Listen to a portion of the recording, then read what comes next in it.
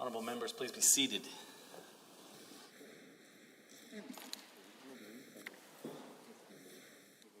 Under government motions, motion number 108, the Honourable Mr. Nixon.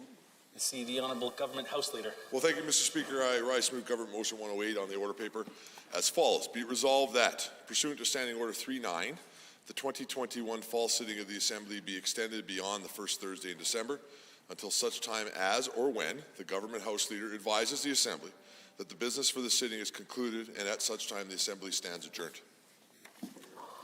Having heard the motion as proposed by the Honourable Government House Leader, all those in favour of the motion, please say aye. Aye. Any opposed, please say no. I thought there might be a few more, actually. That is carried. Under government bills and orders for second reading, Bill 87, Electoral Divisions, Calgary, Boular, McCall Amendment Act 2021, the Honourable Mr. Nixon. I see the Honourable Government House Leader again. Well, thank you, Mr. Speaker. It is my honour to rise today to move second reading of Bill 87, the Electoral Division Amendment Act. Our province, Mr. Speaker, has a long-standing tradition of naming constituencies after elected officials who have made extraordinary contributions to Alberta. Through Bill 87, Mr. Speaker, we are proposing to honour the late Mamit Singh Bhullar by adding his name to a constituency in northeast Calgary, specifically Calgary, Boular, McCall. Mamit, for my friends inside the chamber that did not have the privilege of serving with him or knowing him, was a unique character of Alberta history. He served as the MLA for Calgary Greenway from March 2008 until his untimely and tragic death in November of 2015. He was 28 years old when he first came into office and was the youngest MLA elected to that particular legislature. Through his time in elected life, he served Alberta as the Minister of Service of Alberta, the Minister of Infrastructure, and the Minister of Human Services. Mr. Speaker, during his 6 years working in this chamber, he fought to better protect homeowners. He was an advocate for vulnerable Albertans, defended visible minorities, and championed capital projects all across the province. At the time of his passing, Mamit was working on an international issue that was close and dear to his heart, aiding persecuted Sikhs and Hindus trying to flee Afghanistan. Now, as we all know, Mamit was a man of size, something, Mr. Speaker, I know a little bit about. He had a commanding presence, and he could quickly grab the full attention of any room that he stepped into. But it wasn't just his physical stature that made Mamit a giant. He had a big sense of humor. He had a big personality, and Mr. Speaker, most importantly, he had a very big heart. And let's not forget, as we honor his memory, that Mamit was also a big-time competitor, a trait which no doubt led him to be a star defensive lineman while attending Lester B. Pearson High School in Calgary. I had the privilege of playing football against Mamit a few times. I can tell you, Mr. Speaker, each and every time I left sore. I hope he did too. One of the reasons he thrived in the political arena and in this chamber was because he loved to debate. He loved to compete, and like all of us, he loved to win. But winning wasn't the most important thing to Mamit, not by a long shot, Mr. Speaker. His family and his deep faith were what anchored him. Mamit lived out his Sikh faith in his personal life and in his elected life. He believed that all people were created equally and should be treated as such. As we know, Mamit represented an area of northeast Calgary that is ethnically and economically diverse, a community that I grew up in. Mamit's capacity for acceptance and his genuine care for his constituents meant he could represent everyone, no matter their background. On November 23, 2015, 6 years ago, Mamit Bhullar was killed in a tragic vehicle accident. While this is terribly sad, Mr. Speaker, it is perhaps ironic, or perhaps more fitting, I should say, that Mamit passed away while carrying out two separate acts of service. Firstly, Mr. Speaker, he was serving his constituents as he was traveling during a snowstorm from his home in Calgary to attend session here in Edmonton. Secondly, he was serving his fellow man as he stopped to help a stranded motorist on the QE2 highway, where he was tragically struck by a semi that had lost control on slippery roads. I will remember the days that followed in this chamber as some of the darkest and most painful I've experienced inside the Legislative Assembly. The gravity of the loss to the Bhullar family was as enormous as the man himself, and the loss his colleagues felt was also immense. His memory still looms large in this place, and his legacy within Alberta will never be erased. As Opposition House Leader and as Government House Leader later, the pain of that day remains with me and is a constant reminder of our responsibility as leadership in this chamber to try and keep members safe as they go to and from this chamber. We all drive back and forth, Mr. Speaker, some of us from very long away every week as we come from our constituents, often in very, very bad weather. And on Thursdays as we adjourn, it is my greatest nightmare that the legislature would ever experience a day like that again, and I always feel great relief when I know everybody's made it home. Now, Mr. Speaker, some may ask why it's important to introduce this bill and take the steps of renaming a constituency after Manmeet. After all, this is a man whose name has been memorialized through the naming of a school, a park, various scholarships and awards, and a successful foundation that was created by his family. Mr. Speaker, I would submit to you all and to all members of this House that Manmeet's accomplishment as a legislature, as a minister, and as a force within this chamber, and as a beloved champion for his constituents, deserves to be recognized with the renaming of the provincial constituency. If this bill is passed, Calgary-McCall would be renamed Calgary-Buller-McCall. Calgary Greenway, the constituency that Mr. Buller represented, was abolished in 2017. Calgary-McCall is currently named, though, after Frederick McCall, a decorated World War I veteran, fighter pilot, and pioneer in Canadian aviation. Renaming the electoral district to Calgary-Buller-McCall would honor both of those individuals. Both dedicated their lives, Mr. Speaker, to serving and protecting others. Both made contributions that we still benefit from today. Renaming this constituency is an appropriate recognition of both men's great life work. With the support of Manmeet's family and in honor and gratitude of our friend and former colleague, Mr. Manmeet Singh Buller, I humbly ask all members to join me in moving second reading of Bill 87.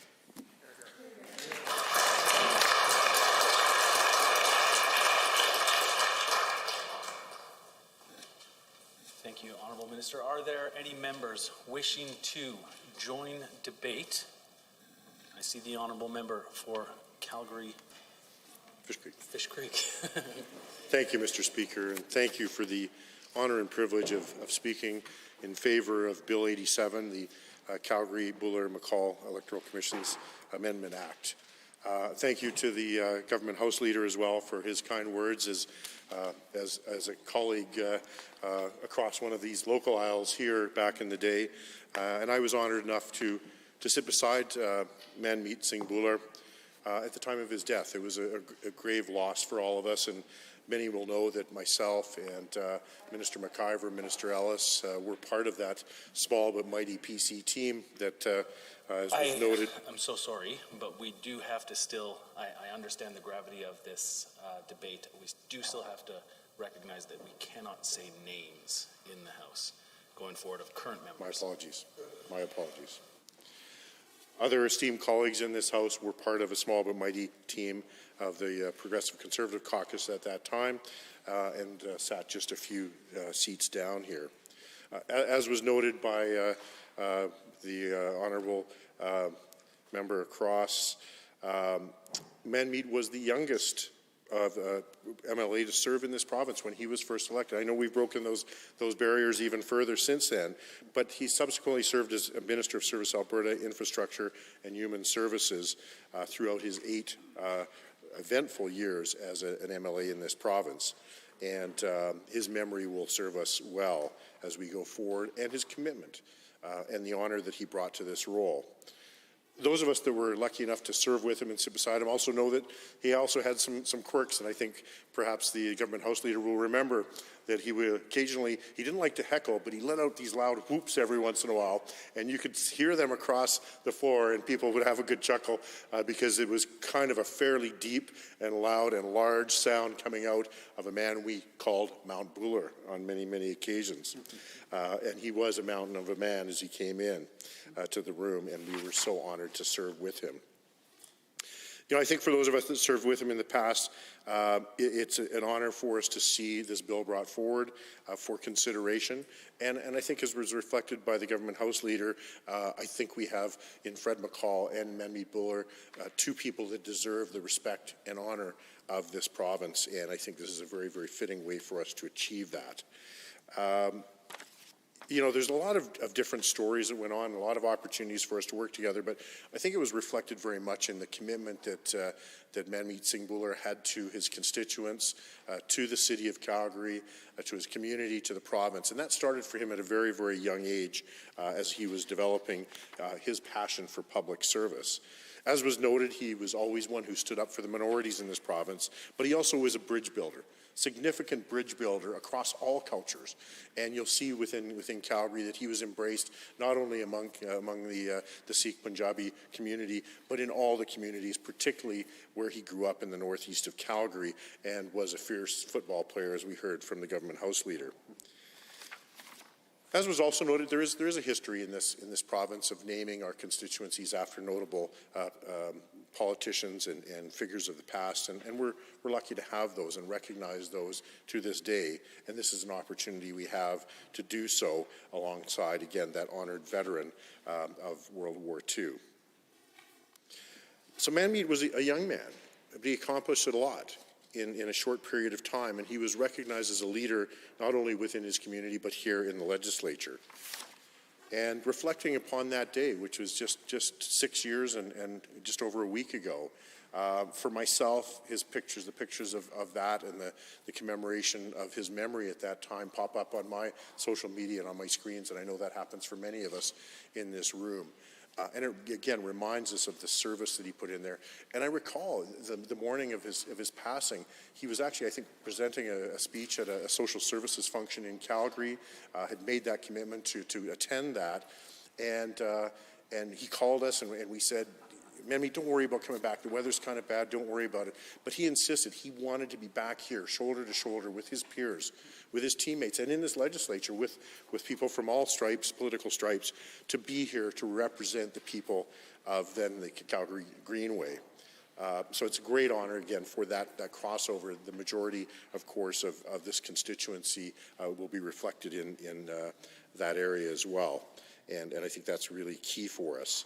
He was a scholar in his own right as well, a Bachelor of Arts from Athabasca University, Mount Royal University Education, and then a Bachelor of Laws from the University of Windsor. And I know he was very proud, and his family was very proud of his academic achievements, which I think were just a foreshadowing of the fact that he was going to do great things in politics. His community involvement was very early. He was involved with the founding of a youth organization called Inspire. And I think that that's a fitting word for a man that continues to inspire all of us, and hopefully in the legacy of the naming of this constituency will be something that can be remembered and inspire all of us going forward. And because of his community work, he also received the Alberta Centennial Medal, and the University of Athabasca Leadership Award. And of course, was always a strong advocate for his own community as well as people across Alberta in the work that he had done. Manmeet was a very, very committed man. In fact, before I entered politics myself, I had a situation where to be honest here, I let my license expire and I was traveling. And he was a Minister of Service Alberta at the time, and I went, what do I do? I'm halfway across the country. My license had expired. It was actually the day after my birthday.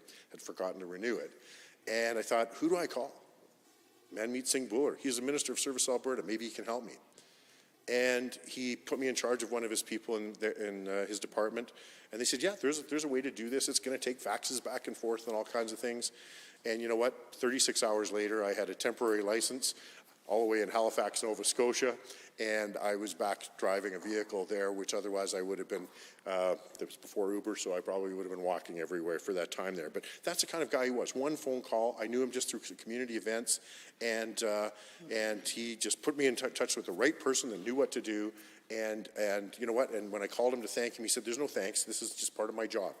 And he delivered that in spades, I think, anybody who called him to ensure that he was representing Albertans and doing his best for Albertans through that period of time. Minister of Human Services, Minister of Infrastructure.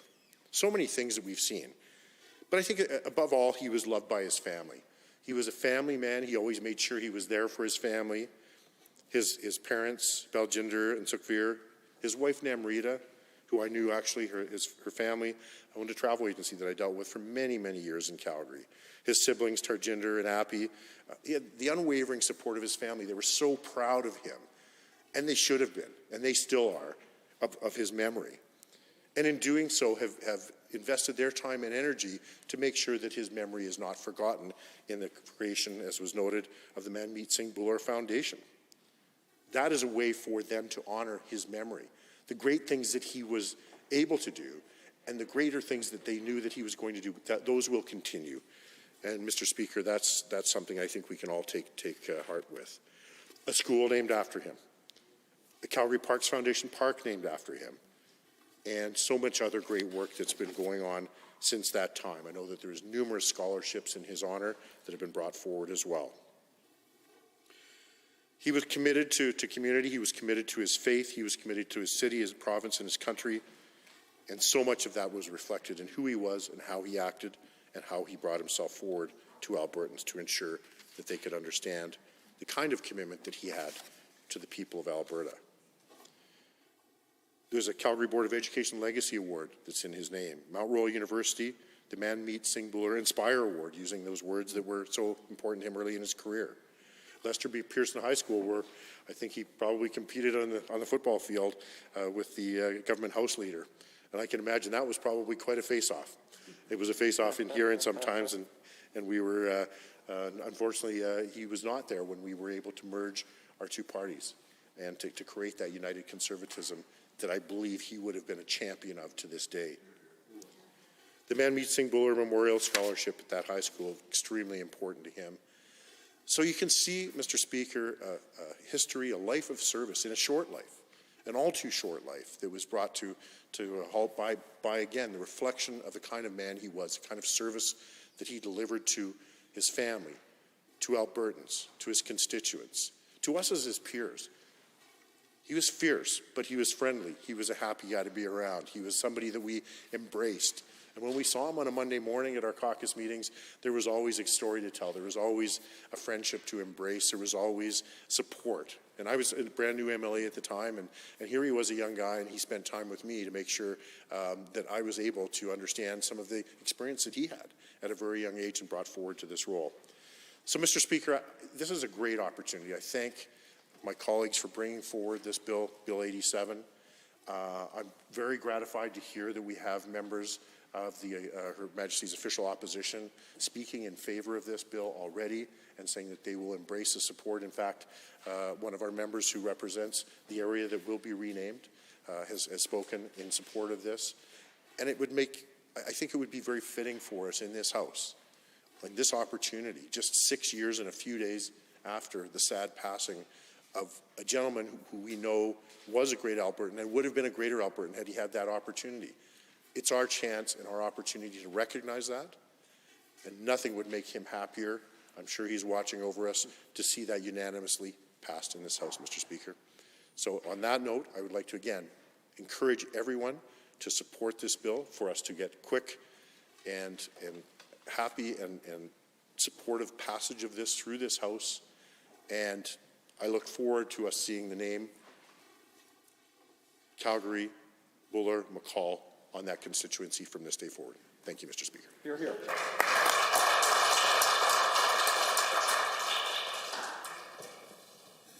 Thank you, Honourable Member. The individual who did catch my eye was the Honourable Member for Calgary-Falconridge.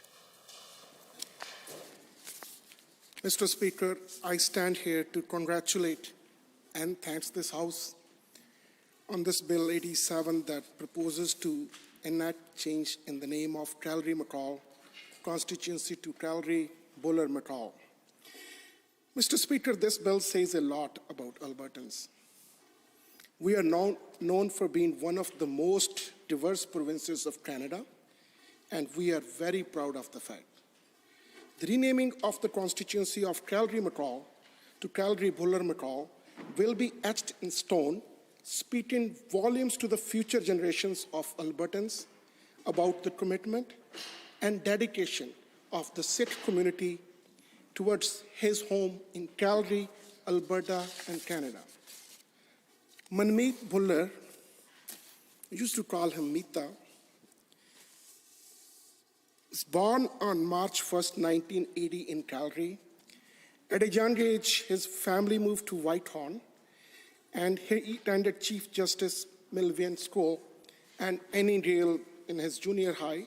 Then he attended as minister, and my colleague said that his high school, Lester B. Pearson High School in Pine Ridge.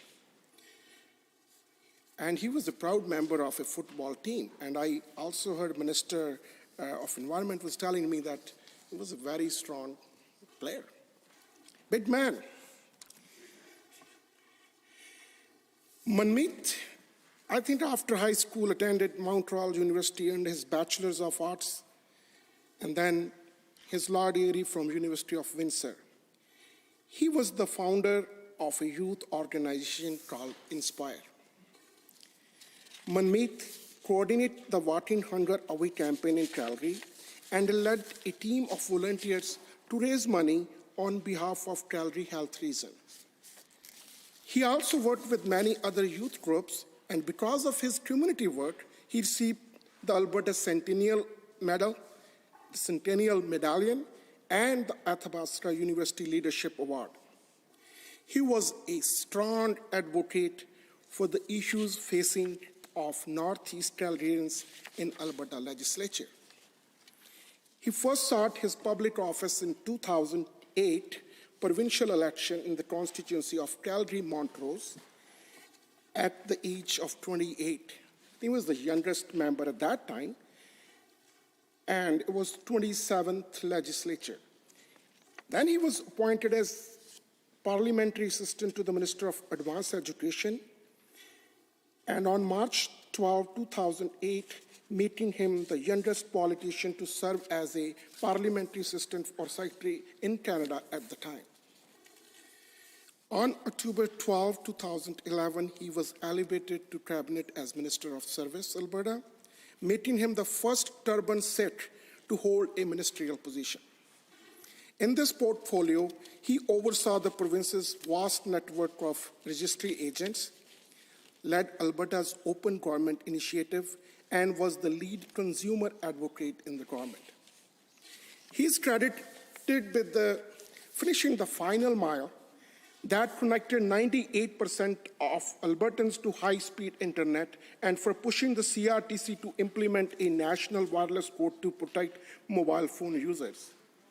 He also received accolades for his work to crack down on unscrupulous contractors taking advantage of Calgarians after the flooding in 2013, and for laying the groundwork for a stronger condominium act, including a new dispute resolution system for condominium owners.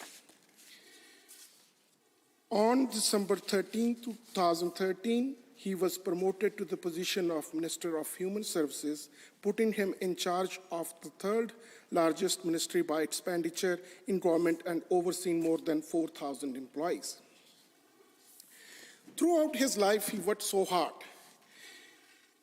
Mr. Speaker, in 2015, I ran against him from a different party. I thought I was not a politician. I lost the election and he won.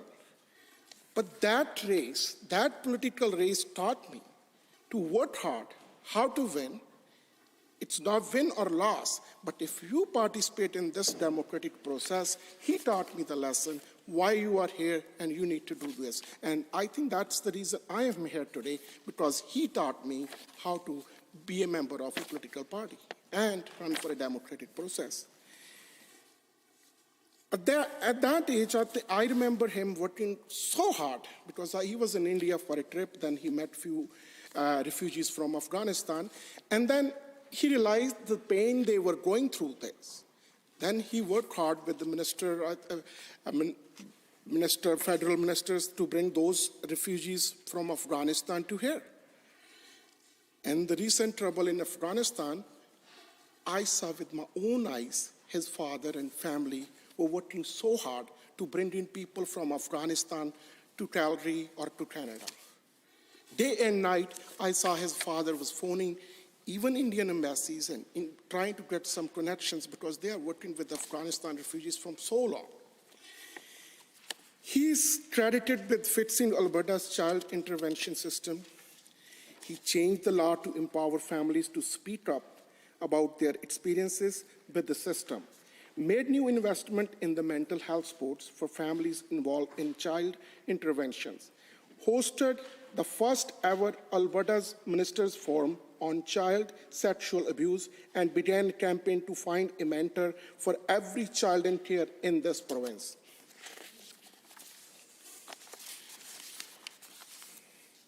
So, as I mentioned, in 2015, he was re-elected and sat on the opposition benches until his untimely and tragic death.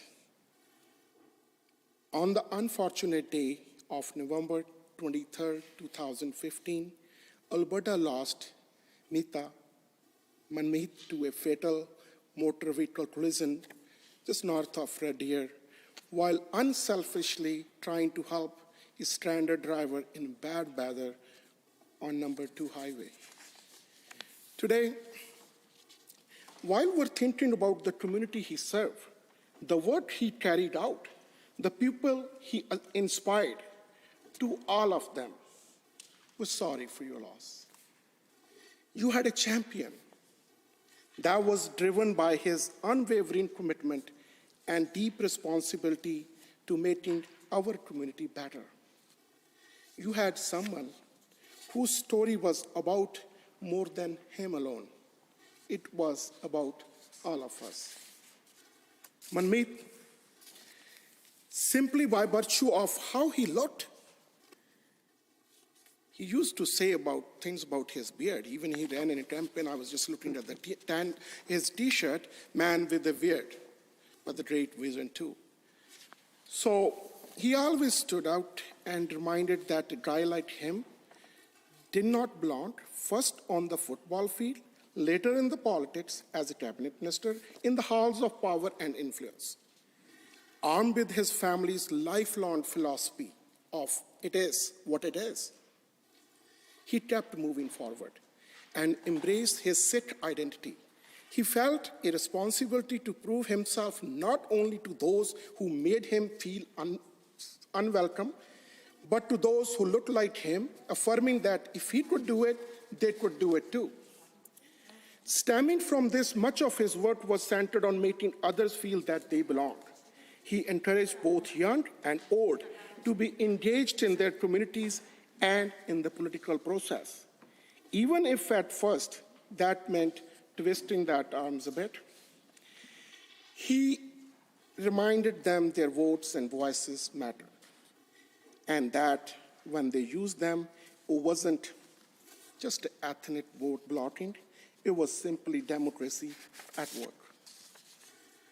He encouraged the right people to put their names on the ballot so that Alberta was represented by those who understood their responsibility and would be able to uphold with that character.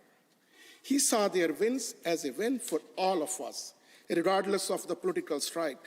He not only celebrated the achievement of others, he championed their causes. He knew our most vulnerable needed to be seen and heard. He felt their pain, but also their courage, oftentimes leaning into his own vulnerabilities. His empathy made him a better public servant. His compassion led him to make better decisions. Furious at the political game, he did not play to win at the cost of integrity. Instead, he looked for the win-win game. And when there was a cost to the politics, he paid it by being harder on himself than anyone else could be on him. His presence screamed of the importance of diversity, inclusion, and equity. Now, at the times, these values were not spoken as openly as they are now. Like so many others, he experienced racism, but such instances were tolerated as battle scars and understood as a sign of the times. And yet, through it all, he considered a profound privilege to be who he was. To be a Canadian years later, he's going to be remembered who he was. He would spend his time meeting constituents, children, young adults, seniors, thought leaders, friends, family members, as often as he could, to nourish his mind and his heart. This became his sustenance, measuring time by cherished moments in what served as a solace, knowing that his life was well lived. if not long-lived.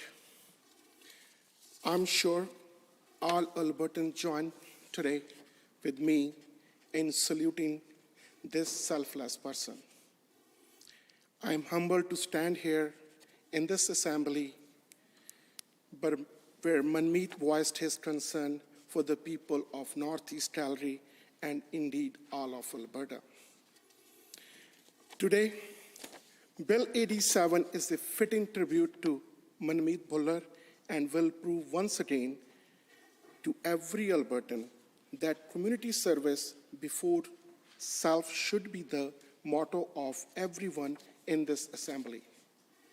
We Albertans value life and surely know how to respect those who live by the motto of community before self.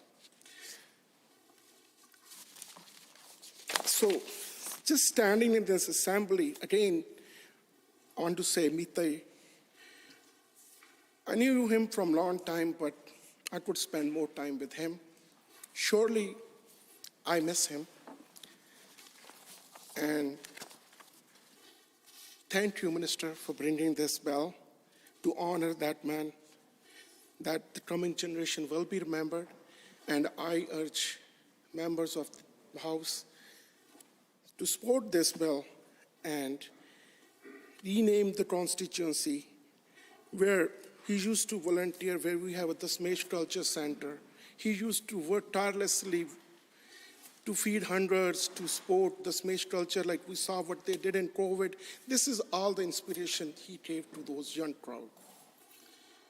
So, Mr. Speaker, last I want to urge every member to please support it, and thank you very much.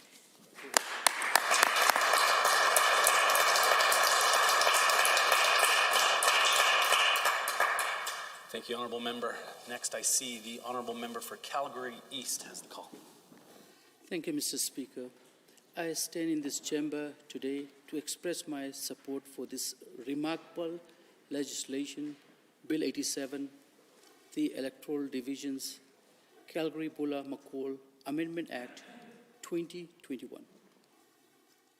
Let me first provide my appreciation to the Minister of Environment and Parks for introducing this bill, which is not only aimed to change the name of an electoral division in Calgary, but also to recognize and honor a reputable person who previously served as a member in this provincial legislature with untiring effort to support his fellow Albertans until his last breath.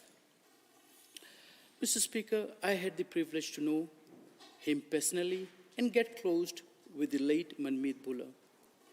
He was born in the community of Pembroke Meadows, which is part of Calgary East constituency. He is from an immigrant family who came to this wonderful country and province to have a brighter future through hard work and dedication.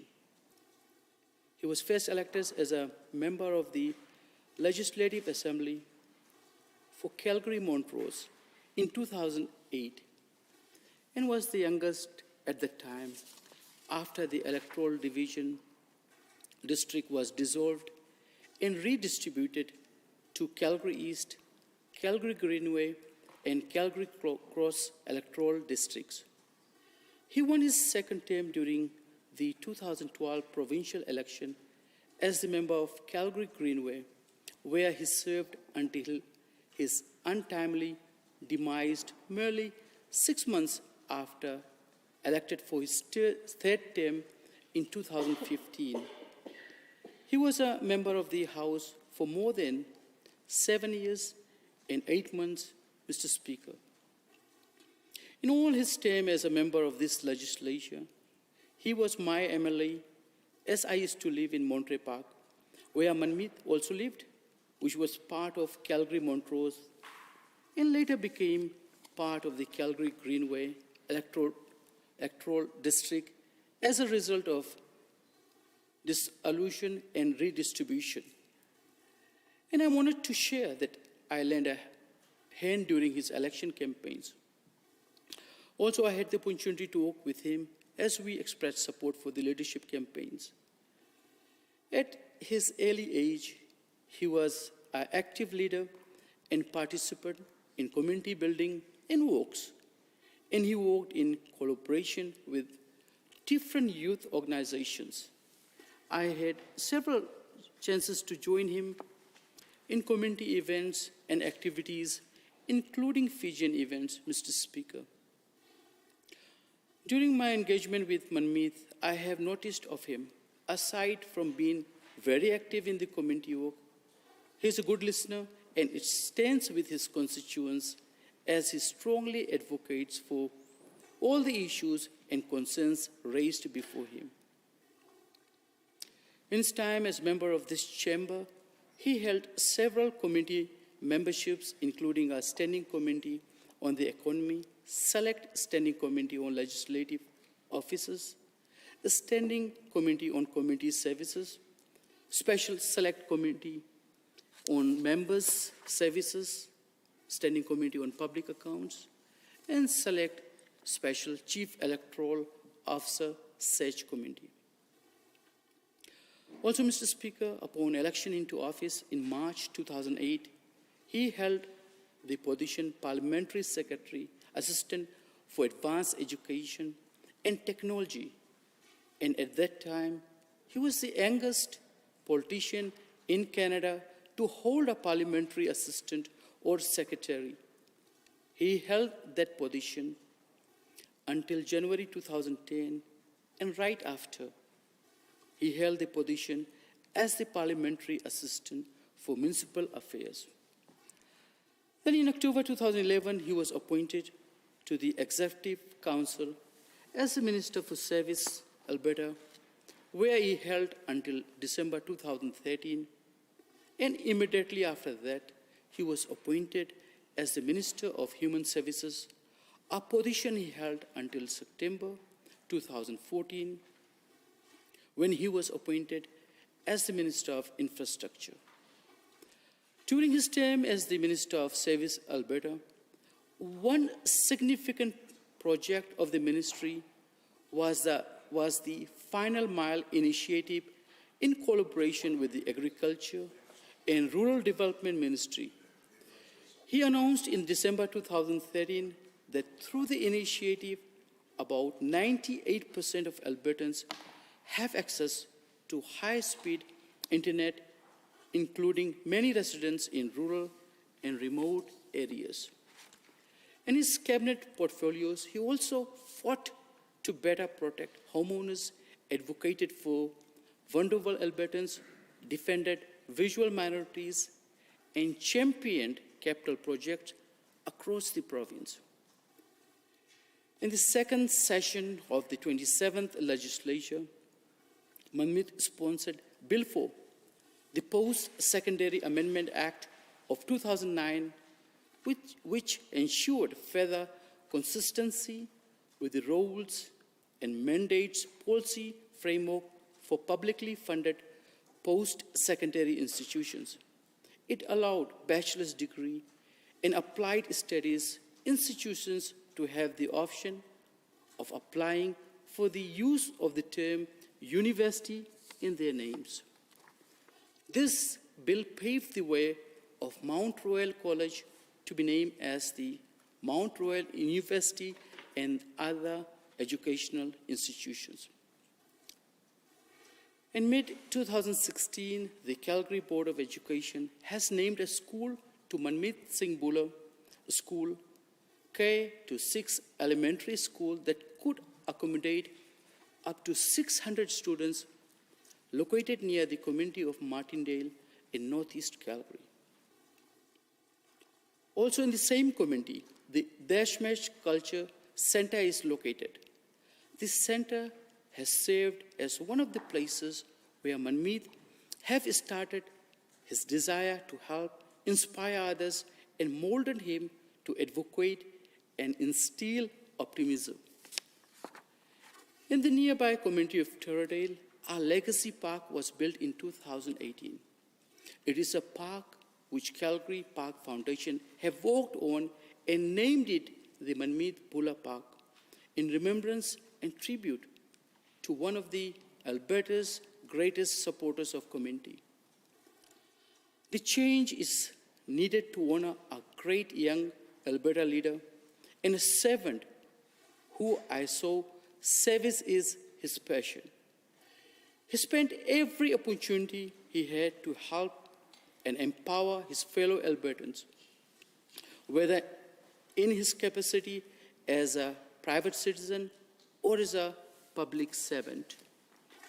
Mr. Speaker, Alberta has a long-standing tradition of renaming constituencies after elected officials who made outstanding contributions to our province, including former Premiers Peter Lougheed, Ref Klein, Annis Manning, former NDP leader Grant Notley, and former Liberal leader Lawrence Deco.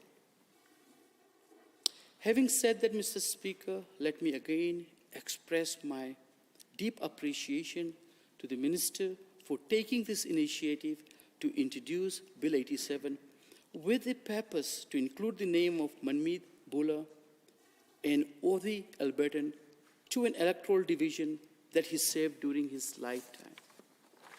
And I encourage all the members of this chamber to support this bill as we honor an Albertan that has no other business but to help others, advocate and empower communities in his thoughts, in his words, and in his deeds up to his last breath.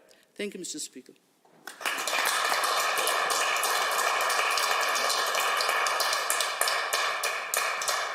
Thank you, Honourable Member. The next member who has caught my eye is the Honourable Member for Calgary Buffalo. Thank you very much, Mr. Speaker. It's great to be listening to these tributes about Manmeet. And I say Manmeet because he and I never stood on titles. We called each other Joe and Manmeet, and our times crossed, of course, in elected service. His at the legislature, starting in 2008, and mine starting at the City of Calgary. So towards the end of my time there, I got to know Manmeet through functions that would be held between Calgary MLAs and City of Calgary officials and council. Let me begin by saying, Mr. Speaker, that the official opposition supports renaming Calgary-McCall constituency to Calgary-Bhullar-McCall in honor of the late MLA Manmeet Bhullar. And the member from Calgary-McCall is honored that the constituency he represents will now pay tribute to Manmeet's contribution to Calgary and to this province. I was, of course, very appreciative of the previous comments by the two speakers that I heard. And Calgary Greenway had a strong representative in Manmeet. And I was, of course, in government when the Calgary Parks Foundation CEO came to me and expressed her desire to complete the east side of Calgary with the Matmay Greenway and to enhance it after Manmeet's death with a park dedicated to him. And you can see that park on the east side of Calgary as you're going up Stony Trail on the east side of Calgary. And it's there for everybody to enjoy, of course. Manmeet was killed tragically in November 2015 when he was hit by an out-of-control semi while trying to help a stranded motorist on Highway 2. And I know that many of us drive that highway regularly, and you can't help but think about Manmeet when you get around Black Falls. He was known for his dedication to service and work as an MLA and minister. And I certainly remember how impacted he was when he was the Minister of Human Services by, unfortunately, often the tragedy that happens with children in the charge of government. I can remember his difficulty at different press conferences around specific tragedies, and he showed a human side that sometimes doesn't get relayed by people in this legislature when they're in situations like that. But Mamit, you knew with Mamit that when he was experiencing the difficulty of those situations, that it went right down into him.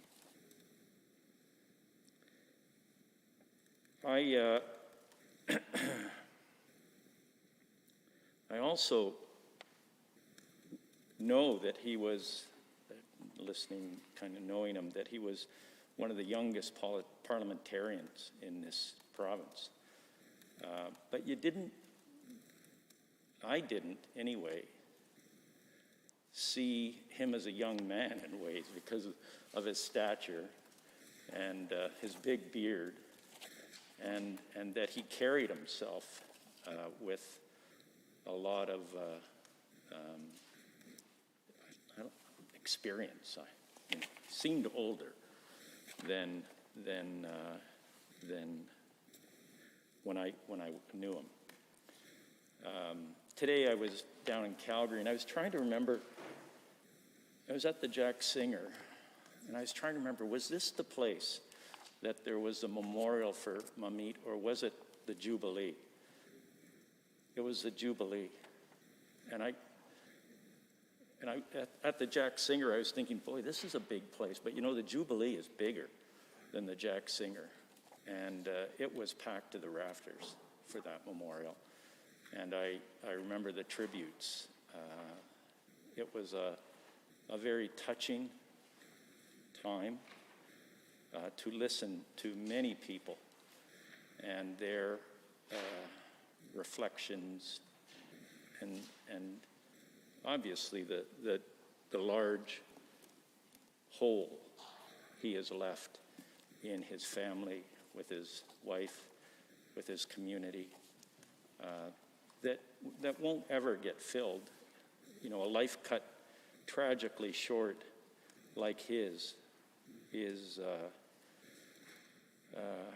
there's just so much that's going to be unrealized, and the way the earth spins will not be the same as a result of him not being in it. I'm very pleased to see that Frederick McCall's name will still be a part of this constituency's name. He was a celebrated World War veteran, as we know, known for his heroic contributions. He served in World War II, and I think many of us, particularly those from Calgary and area, have visited the military museums and seen McCall's contribution highlighted there. Certainly this name change is positive in that it highlights the public service of two exemplary Calgarians. All members of this House should strive to dedicate ourselves to service of this province, to make sure we leave it in a far better condition than we have found it. I'm honored to speak on behalf of the official opposition and to let you know our position and to reflect on the legacy of Mamit Bhullar for Calgary, for Alberta, and now that legacy will be forever entrenched in the constituency of Calgary, Bhullar, McCall. Again, my colleagues and I will be supporting this legislation and we are happy to expedite its passing if that is required. Thank you.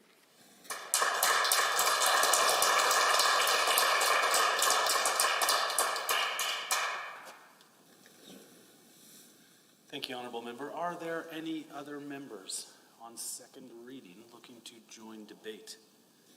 Seeing none, I am prepared to ask the question.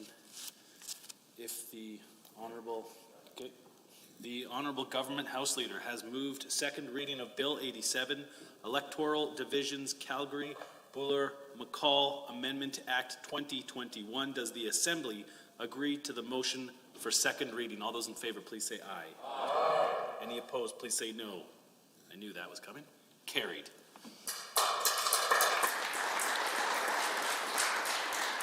Bill 87, Electoral Divisions, Calgary Buller McCall Amendment Act 2021 is now read a second time. Committee of the Whole.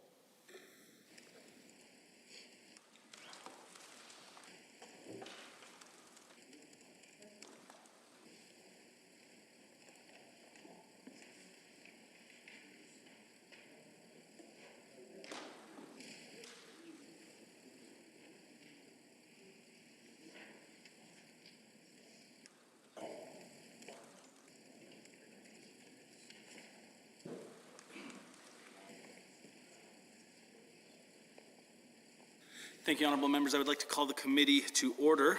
The Committee of the Whole has under consideration Bill 79 Trails Act. Are there any comments, questions, or amendments to be offered with respect to this bill at this time? I see the honourable member for Edmonton Goldbar has the call. Thank you, Mr. Chair. I'm pleased to rise and speak to Bill 79, the Trails Act. Now, before I bring forward amendments to this bill, let me just first set out, I guess, some hopes that I have for debate on this bill at this stage. I just want to make everybody aware that we have a number of amendments that we plan to bring forward as the official opposition. And I just want to state first off that these amendments are brought to this House in good faith. We all know that sometimes official opposition parties are guilty of bringing forward amendments with the intent to perhaps subvert the efficient functioning of a legislature or to score cheap political points on a minister that we don't like, on a piece of legislation that we think is not in line with our vision for Alberta. However, the amendments that I'm bringing forward during this stage of the debate are not of those nature. They are generated from extensive feedback that I and my colleagues have had with respect to Bill 79, the Trails Act, and they are brought forward with the intent to make this bill better. Because one thing that's been clear in talking to people about the Trails Act is that many Albertans support the intent of this piece of legislation. The legislation is intended, and it's set out in the purposes of the Act, to recognize designated trails as a key component of sustainable outdoor recreation that contributes to a positive environmental, economic, and social outcomes and individual well-being. I think, Mr. Chair, you would be hard-pressed to find an Albertan who would oppose that objective. And certainly we know that that the state of the creation and maintenance of trails in Alberta is one that requires the attention of this legislature. As the minister himself said when he introduced this piece of legislation, there are over 13,000 kilometers of trails, either designated or undesignated, traversing the entire province. And that is creating intense pressure on our landscape and putting significant segments of our environment at significant risk of permanent and irreversible damage. However, many of the stakeholders that we've engaged with have had concerns with the actual structure of the bill. And it's the fact that there is so little here in the legislation that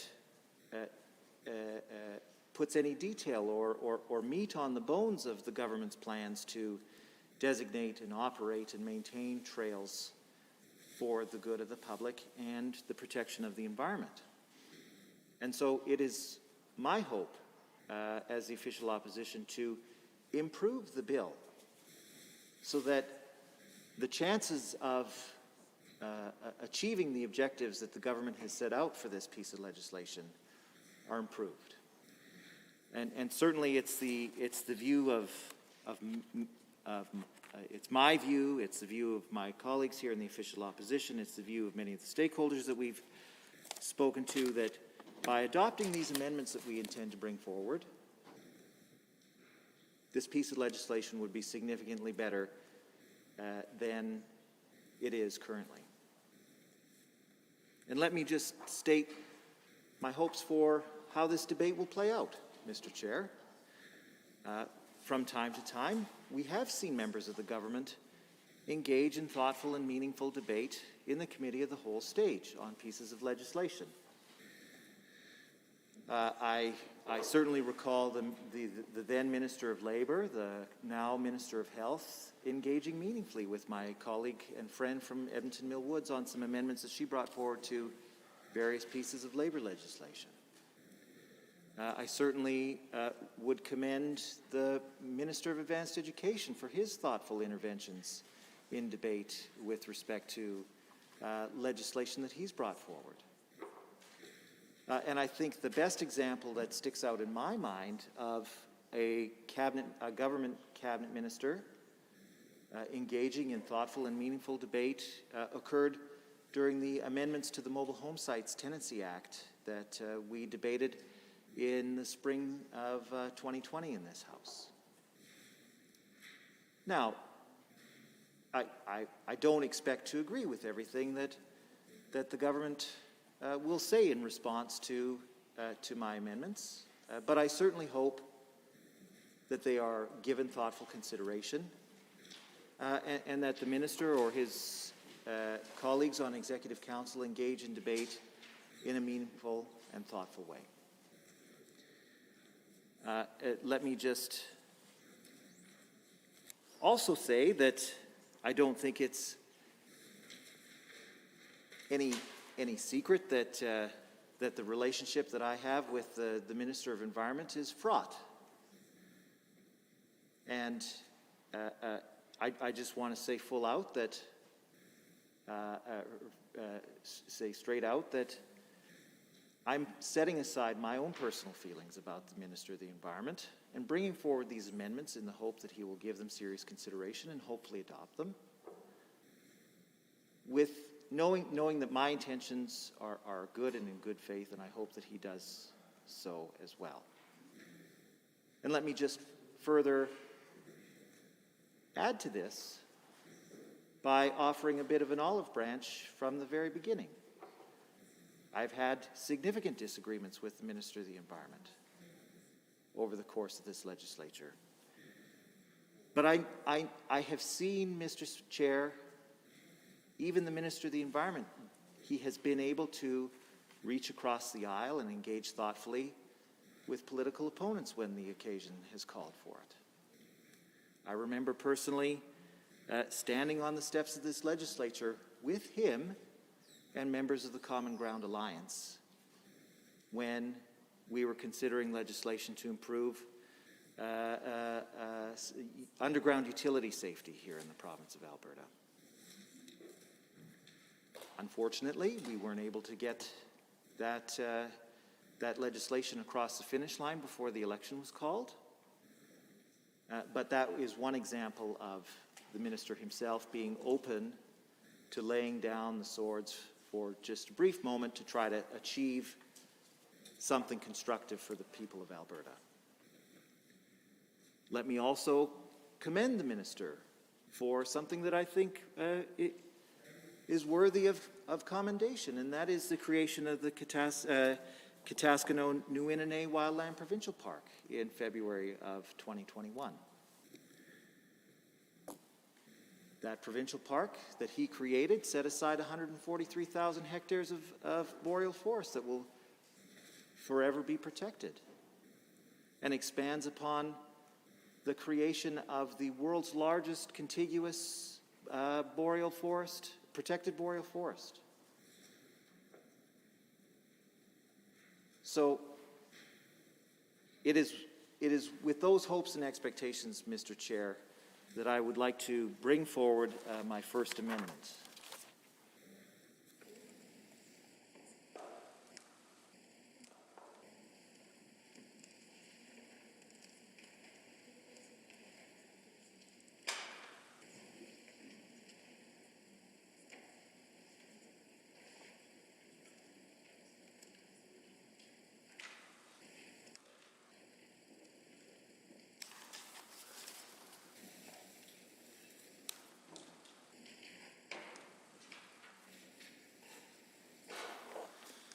Thank you, Honourable Member. As always, there will be copies at the tables by the doors. You can also raise your hand and a copy will be delivered to you. And if the Honourable Member could please continue with about 10 and a half minutes from 10:45 remaining. This will be referred to as A1. Thank you, Mr. Chair, and I'd just like to read the amendment into the record, if I may, before I continue. I move that Bill 79, the Trails Act, be amended by striking out Section 10 sub 1 sub B. And just to refresh all of my colleagues' memories on what 10 sub 1 sub B says, it says that the Lieutenant Governor and Council may make regulations remedying any confusion in the application of or any difficulty or impossibility in applying any provisions of this Act. Now, Mr. Chair, I was grateful to have received a lot of feedback on the Trails Act, in particular this section, because many of the people who have examined this piece of legislation have expressed concerns about the amount of power that has been given to the minister as well as to cabinet with this piece of legislation. But I think Sean Fluker, who is a professor of law at the University of Calgary and one of the contributors to the AB log, and forgive me, I haven't learned how to pronounce it since the last time I mentioned it in the legislature, did an excellent job of summarizing the concerns, and I'd actually like to quote him if I can. He said, "One of the more questionable provisions is Section 10, which is given the heading Deficiency Regulations, and in particular Section 10 sub 1 sub B, which I've already read into the record." He said, "Regulations that remedy confusion or an impossibility in applying the Act, ? Are these not the sort of deficiencies that the legislature itself should fix or alternatively address in the legislative process before the bill becomes a statute? This provision is a blatant abuse of delegated lawmaking."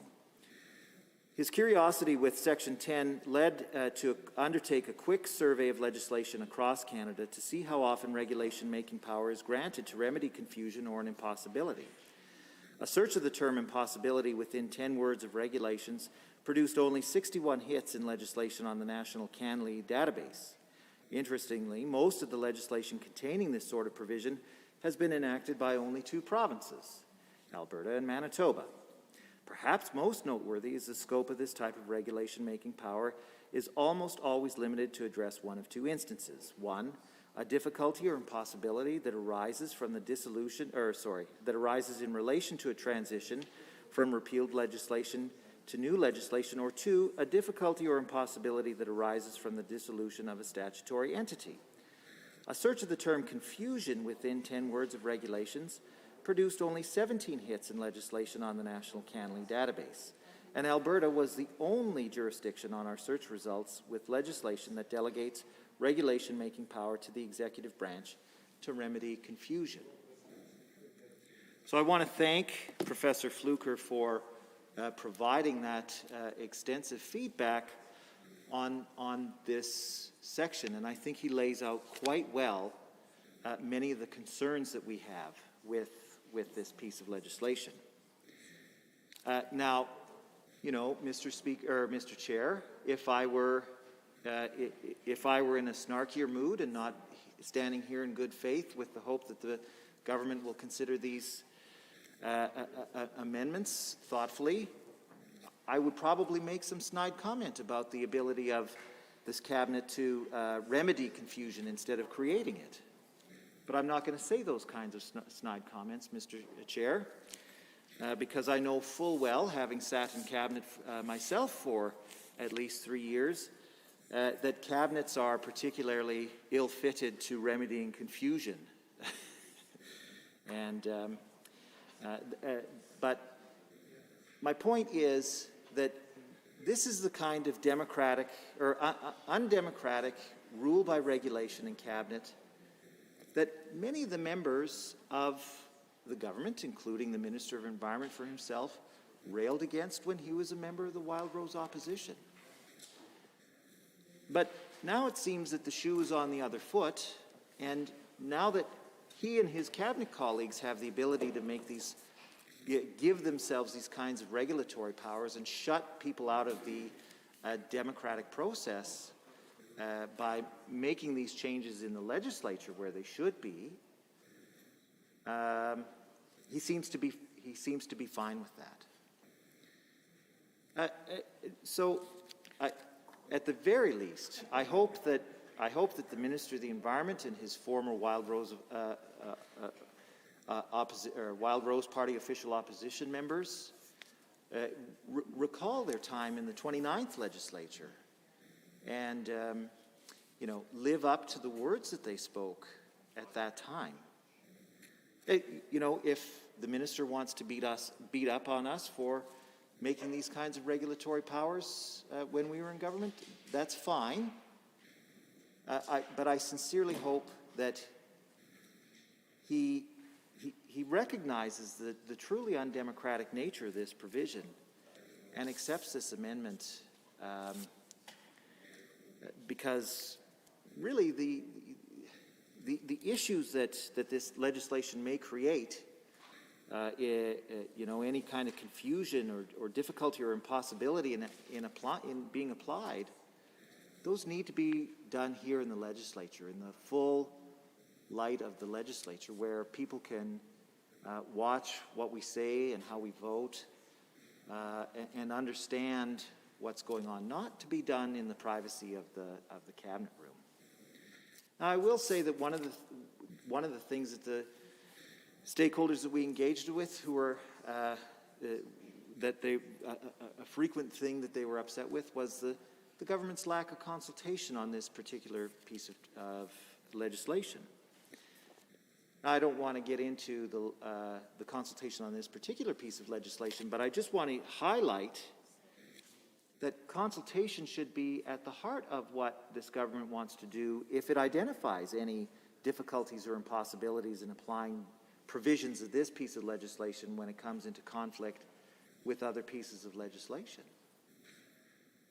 So I think by adopting this piece of this amendment, we improve the nature of the legislation. We live up to the democratic ideals that we all profess to hold here and have professed to hold here for a number of years. And we also give the public the opportunity to see what changes are being considered with respect to the Trails Act, any other piece of legislation that it comes into conflict with, and at least have their voice heard before those changes are being made. None of those things are guaranteed. When Cabinet gives itself the power to remedy these difficulties or impossibilities through regulation, Mr. Chair. With that, I have said my piece, and I look forward to hearing the government's response to this amendment that we've proposed.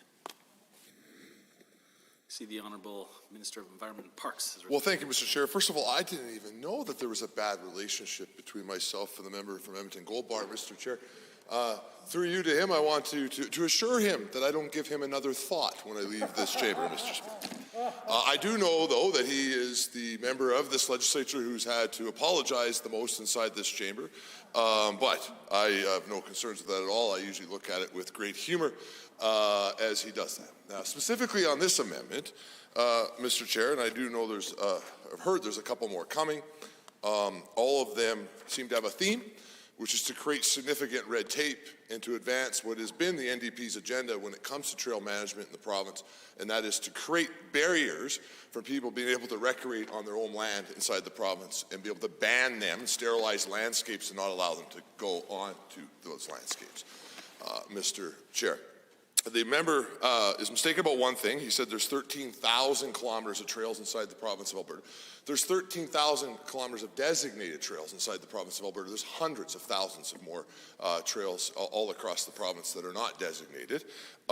Everything from trap lines to cut lines, other types of trails that are used. In fact, one of my favorite trails, and I know the honourable member from Edmonton Gold Bar is very much anti-ATV. I don't spend much time on an ATV myself either, although I am not anti people using off-highway vehicles in appropriate ways on our landscape. But I'm a horse guy, as you know, and I spend a lot of time on my horse tank out riding inside the eastern slopes. And one of our favorite trails goes up in behind Yahatinda that I like to take with my wife and kids, and go right up on the Banff National Park boundary and move your way north from there. Some of the most beautiful remote country that we have inside this province, Mr. Chair. And we use to this day rocks, different moose antlers that are on trees. Some of those landmarks that have been used to identify those trails, those landscapes, have existed for a couple hundred years, either coming from trap lines or different type of things that are taking place on that landscape. And one of my favorites is actually a rock that was put in place and marked by David Thompson himself that shows where you turn, the great explorer that would found the town of Rocky Mountain House and play such a big role in the modern movement of the fur industry into the western portion of this country. This amendment, though, in and of itself, essentially, frankly, first of all, it's ridiculous. It would mean that for all of those trails, we would have to come back to the legislature to make any sort of adjustment to regulations that we would do. That would be a massive amount of red tape.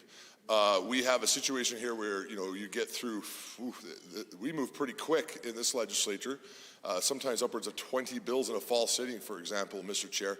But certainly there is no way that the legislature has the time to be able to work through that process on hundreds of thousands of kilometers of trail. And yet again, that just shows that the main objective of that member and his party is to just actually shut down people using trails.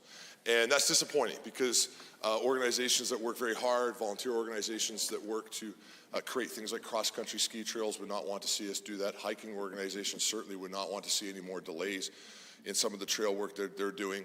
I know the equestrian groups that I like to hang out with would be very, very upset by that, Mr. Chair. And so certainly I would ask everybody in the House not to support this motion. It's just another attempt to add red tape, certainly to the process.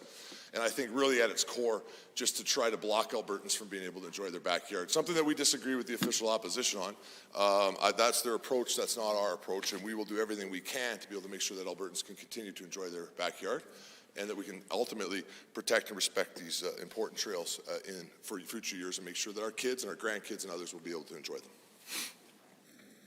Thank you, Honourable Minister. Are there any other? I see the Honourable Member for Edmonton Gold Bar has risen. Thank you, Mr. Chair. I'm pleased to rise and respond to the comments from the Minister of the Environment. Well, Mr. Chair, I will say that I have had my expectations and hope dashed straight away from the very beginning. But I do want to take issue with a couple of the things that the Minister of the Environment said. First of all, I want to reiterate that we have brought these amendments forward in good faith, and that we think that this would be not only useful to improving the bill, but also to achieving the objectives of trails management that the government has stated in the preamble of this piece of legislation and that the Minister has stated a number of times. Unfortunately, the Minister has responded with a couple of bad faith arguments, Mr. Chair, that we've heard from the Minister several times. First of all, one, that we want to somehow keep people from enjoying the outdoors. This amendment does not do that. Right? And never has that ever been our objective? And I think that's really part of the problem here that we're facing with the Trails Act, is that, you know, the minister is quick to air his grievances and search for grievances when it comes to outdoor recreation. But when it comes to actually finding solutions to the significant problems that we face on our landscape, he falls short. He falls short in providing meaningful solutions. So here we have presented him with a solution to a problem that this piece of legislation has created, and he's responded with a bad faith argument about our intent. And then he's followed that up with another argument about so-called red tape, Mr. Chair. He seems to claim that by designating these trails, that each individual trail is going to cause some kind of legislative impossibility or confusion. I would submit to members of the Executive Council that that's not the case. It's not. I highly doubt that it's going to be the designation of an individual trail that is going to create these kinds of impossibilities and difficulties. And certainly, once the government embarks down the path of designating these trails and trail areas, as is outlined in the, they'll quickly come to see where the difficulties and impossibilities arise and be able to come up with clever legislative solutions to this issue. So he's generated two bad faith arguments here, Mr. Chair.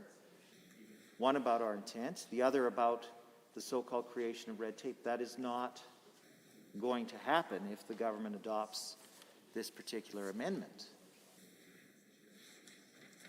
The third thing that I want to highlight, Mr. Chair, is the minister's assertion that legislative time is precious and should be used to deal with legislation of profound import.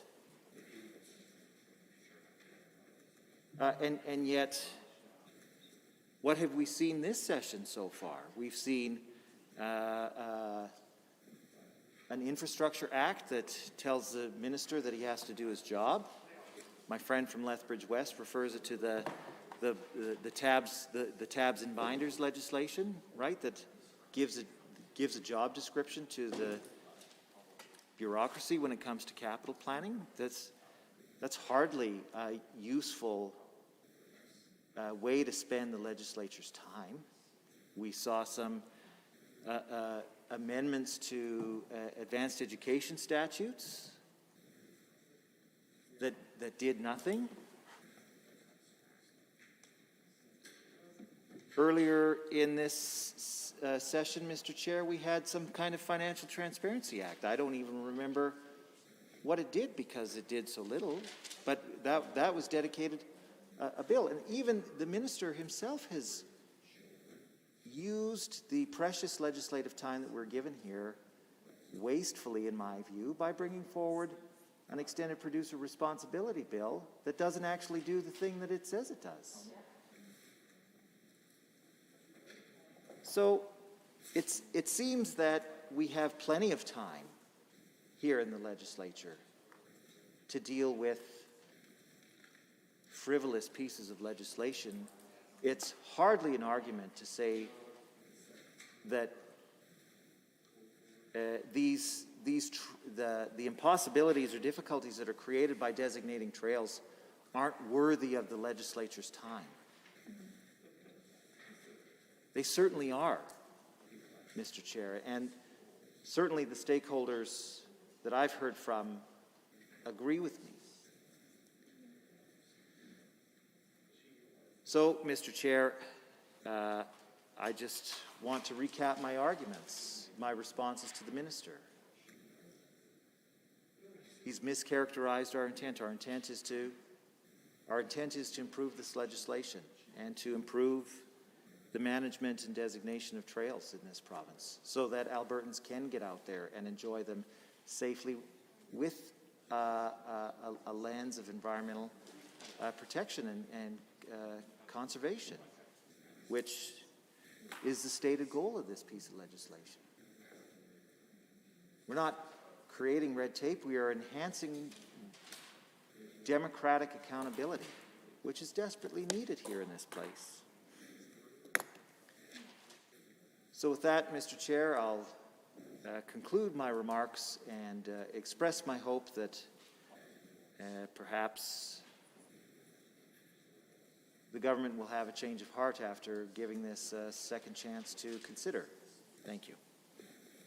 Thank you, Honourable Member. I see the Honourable Member for Edmonton Riverview has risen on A1.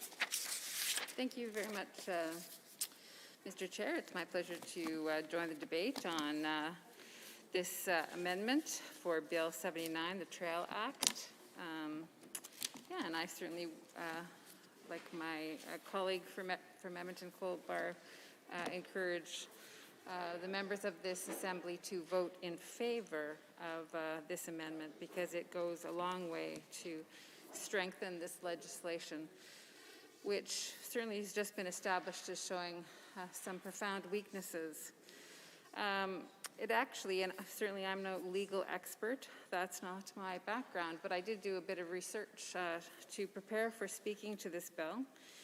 And actually, this type of legislation that is in Bill 79 is called framework legislation. So it's really a statute that exists almost entirely of permissive statements which authorize the minister to enact all substantive legal rules later, outside of the legislative process. So it's this framework that just is sort of a skeleton that then gives the authority to the minister and executive council to make the decisions behind closed doors. So it is not transparent, and from my understanding of certainly what the UCP like to tell voters, like to tell the citizens of Alberta, is that they care very much about transparency and they want to make sure that government is transparent. They want to have referendums. They want to encourage democracy. But yet, on the other hand, they're creating legislation that actually takes away that transparency. And this framework legislation is certainly doing that. And I think it doesn't serve us here in Alberta and certainly doesn't serve the citizens of Alberta. And this isn't the only legislation that's framework legislation that the UCP has brought forward. They seem to have a penchant for this kind of legislation. Certainly, this is Bill 79. Well, Bill 78 does the same thing. That's the Affordable Housing Act. And it gives extraordinary powers to the Minister of Seniors and Housing to define affordable housing, to designate it. So very similar to this bill, except in a different area. But again, concerns about democracy, transparency are the same. And it is kind of incongruent, to put it politely, with what the UCP likes to tell Albertans, that they care very much in making sure to create even more engagement, even more transparency. So in this bill, the minister is authorized to designate what trails are subject to the Act, establish management plans for designated trails, appoint a manager for designated trails, delegate management of designated trails by agreement. So he is enabled to do a whole swath of things out of sort of the transparency of this legislative assembly. It's something that he can do behind closed doors. The only thing that actually the bill does say is that the minister must post his decisions on his website. So after he's made the decisions, and we're not sure exactly how he'll make his decisions, we don't have any of those criteria. Like, what's the criteria for establishing a trail? What will be environmental considerations that he looks at? Will he be doing Indigenous consultation? What will that look like? Does he understand the constitutional obligations he has regarding this when trails are designated? Will the cumulative impacts be considered of trail use? How will the trail managers be chosen? Who knows? We don't know any of this. This is all something that the minister has given himself the authority to do. This bill passes in this assembly.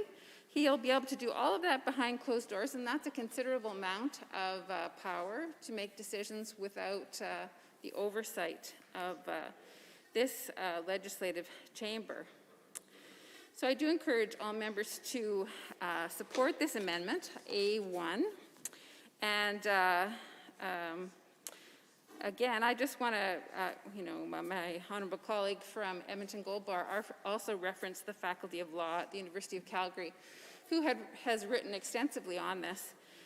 But one of the things they say about this particular passage that the amendment addresses is that Alberta is the only jurisdiction in Canada with legislation that delegates regulation-making powers to the executive branch to remedy confusion.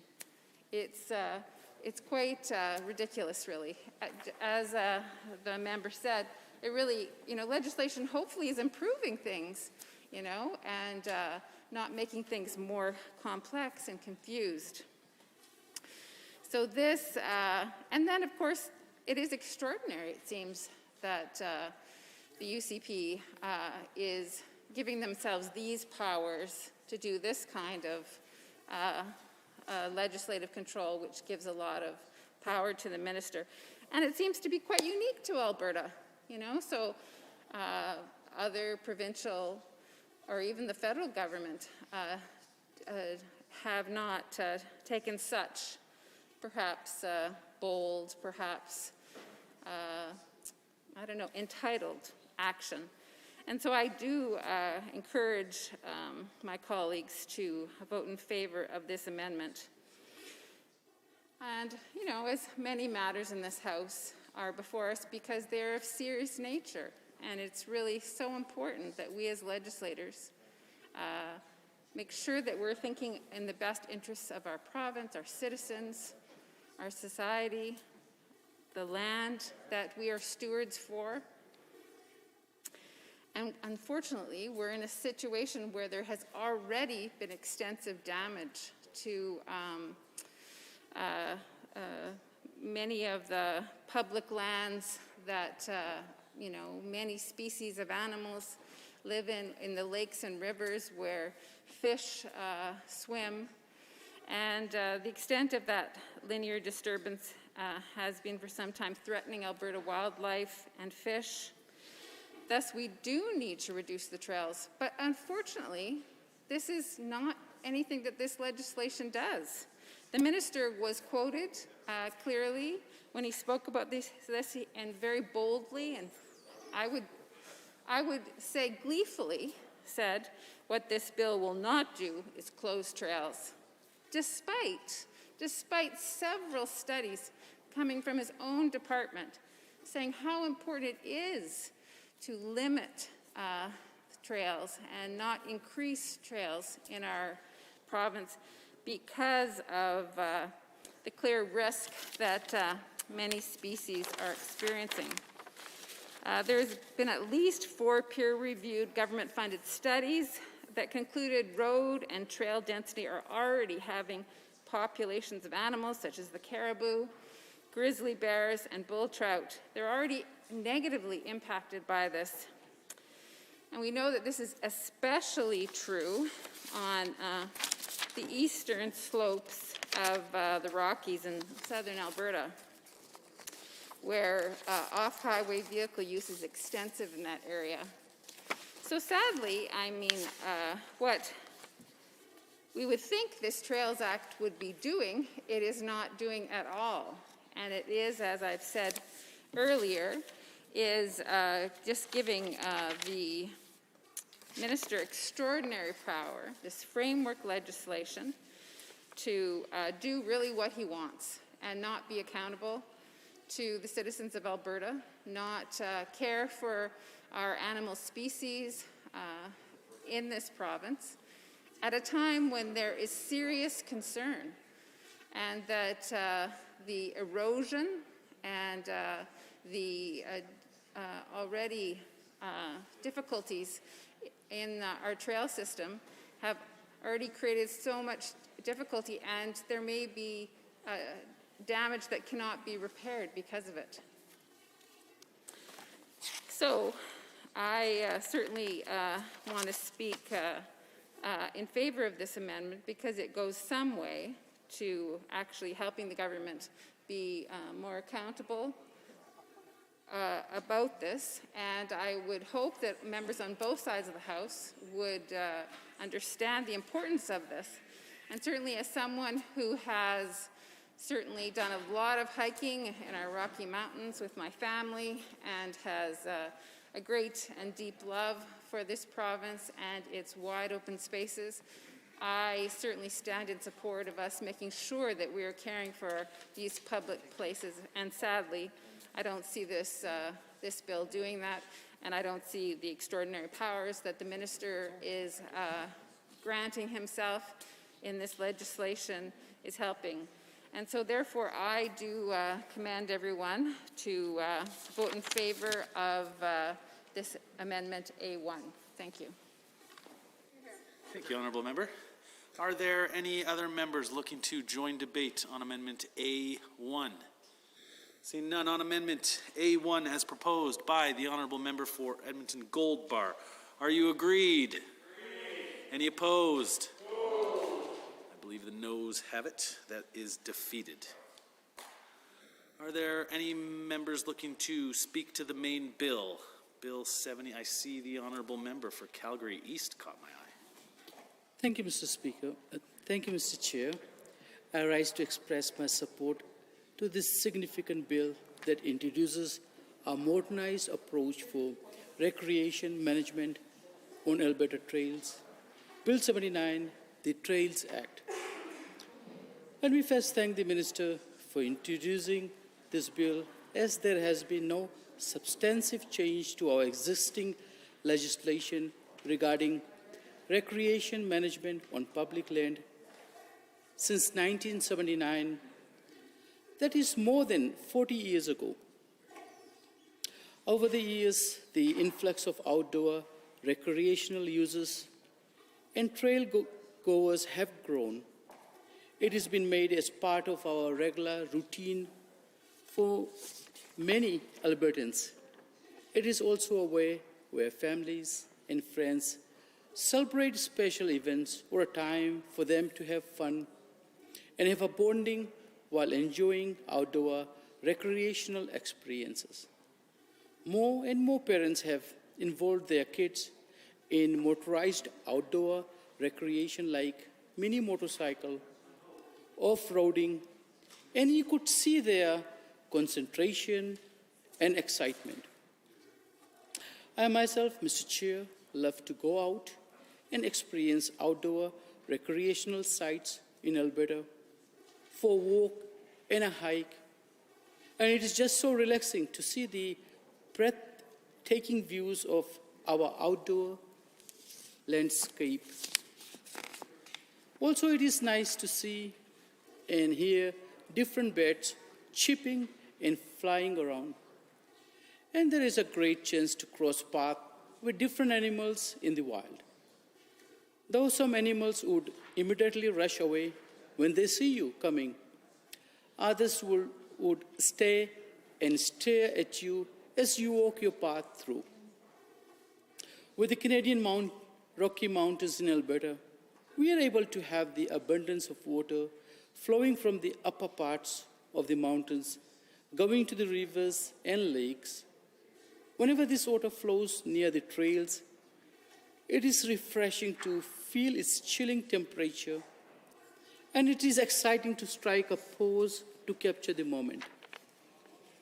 There are also numerous waterfalls, high and low, which is so amazing to have a glimpse, whether it is frozen during winter or fast flowing in spring and summer.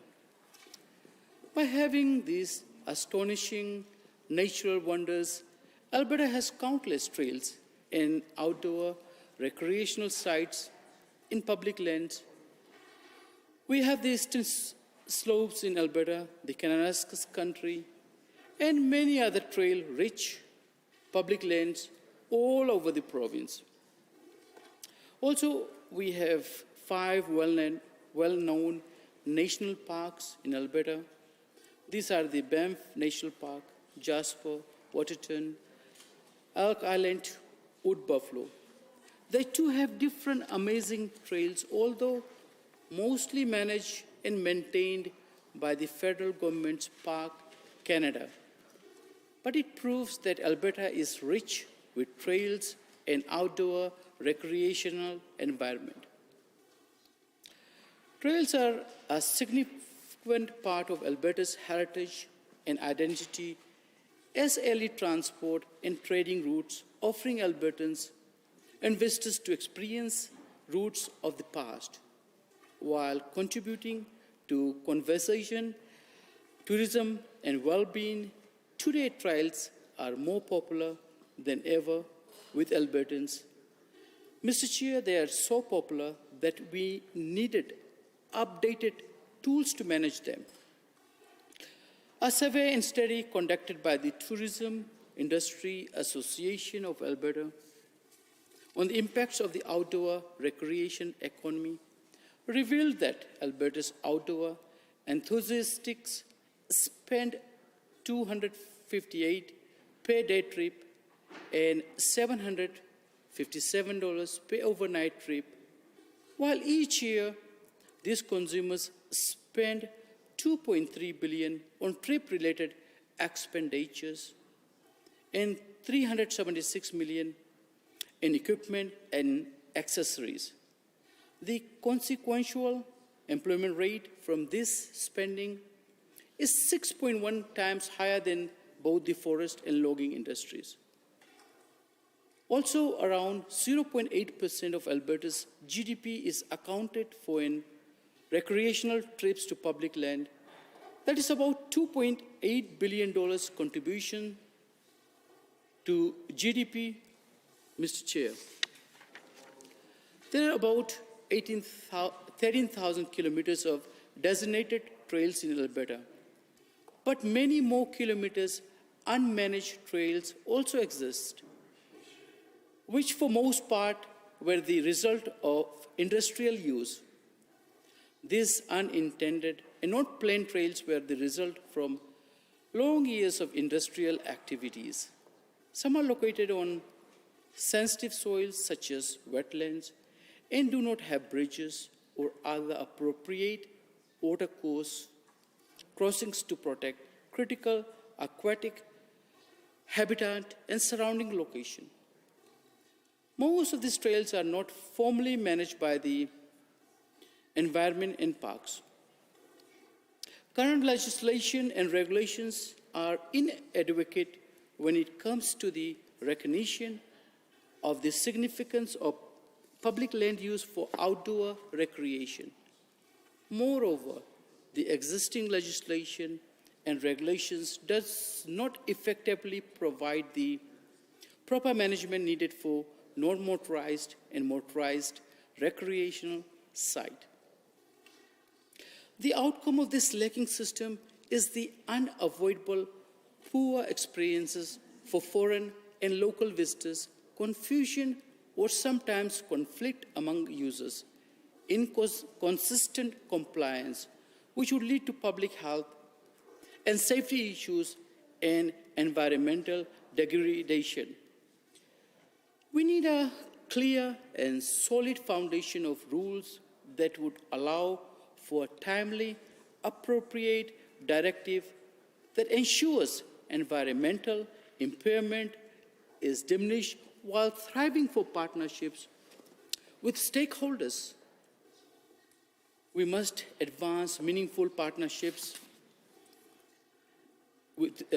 This is why the provincial government have committed in its platform the creation of an Alberta Trails Act to increase awareness about the use of trails and encourage thereupon sustainability of the system, which will enhance trail experiences while at the same time protecting trails for future generations. Having said that, Mr. Chair, this bill embodies this commitment by establishing a framework to plan, designate, build, and maintain trails. Bill 79 also ensures the effective management of non-motorized, motorized trails on public land, as well as empowering the protection of infrastructure investments while reasonably addressing liability and impact management. This bill is another example of our common sense conservation plan that takes a balanced approach to environmental stewardship, recognizing that recreation, economic use, and conservation can and should support each other. The provincial government have conducted engagement with key stakeholders, Indigenous people, and the public, including 20 organizations in working to improve Alberta outdoor recreation and trails. They have voiced, Mr. Chair, that outdoor recreation on public lands should be elevated in government priorities, considering the benefit to health and well-being of any person wanting to enjoy its natural beauty and the responsibility to maintain, preserve a healthful environment and ecology. The stakeholder groups have also expressed willingness to partner in trail planning and evaluation on a regular basis.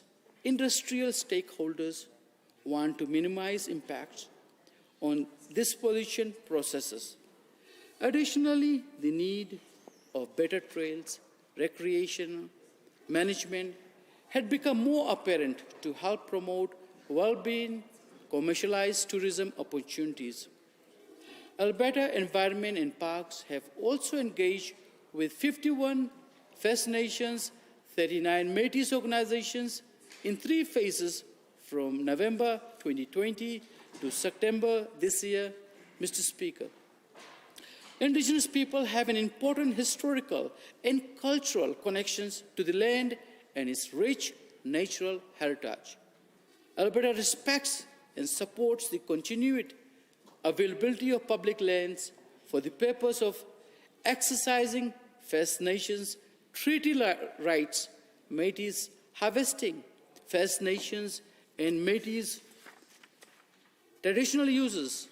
Bill 79 can help locate and manage trails in a sustainable way that is sensitive and responsive to nearby communities.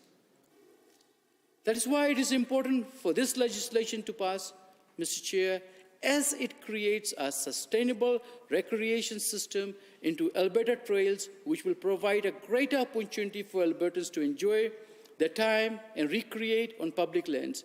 It would also establish a more robust structure that enables thorough trail planning, which would in turn facilitate a lasting and environmentally responsible enjoyment of our great outdoors. Mr. Chair, this bill will also promote the formation of partnerships with stakeholders and Indigenous people, as their knowledge and experiences plays an important factor into the evaluation, planning, maintenance, and management of our trails. By involving all the interested parties, our goal to modernize our rules around recreation can be easily achieved, while at the same time maintaining the protection that is needed to the trails and the environment. The valuable work that these stakeholder groups can contribute for the advancement of our system must be maximized, as they share the same vision, which is to bolster environmental stewardship and the promotion of proper usage of public lands outdoor recreation. It is estimated that around $4.5 million per year will be spent to implement the Trails Act, and the funding will be distributed to recreation organizations and volunteer groups through partnership agreements to help build and maintain trails to communities to support emergency response. Bill 79 will enable an effective trail management system that meets the need of everyone, which streamlines the ability to consistently oversee and enforce trails on public lands. It will also ensure that trails are managed in a way that creates a positive recreation experience and will remove trails that are not desirable or trails that are contribute to environmental damage. By doing that, untoward environmental footprint will be minimized. It will also increase quality of trails while making sustainable contribution to our provincial economy in the promotion of local tourism and first-class trail system. Should this bill be passed, Mr. Chair, we will see wonderful changes and improvements to our trails and outdoor recreation sites, and it will be helpful in bringing great value and benefits to all Albertans and our visitors. In other words, Bill 79 will make sure that the trails that are such an important part of our history and identity that help us lead healthy lives and provide huge economic benefits through travel, tourism, can be enjoyed today and for years to come. Having said that, let me again express my appreciation to the Minister for introducing these needed changes that will make outdoor recreation experience in Alberta meaningful to all users. Also, I thank all the stakeholders, recreational organizations, First Nations, and Métis organizations in participating with the consultation and engagement. And I encourage my colleagues here in this chamber to support this bill that will modernize how Alberta's trails are managed while conserving the environment and improving recreation experience for Albertans. Thank you, Mr. Chair. Thank you, Honourable Member. Are there any members wishing to join on the bill? I see the Honourable Member for Edmonton Goldbar has risen. Thank you, Mr. Chair. I'm pleased to rise and offer another amendment.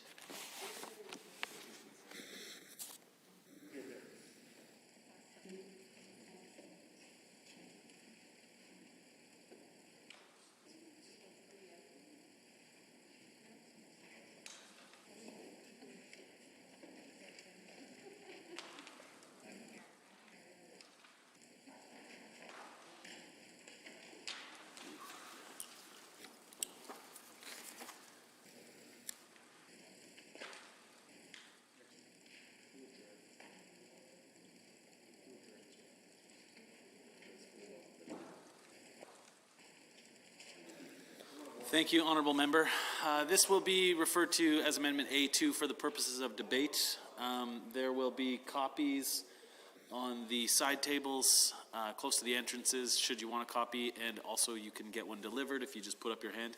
If the Honourable Member could please give us a summary, just because I think that it might be a little on the long side to read in directly the purposes of the amendment. Thank you. Please, it's all yours. Thank you, Mr. Chair. And as tempting as your offer of just summarizing the amendment is, I will say that my staff worked very diligently on this particular amendment, and so I hope that the Chair will allow me to read the amendment into the record in its entirety.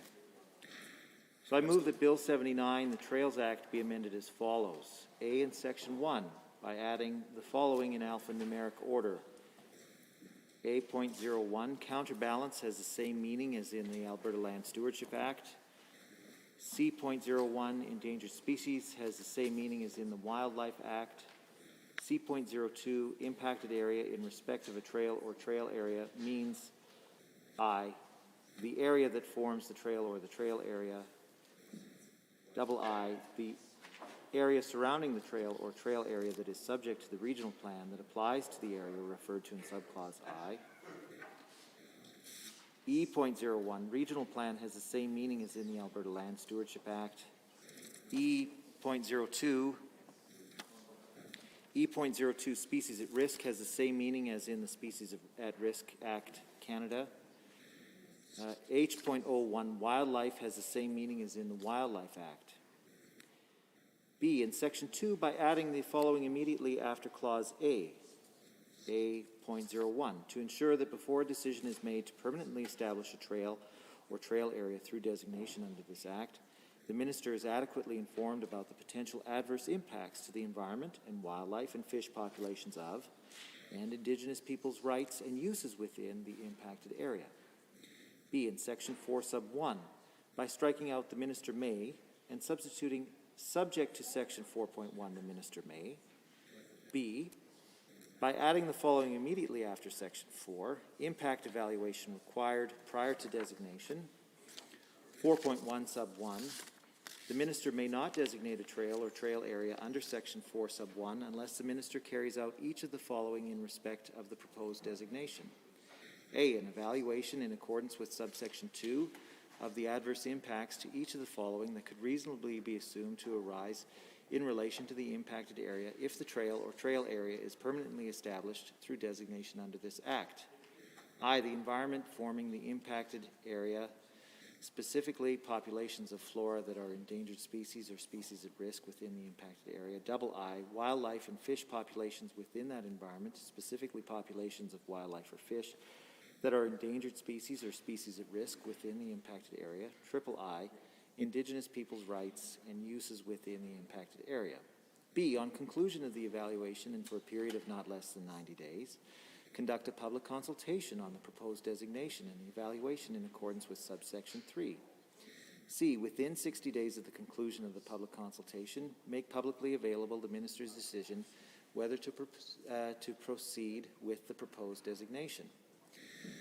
2, for the purpose of subsection 1, sub 1, sub A, the evaluation must at a minimum include an analysis of each of the following.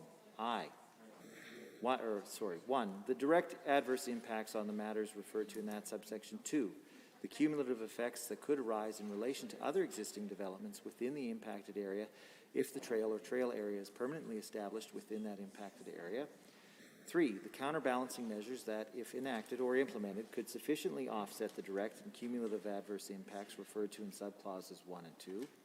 4, the potential alternatives to the proposed designation that could comparably achieve the Minister's intended objectives underlying the proposed designation and that would not result in the direct and cumulative adverse impacts referred to in subclauses 1 and 2. 3, for the purposes of subsection 1B, the Minister must conduct a consultation in respect of a proposed designation that includes at least each of the following. A, adequate written notice to the public of the consultation that specifies at a minimum 1, the Minister's rationale for proposing the designation, and 2, the means by which the public may provide comment to the Minister in respect to this rationale. B, direct consultation opportunities for any individual or community that may be directly and adversely affected, including 1, local residents who reside within the impacted area, and 2, Indigenous governments and communities that use or have rights within the impacted area. C, direct consultation with individuals with expertise in respect of species at risk, cumulative effects assessment, and water quality and monitoring. 4, for greater certainty, a designation that is made before the Minister meets each requirement under subsection 1 is of no force or effect. So, Madam Chair, I appreciate you indulging me in reading out this lengthy amendment, and I think it's important to get it on the official transcript of the legislature, because, as we all know, when amendments are defeated, if they are defeated, they disappear down the memory hole, and there's no record on the Assembly website or anywhere else related to debate on this piece of legislation where it is. And so I just want anybody who is interested in what happened during debate on the Trails Act to be able to read this amendment and at least understand our reasonings for bringing it forward and the government's reasons for responding as I assume that they will. Now, let me just take a few moments, if I may, and explain what the intent of these amendments are. Now, the first part, Section 1, adds in a bunch of definitions that are key to operationalizing the other parts of the amendment, Madam Chair, as I understand it. Because things like counterbalance, endangered species, impacted areas, regional plans, species at risk, wildlife are not found in the original bill, in order to do the things that we want to do with the amendment, we need to add these definitions in, and so that's why these are there. Now, Section 2 amends B amends Section 2 to ensure that before a decision is made to permanently establish a trail area, the minister is adequately informed about the adverse impacts to the environment and wildlife and fish populations. And then further on in 4 sub 1, it requires the minister to conduct such an evaluation of the adverse impacts that could reasonably result from designating a trail. Now, the number, well, one of the top things that we heard from stakeholders who were interested in this act was the potential environmental consequences of allowing the minister to give himself the power to designate trails as he sees fit, without any kind of constraints or requirements in the process. And certainly people who were concerned about sustainable development and sustainable outdoor recreation raised this concern over and over again. And we know that linear disturbances, such as trails, have the potential to have adverse impacts on wildlife, on species at risk. My friend from Edmonton Riverview highlighted a couple of species that could potentially be negatively impacted by improper management of trails, Madam Chair. West Slope cutthroat trout, for example, or caribou. Those are potentially, caribou in particular, are very sensitive to linear disturbance densities in their habitats, Madam Chair. And so, you know, I will say that the minister is working diligently to try to rehabilitate the caribou populations in the province. And I think that by adopting this amendment, this would strengthen the work that he is already undertaking to rehabilitate the caribou populations by making sure that the linear densities, or the density of linear disturbances don't exceed the thresholds that the government needs to set to protect caribou habitat, for example. Now, I will go on to say that the other important piece of this is the piece around consultation. So not only must the minister undergo an assessment of the potential environmental impacts of trails, he also has to conduct consultation with the public before he designates trails. Because that's one of the things that we've heard over and over again from people who are concerned about the, what's the phrase, the negative consequences of this bill,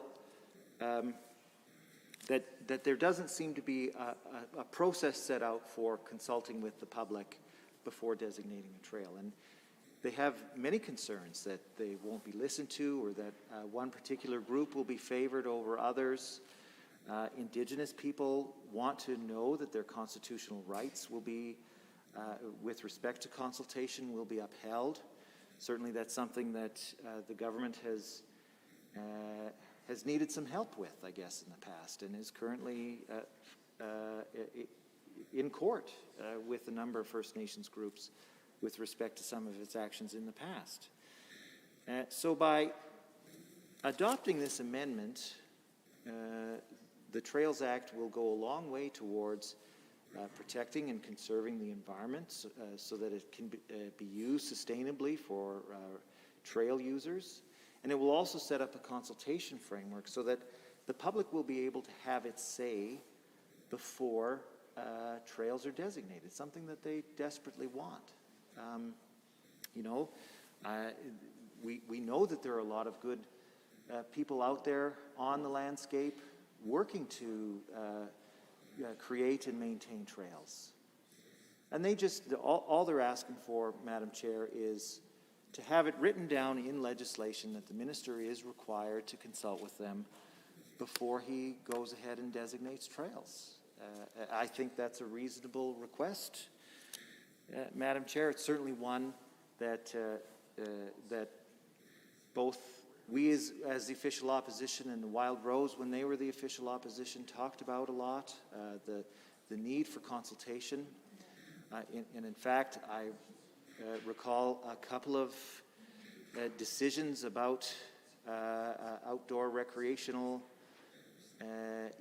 use that the minister himself was very concerned that there was a lack of consultation about. And so by adopting this amendment, the minister will live up to his own aspirations to make sure that the government is conducting adequate consultations with the public before making these significant decisions that will affect so many people and their ability to enjoy Alberta's great outdoors. And so the final thing is that this will be an iterative process as we've set it up, Madam Chair. So not only will the minister be required to consult with the public, but he will also have to report back to the public about what he's heard, and then provide the public again with opportunities to have their feedback. Because that's one of the things that constantly frustrates Albertans with government, right? They hold consultations, so-called, to find out what the government intends to do, and their feedback is often ignored or politely accepted and then left to sit on a shelf somewhere. And then the minister or the cabinet does what they wanted to do from the very beginning. And so by setting up this kind of iterative process where the minister has to report back on the results of his consultation and show that he or she has done their work with respect to listening to Albertans, will create much more trust in the system, that it's actually working for the benefit of the people of Alberta. So, Madam Chair, that's quite a lengthy amendment, but I think that it does a number of very important things that, if adopted, will ensure that Albertans will be able to sustainably recreate on trails all across the province for generations to come. And I sincerely hope that the Minister and his government caucus colleagues decide to adopt this amendment. Thank you. Are there any other members wishing to speak to A2, the Honourable Minister of Environment and Parks? Well, thank you, Madam Chair. Happy to rise and discuss this amendment. Looking through it, it is basically an attempt to do the Bill C-69, the No More Pipelines law of trails. Fitting in, of course, to a political party, the NDP, who spent a lot of time trying to create red tape, and I see the Honourable, the Associate Minister of Red Tape sitting there, and I know she doesn't like red tape, and certainly that is all that this is. At the end of the day, Madam Chair, I should say, a couple things I'll address brought up by the Honourable Member, but this, at the end of the day, would create an unmanageable system, would keep in place some of the things that trail organizations have asked to be removed, and I've asked for the Trails Act to come into place to be able to prevent. Now, I don't think anybody in the House should be surprised to hear an amendment from the member from Edmonton Gold Bar like this, or from the NDP, because this was a party that, when in government, saw Albertans waiting sometimes 7 years for water licenses, 3 years for grazing lease transfers, on and on like that. Absolutely ridiculous. And you know what, Madam Chair? They sometimes saw great volunteer organizations trying to do things like poker rallies or fundraisers with their, for the trail networks inside the province, not being able to actually do those fundraisers because they couldn't get through the red tape mess that was made by the NDP. And one of the things that every trail organization, and the honourable member doesn't talk to trail organizations, it's pretty clear, but every trail organization asked for was to remove that massive amount of red tape to be able to make it you could function on trails easily. Now, of course, you still have to have rules in place to be able to protect the environment and to address environmental impacts that could take place because of different activities that are taking place on the landscape. Some of that will be done through the Trails Act process. Much of it is already done through the land use planning process, which would trump situations within the Trails Act. The Fish and Wildlife Act, which the honourable member refers to, would be another piece of legislation that would be over top of how Trails Act could be implemented. He brought up caribou. He's right to bring up caribou.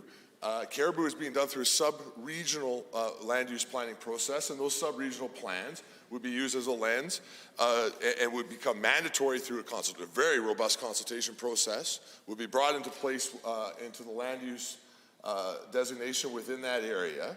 And then certainly anything that was taking place on trail activity within those ranges would have to comply with what was already inside the sub-regional planning process. But what the honourable member is asking for would essentially be doing an environmental assessment every time that somebody from their local cross-country ski club in Bragg Creek or Kananaskis went out to be able to adjust a sign or to make a different adjustment to a bridge crossing, or to do those type of things. Now and he's rolling his eyes over there right now, Madam Chair, because he's frustrated getting caught in it again. But you got an amendment that's 3 or 4 pages long, trying to make more and more red tape on good, hard-working people that just want to make sure that they can protect the trails, which again shows their underlining goal. You see it every time that they rise to talk about anything to do with the backcountry. Their goal is to stop everybody from being able to access that landscape. They don't want to see trails built. They don't want to see ATV organizations, for example, work to put proper water crossings on to protect the West Slope Cutthroat or the Bull Trout, because what they actually want is they don't want them on the landscape at all. And I know this by listening to the honourable member's comments, because clearly he's not talking to trail organizations, because they've been asking for this legislation since about the 70s, so for decades they've asked for this. And what this honourable member is proposing is exactly what they want to see stopped so they can be able to make sure the trails go forward.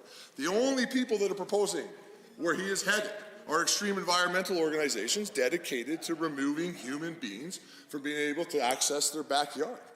I did listen to the honourable member's comments a little bit earlier where he says that we are putting false motives on them when it comes to landscape. Well, we're not, Madam Chair. Their actions speak for themselves.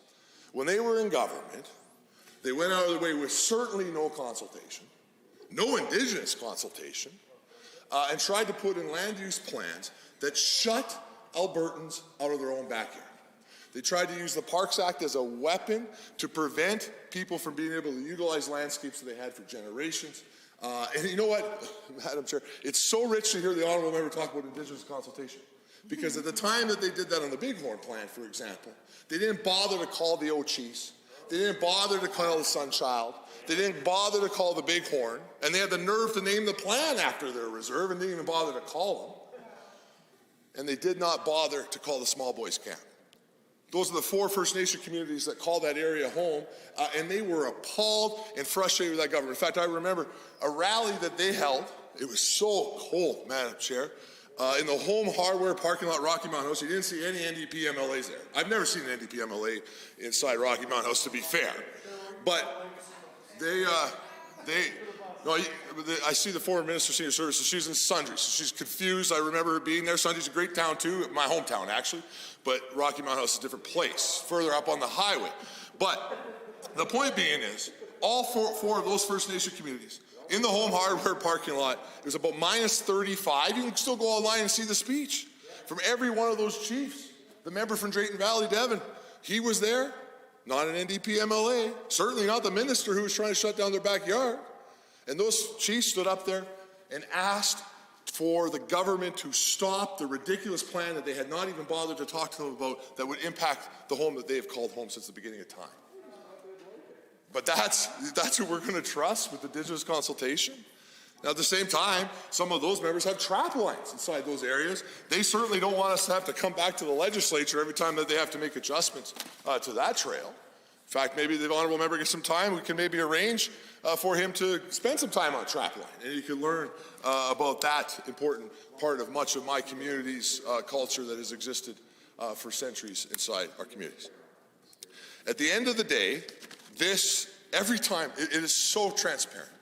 Every time that you see the NDP talk about this, their goal is to stop humans from accessing the backcountry that they have accessed for generations, and to force them to use the landscape only in ways that they feel that the landscape should be used, and have no interest in talking to anybody else.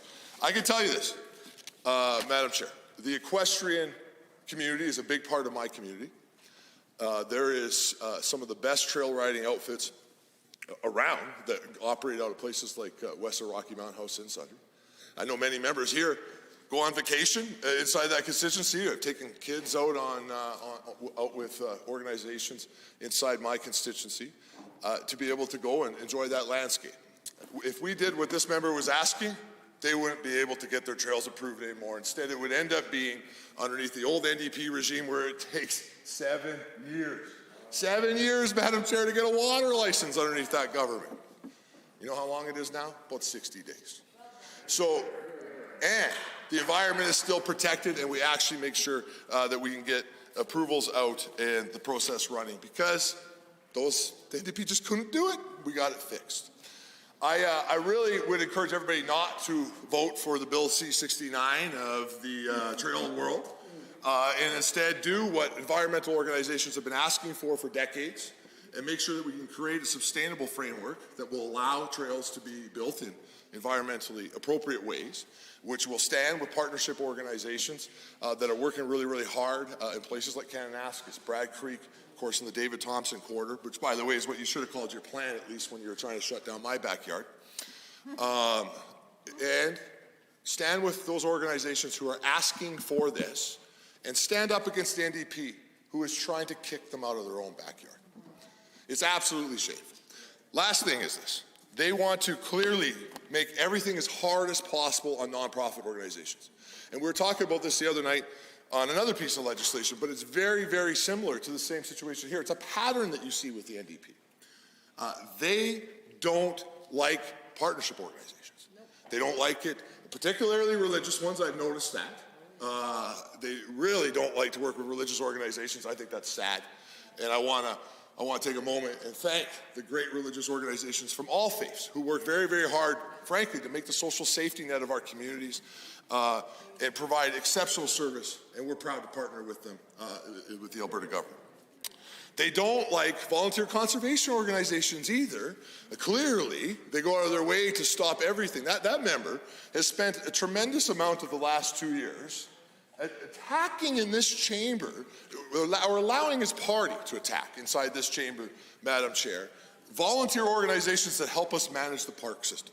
Organizations like the Friends of Kananaskis, the Friends of Bragg Creek, the Friends of the Eastern Slopes, and the list goes on and on from there. Friends of Fish Creek, excellent organization. Thank you to the Chief Government Whip for that example. That member has spent, or allowed his party to spend their time going after those organizations and trying to stop them from being able to do their role. But you know what, Madam Chair? We made sure not to let the NDP win that one. And we've been able to continue to work with those organizations and provide some significant support for them in their important work when it comes to conservation. Now, why don't they like those partnership organizations? I think we figured it out yesterday when we were talking about this. It appears if you're not unionized and you're not part of the Gil McGowan crew, who's the boss of the NDP will use their time in the legislature to try to stop you to advance their union agenda, Madam Chair. They do it every time, and you're seeing it yet again here on something as simple as trying to help volunteer organizations be able to maintain a trail network that Albertans depend on for recreation, for health, that has historical context for many communities. Even something as simple as that, they will spend all of their energy trying to stop those organizations because they're not unionized. I bet you this, if we could convince the Friends of Fish Creek or the Friends of the Eastern Slopes to unionize, then all of a sudden the members would be up, they'd stop these ridiculous amendments that we see coming from the honourable member, And they would be up being the great champions of those organizations. Well, guess what? These ain't unionized organizations. They're volunteer organizations. And we've heard them loud and clear. And we'll make sure to get this legislation passed through this House to be able to help protect them. And Madam Chair, you know who we're protecting them from? We're protecting them from the NDP, Madam Chair. God forbid, if they were ever to be the government again, we know from their last attempts that they will do everything they can to shut Albertans out of their backyard, destroy the hard work of many volunteer organizations who have built the trail network in this province. We're going to do everything we can to make sure that they can never, ever do that again to any community inside this province. And we will always stand with conservation organizations. And lastly, I want to go back and close again on the Indigenous side. Indigenous consultation is a constitutional right. It already is a process that is well established within government, and it has to continue. It has to continue through land use planning, many other mechanisms on the landscape. But what I want to tonight, through you, Madam Chair, to Indigenous communities all across the province, I promise you, we will never do what the NDP did to the Bighorn, the Ochese, the Sunchild, and the Small Boys Camp. We will never do that. When the former minister at the time announced with the Premier of Alberta, the NDP Premier, that they were going to come into those First Nation communities and interrupt and disrupt their landscapes, where did they announce it, Madam Chair? At the YMCA with a fake mountain backdrop here in Edmonton. Never again will we allow that to happen, Madam Chair. Those First Nation communities, we heard them loud and clear. We stopped the NDP from doing that, and we will make sure that they don't get to do it again. When's the first time that the Department of Environment went to meet with the community of the Bighorn on the First Nation? A beautiful place, by the way, on the shores of Abraham Lake, on the extreme western portion of my constituency. I see one of the members from Red Deer, who I know frequents that area, a beautiful place. You know when the first time the department went to that community? The day before the final announcement was to be made, and only because I put tremendous pressure on them that they sent some bureaucrats there to meet with the First Nation community. They didn't even have the courage to go out and meet with that amazing community directly and talk what was going to happen in their backyard. But don't worry, we stopped it. We heard them loud and clear. They stopped it. They're the ones who protested. They're the ones who stood up and protected their community, and we are proud to stand with them. I can tell you, Madam Chair, the community of Rocky Mountain House has been around since 1799. George Washington was the President of the United States when it was founded.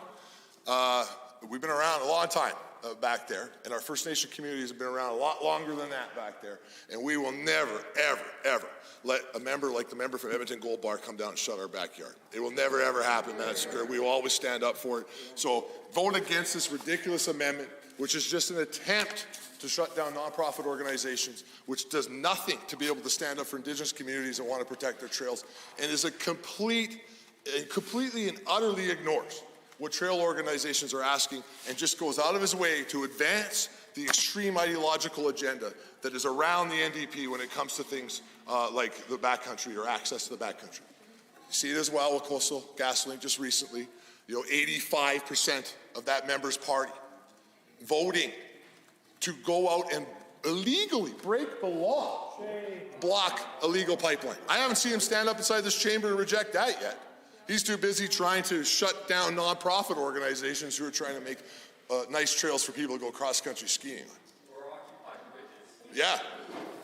Fighting against legislation to stop the occupation of bridges and other pieces of infrastructure that are critical. That's where they're at. Don't worry, we won't let it happen. With that, Madam Chair, I'd like to adjourn debate.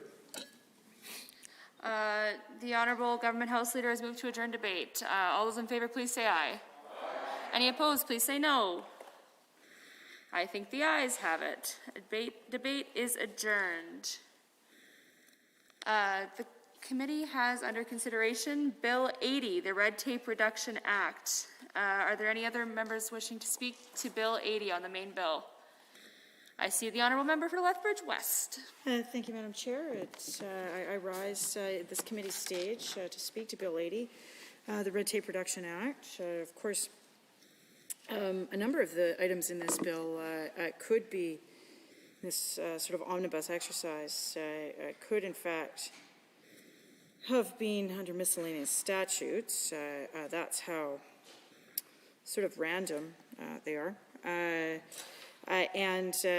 know, I think we've that fact has been well canvassed, that we've got a lot of evidence here, Madam Chair, that you know, this is a fairly light legislative agenda. I was just observing to my friend from Edmonton South a few minutes ago the lightness of the legislative agenda, and there are a few nuggets of things that are not fantastic, which I will get to.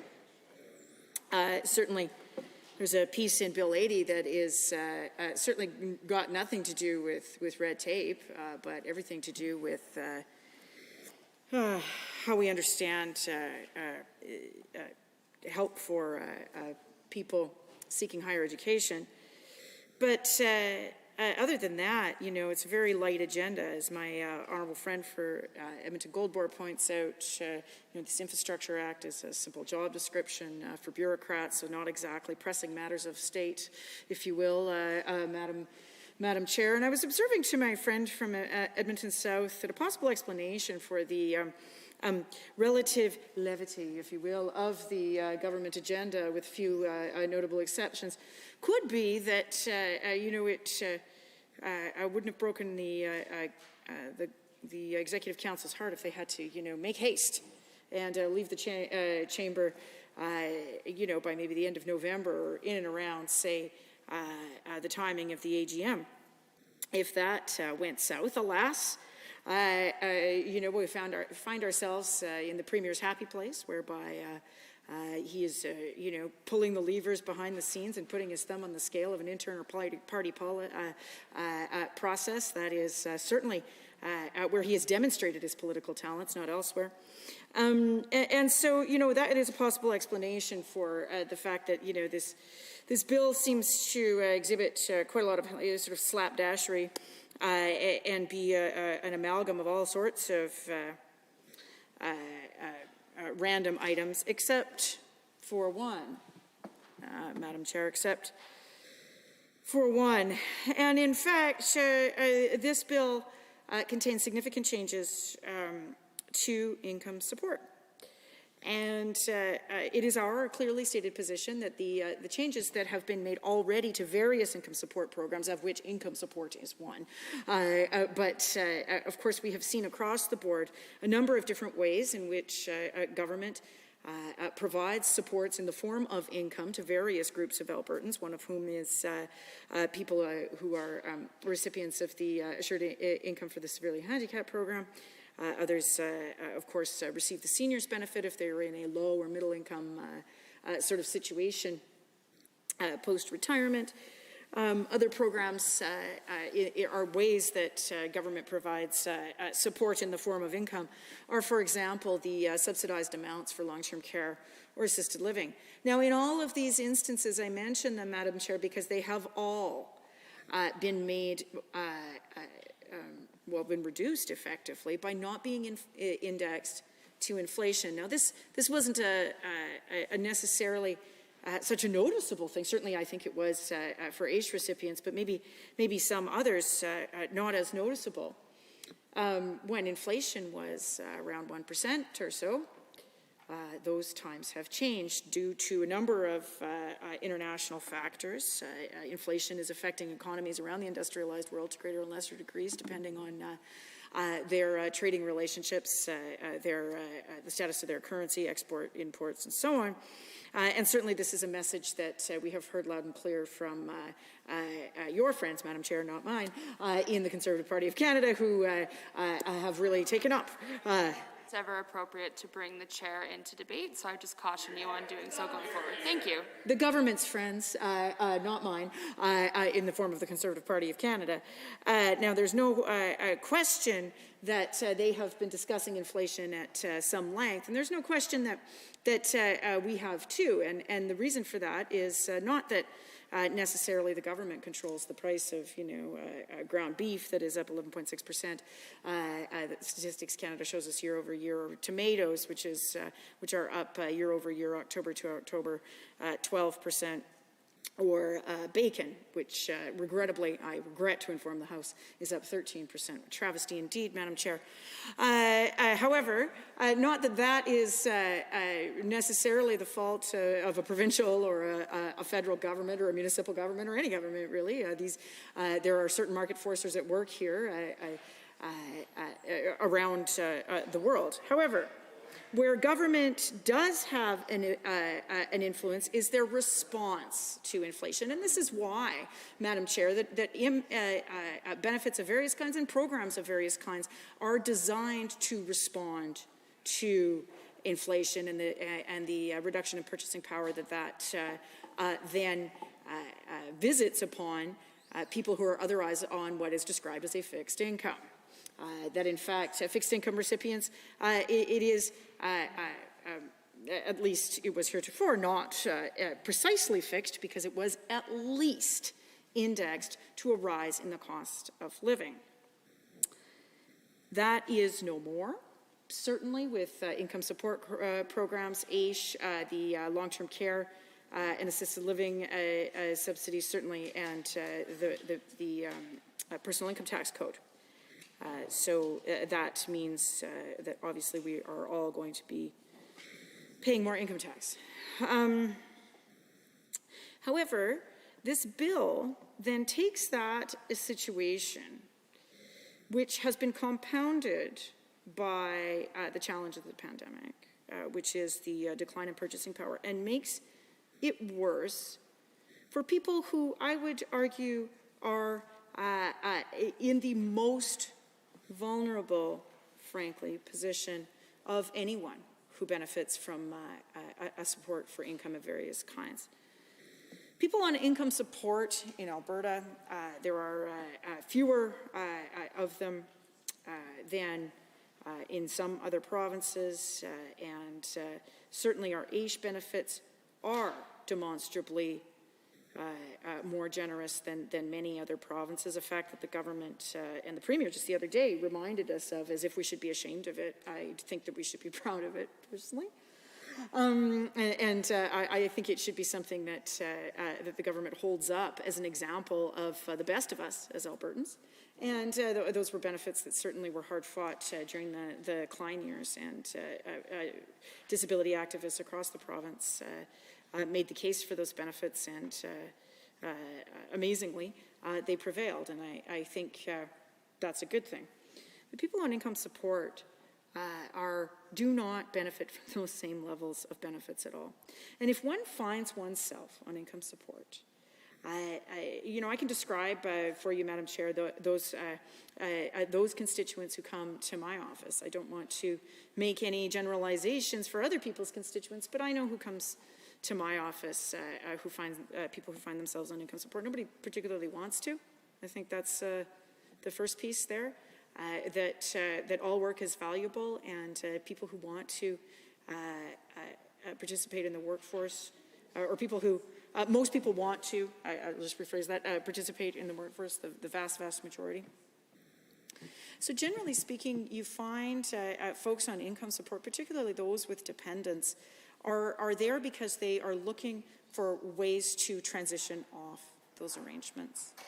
And oftentimes we find people are finding ways to transition into more stable housing, that maybe their housing background was more precarious and had so much instability in it that securing the necessary transportation and workforce attachment was just simply too difficult. So you find people who are leaving either abusive households whose parents, youth who were in abusive situations, or oftentimes women in abusive situations. You will find this, Madam Chair. You will find that oftentimes people on income support are looking for stabilization in their income because that's the one piece that we can. The government has policy that they can stabilize so that they can deal with the other aspects of their lives, whether it's chronic medical conditions, whether it is houselessness or housing precarity, or inability to find the funds to be able to keep up or other things that happen. Sometimes, people just get into a car accident and can't work for 6 or 8 months, and there's no CPP disability for them, and there's no, insurance payout, and there's just a set of circumstances that people find themselves in these cases. But often, folks on income support are also looking for that next step in their lives once they solve some of those other issues having to do with precarious housing and other challenges. And that means some kind of training or school. And so what this means is that there will be changes to income support, and the government has not clearly stated if the money that is taken out of income support will equal what is placed in advanced education. They simply haven't. And taking these benefits out of legislation and moving them towards regulation allows the minister to cut those benefits at the government's discretion. There have been too many of these types of changes already.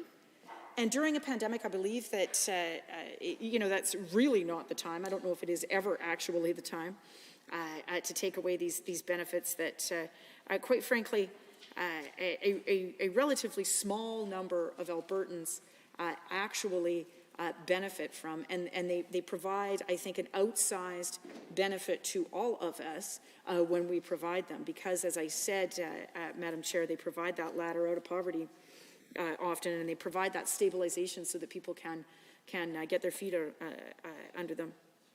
Now, in our view, if the government believes that there are problems with income support and providing those learner benefits, then instead of moving the benefit, the government should bring forward reforms to income support. And that's a straightforward fix here. And I think it would prove that if the government is not in fact planning to cut funding from income support, then they should vote in favor of this amendment. It simplifies this, it restores that public trust that I believe has not necessarily been upheld to the greatest of the government's ability, given the de-indexation and some of the other housing benefit changes. It is my strongly held view that newcomers and adult learners deserve clear and consistent funding to access education. I know that one of the things that ends up happening. You. I noticed you said amendment. Are you? Oh, I see. Never mind. Proceed. Sorry about that. Getting there. Sorry about that. Oh, Go ahead. we took a journey together, Madam Chair, but here we are now. With that, Madam Chair, I would like to move an amendment to Bill 80 on these grounds that if the cuts are not intended, then there should be no problem with this amendment. The amendment that is then moved that would strike out Section 10 of the Act. So I will provide the copies. And this is the original vote.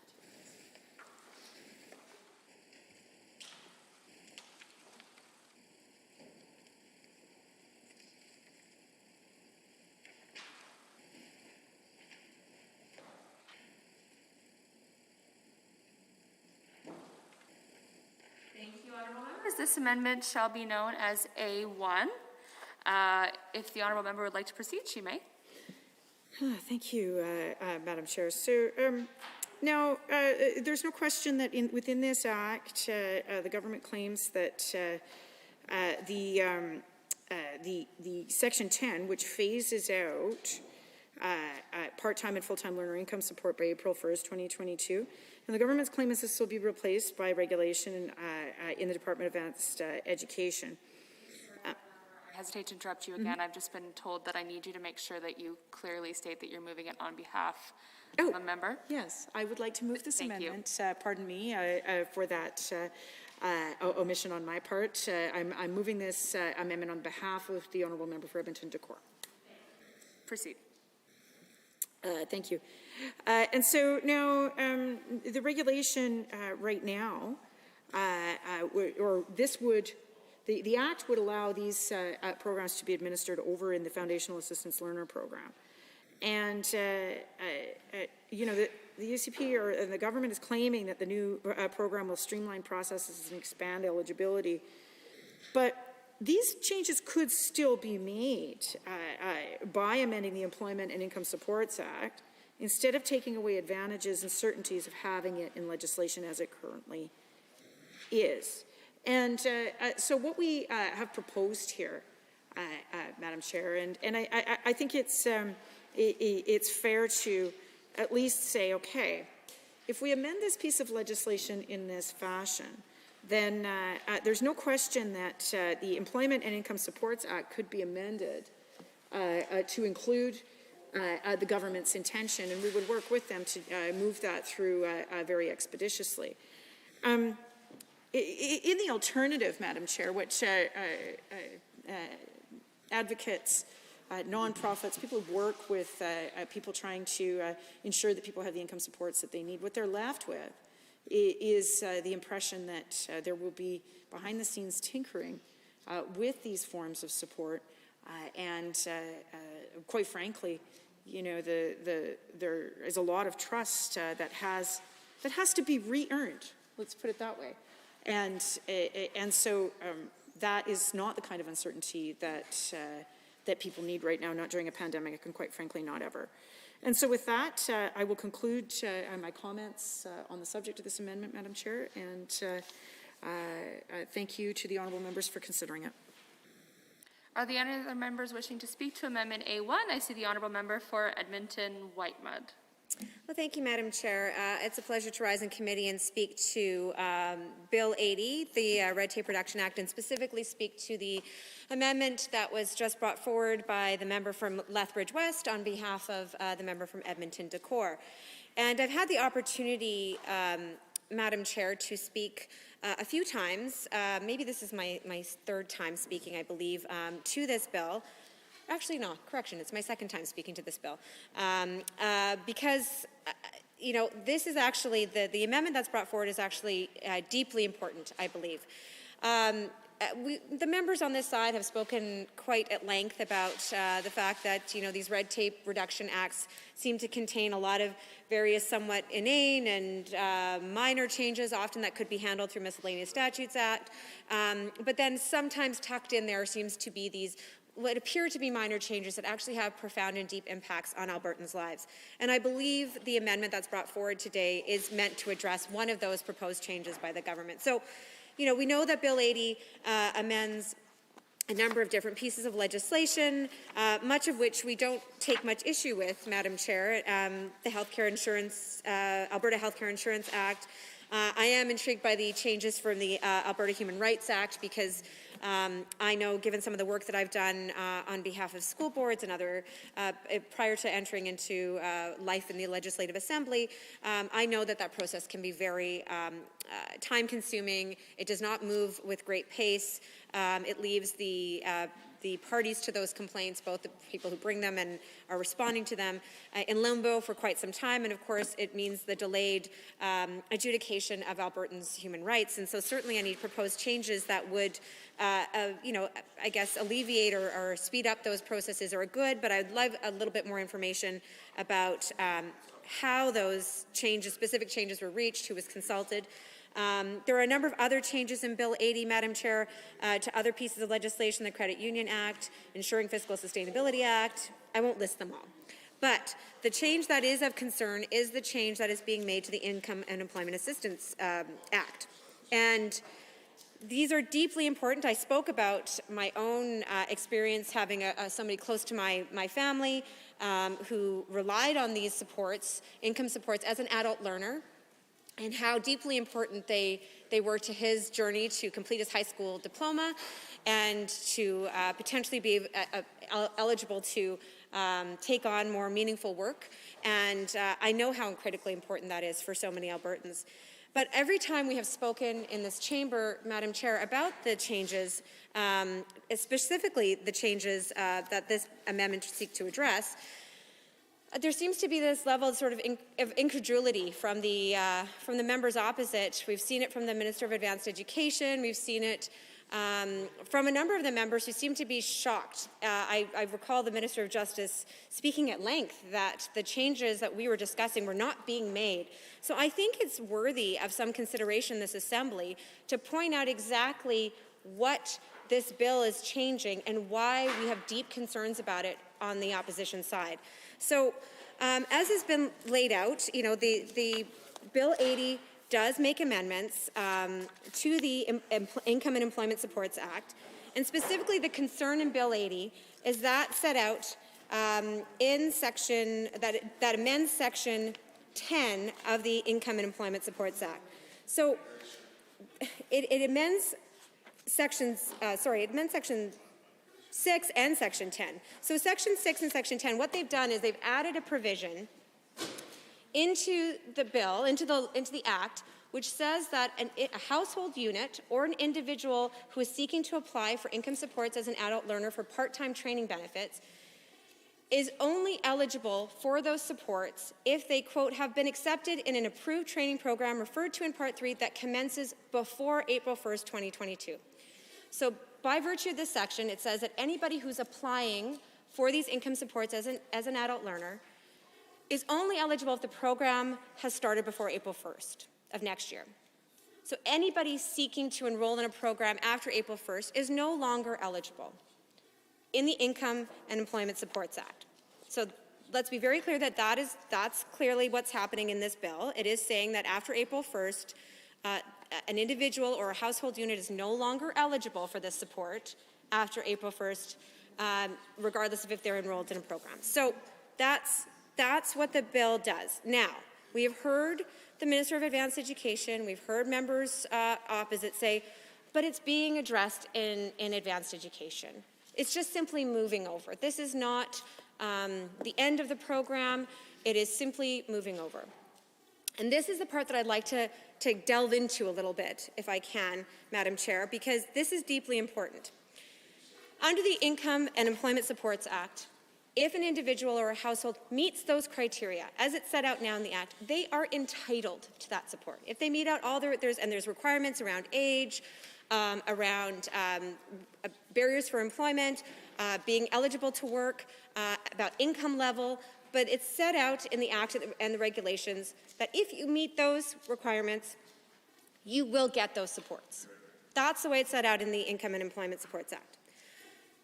What is set out under the Students' Financial and Assistance Act is different. It's different than what is set out in this Act. So under the Student Financial Assistance Regulation, which is made pursuant to the Act, it very clearly states that eligibility for any of the financial assistance under advanced education for student financial assistance is dependent upon there being money available for that assistance. And specifically, because I know there's been some questions asked and there's been some, I guess, refusal to accept what we're saying here, is that this is set out in Section 6 of Schedule 2, Part 1 of the Student Financial Assistance Regulation. Section 6 states clearly, availability of money is the title of the section. Notwithstanding anything in this schedule, the minister may award financial assistance only if money is available for the financial assistance. So this might seem like a minor change, but it is critical because, as I mentioned, when these supports were provided to adult learners under the Income and Employment Supports Act, it was a right, an entitlement that that individual had as long as they met those criteria. Now, it is being moved over into student financial assistance under advanced education, and there's a huge caveat, Madam Chair, over an individual's eligibility for this program. Now it doesn't matter, even if a person meets all the requirements set out in the regulation in detail, meets all those eligibility requirements, there's still this huge caveat that they still may not be entitled to that support because it's dependent upon whether or not there is money available for that assistance. That may not seem like a big thing to a lot of people over there on the other side of the House. They may see that as a legal technicality. I understand that. It's convenient and comfortable, more comfortable to think about it that way, that this is just a technicality. But if you are a person who is of low income, who is facing many barriers to employment, who's seeking to, as my colleague, the member from Lethbridge West, very, very aptly described, is trying to look for that next step to get off of some of these supports, to find meaningful work, to get the skills they require, whether that be language skills, basic training skills, their high school diploma, to be able to get a better job, to earn more, to take care of their family, to take care of themselves. This is not just a technicality. It's the difference between getting that support and not. because now it is completely dependent upon, and this is the scary part for Albertans, it's completely dependent upon this government's fiscal management. And we should all be deeply concerned about that, as most Albertans are. Because the track record to date of this government when it comes to fiscal management is atrocious, Madam Chair. It is absolutely the gambles that have been made and lost by this government, the willingness to cut people who are the most vulnerable off of supports, to save dollars here and there off the most vulnerable, whether they be young people aging out of care, whether they be people on AISH, whether they're people on rental supports. Their ability to get training, to go back to school, to get a decent job, is now dependent on this government's ability to manage their own finances. Oh, dear. And yes, as my colleague says, from Edmonton Highlands, Norwood, oh dear. So it is not appropriate to place the future and fortunes and survival of some of these individuals on this government's ability to manage their books. So I'm profoundly in support of this amendment because if this is simply a technicality, there should be no problem in this government agreeing to it. And this is what's critically important, I think, for Albertans is that issue of trust. Because I think just a mere couple days ago in this legislature, we heard the government members once again talking about how they didn't cut AISH. And they like to stick to these very technical arguments that are completely detached from the lived experience of most Albertans. So I think we could ask anybody on AISH, and we've heard from many of them, who'll say, guess what? My AISH payments did not go up. As this government, many members of this government, when they were in opposition, supported and called for the indexing of AISH. So people who are face the largest barriers to active employment, although many are employed, which is fantastic, but they face significant barriers to full participation. It's already not a significant amount of money to expect people to live off of. The least we can do is to ensure that those individuals continue to have their supports indexed with the cost of living, and that is even more profoundly true right now when we see how the cost of everything has gone up. And so to say that, $1,600 in December of 2021 does not get you nearly as far as it did in 2019. And that is a cut. It means less food they're able to purchase. No, that food is more expensive, a lot more expensive. Their utility bills are a lot more expensive. If they have a car, their car insurance is a lot more expensive. So to tell those individuals that they haven't had their supports cut is an insult. It's an insult to their lived experience. Similarly, to tell people who are adult learners who are on income support, who have currently, under the legislation as it's drafted right now, a legal entitlement to those supports if they meet the eligibility requirements, to say, don't worry, it's just being moved over here to another department, and you no longer have a legal right to it. You just got to hope that we know how to balance our budget or we know how to manage our money. Well, I think that's an insult as well. It's an insult to those individuals. It's an insult to all of us for this government to stand there and look surprised when we say this is going to hurt people, that we don't trust you, when you say that you're going to make sure these people are still getting the same level of support, they'll still have access to those benefits, when the regulation very clearly states that their ability to access those supports is only if the money is available. And of course, who gets to determine if the money is available? Well, the government does, right? They get to determine what their budget is, how much they're putting into student financial assistance. So they can determine that we're just going to lower that even more, and so fewer and fewer people are eligible. Sorry, there's just no more money available. So this isn't just a technicality. It's the reason why we're still talking about this bill. It's buried in a bill that, frankly, most of us probably, don't care too much about a lot of these changes. They are minor. They could be merely procedural. But it is important because this will absolutely have an impact on people's lives. And I should see that there would be no reason for the members of this government, if they're absolutely committed to ensuring that these individuals who are adult learners who are seeking income supports will still have access to this benefit, they should accept this amendment. I do not want to presuppose the outcome of any vote, Madam Chair, but I do believe that I know how this is going to go. So I'm sure I will not be surprised. This government has not surprised me once in the last 2 years. Actually, there's been a few surprises, but not on this, not on something like this. Because, and I think that speaks to the motives, right? It speaks to truly understanding why they're doing this. Because they do want to have the flexibility to cut these adult learners off of these supports. And that's why they will likely not support this amendment. We shall see. But I will continue to be proud to stand with the members of my caucus to say we don't think that people's entitlement to supports should be a technicality. We don't think it should be subject to the whim of this government's fiscal management or what they're going to allocate for supports. We think taking away a legislated entitlement to a program that actually makes a significant difference in people's lives is important to preserve. And it shouldn't be done lightly to take it away. So, Madam Chair, I certainly hope the members on all sides of this House will vote in favor of this amendment. I think it will better serve all Albertans if they do. Thank you, Madam Chair. Any other honourable members wishing to speak? I see the Honourable Minister of Advanced Education. Well, thanks so much, Madam Chair, and apologies. I was chuckling through a lot of the previous commentary because so much of it was wrong. I hope members do their diligence and have a strong understanding of how some of the important foundational programs that exist in this province actually work.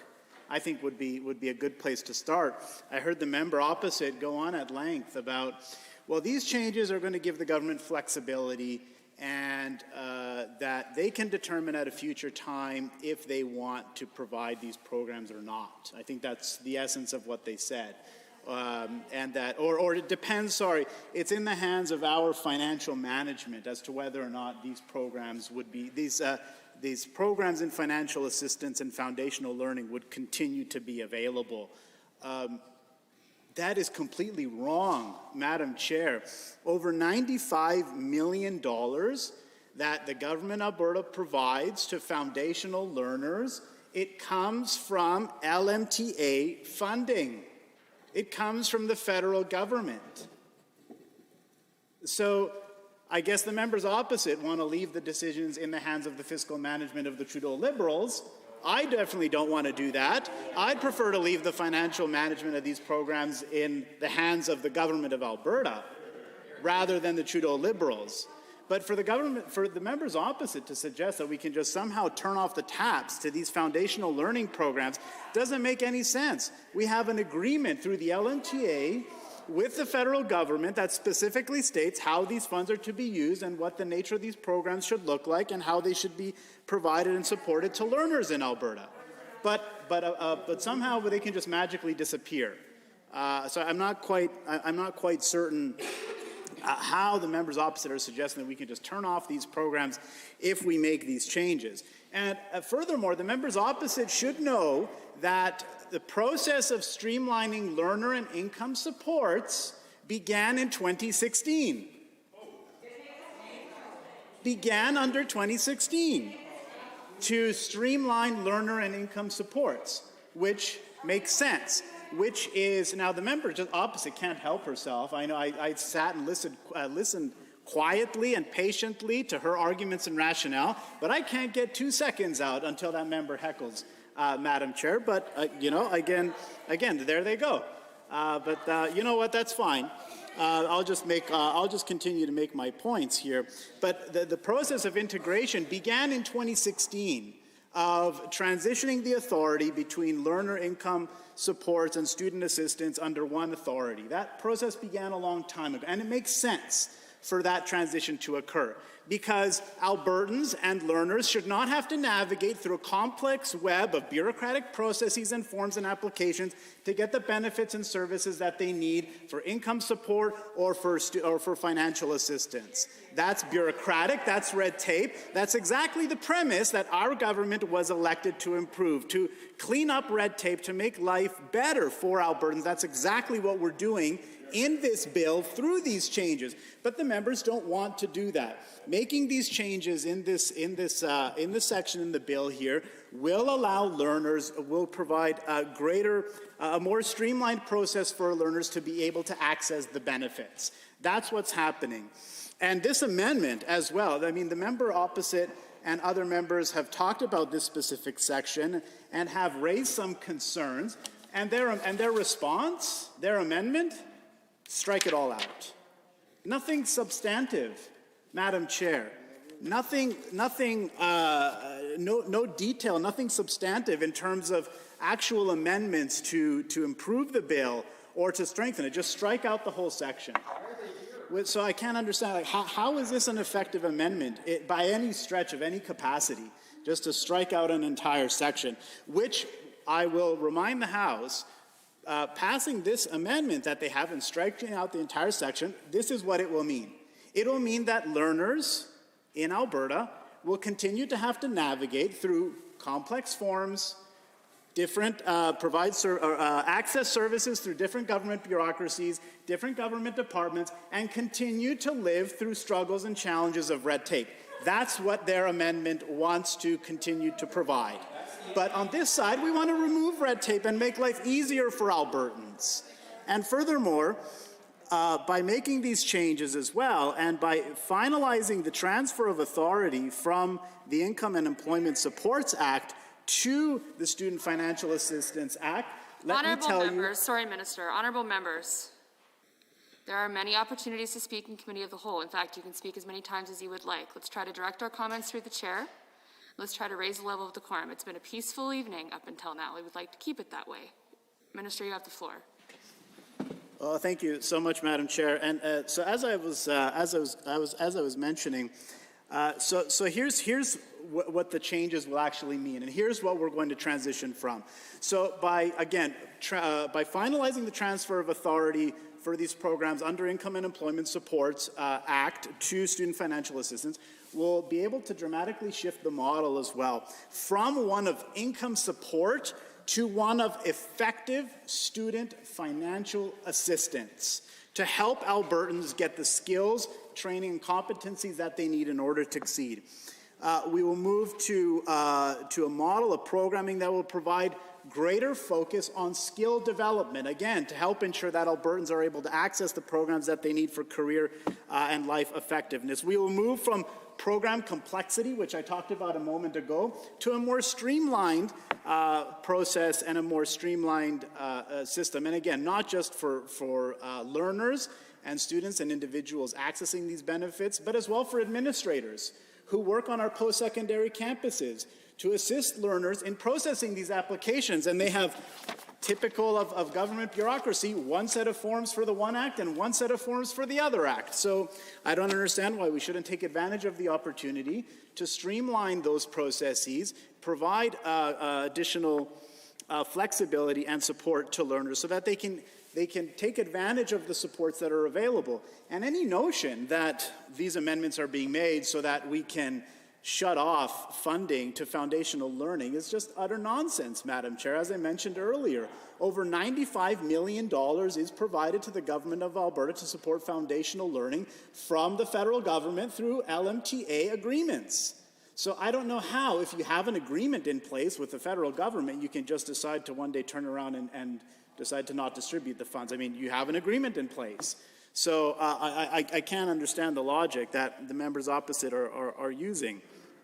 But again, it's just very typical. We just see an opportunity where we, again, just coming back to the amendment here, rather than putting something substantive on the floor, something that will make some meaningful changes to the act, just an amendment to just scrap the whole thing, keep red tape in place, keep complexity for learners, keep complexity for administrators, but I don't think that that's the way to go at all, Madam Chair. So, you know, with that, I don't know if I probably have more to say. We'll see where the debate takes us the rest of the evening.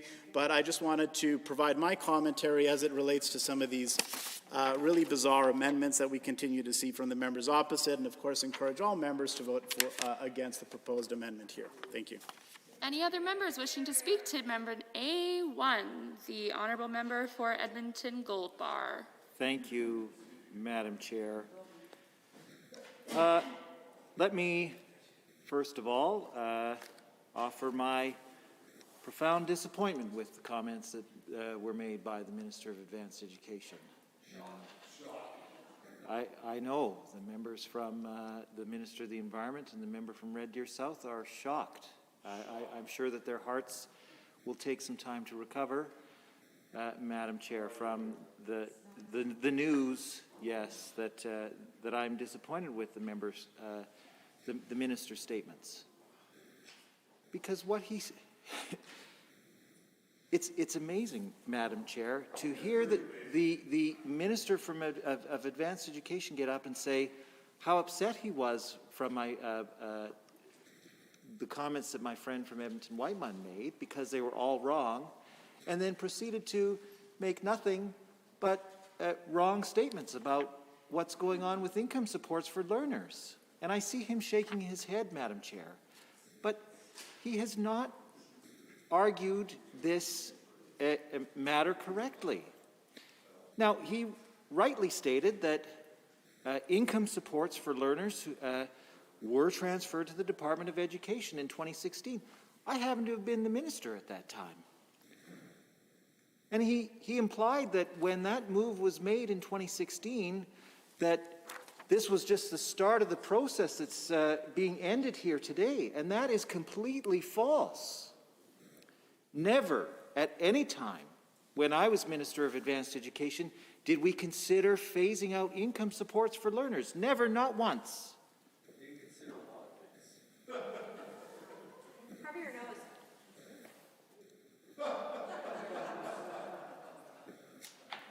So the minister stood up and said that this was just the end of the plan that we put into place, and that is completely wrong. I don't want anybody who is paying attention to this debate to think that I ever had any intentions to phase out income support for learners, because I never did. And no one in our government intended to phase out income support for learners. The second thing that the minister mentioned was, the fact that there would be, this is eliminating red tape, and that we'll just simply turn it over to student financial aid. He hasn't clearly stated what financial supports are going to be available for these learners. As we have said many times in debate, the income support is guaranteed for learners is guaranteed by legislation. And by passing this amendment, we will continue to guarantee that kind of income support for learners. By striking this out, by sunsetting the income support for learners, he's transitioning learners who would otherwise be eligible for income support into programs that don't have a legislative requirement to support them. Tell me, Madam Chair, I hope the Minister of Advanced Education can tell me where it says in any of the acts that govern student financial assistance or student grants or any of the scholarships or bursaries that guarantee that if you meet certain criteria, you're eligible for income support. They're not there. Those legislative requirements are nowhere to be found in any of the other pieces of legislation related to student financial aid that the minister is responsible for administering.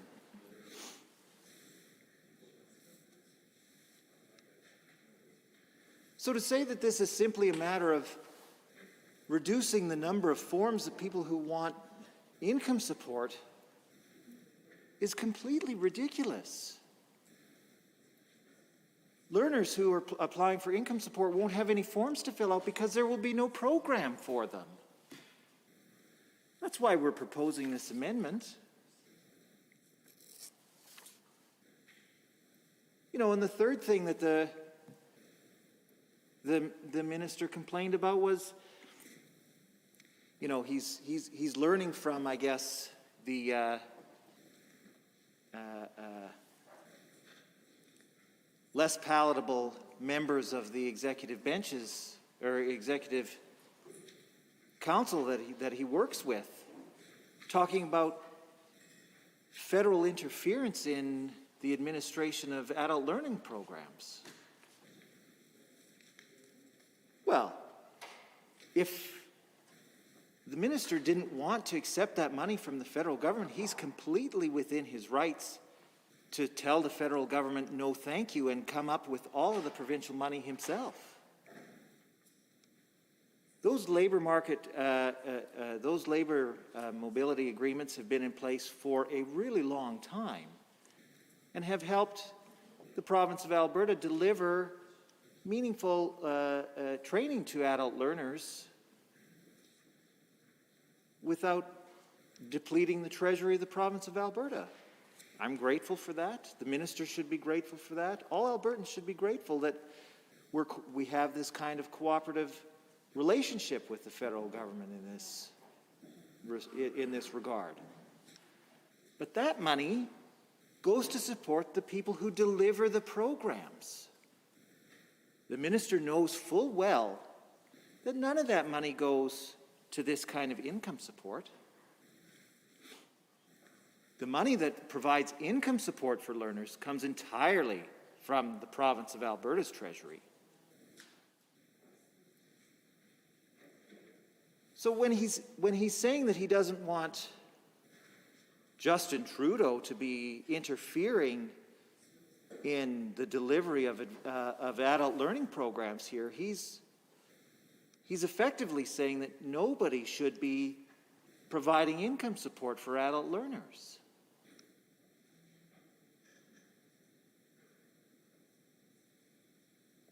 So, to recap, income support as it's currently structured is guaranteed by the legislation. There are clearly set out eligibility requirements that if you meet those, you qualify for the benefit. You can engage in the approved training programs that the Ministry of Advanced Education has set out. By keeping this section in the Act, we're kicking those people off of the system that's there to support them and essentially throwing them to the wolves, hoping that by the good graces of the Ministry of Advanced Education, some program somewhere will pick up the pieces, and they won't.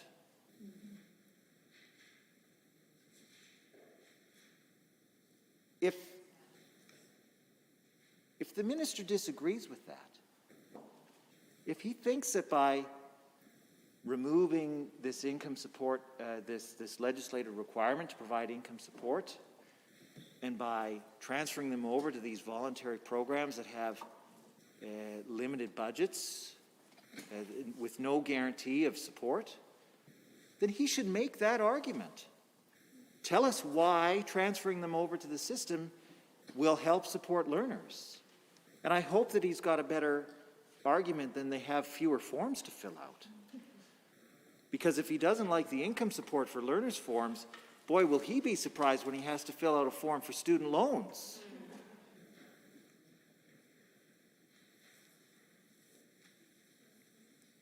So I expect better from the Minister of Advanced Education, frankly. Come and tell us why he thinks that this is a good idea. Don't make up these ridiculous arguments that what we're saying isn't true. He knows full well that what we're saying is completely true. Just own up to the fact that this is what he's doing. That tells me, Mr. Chair, that he's not particularly proud of this piece of legislation. That he can't even defend it on its own merits. He has to throw sand in the eyes of people who are trying to point out the true intent of this section of the bill.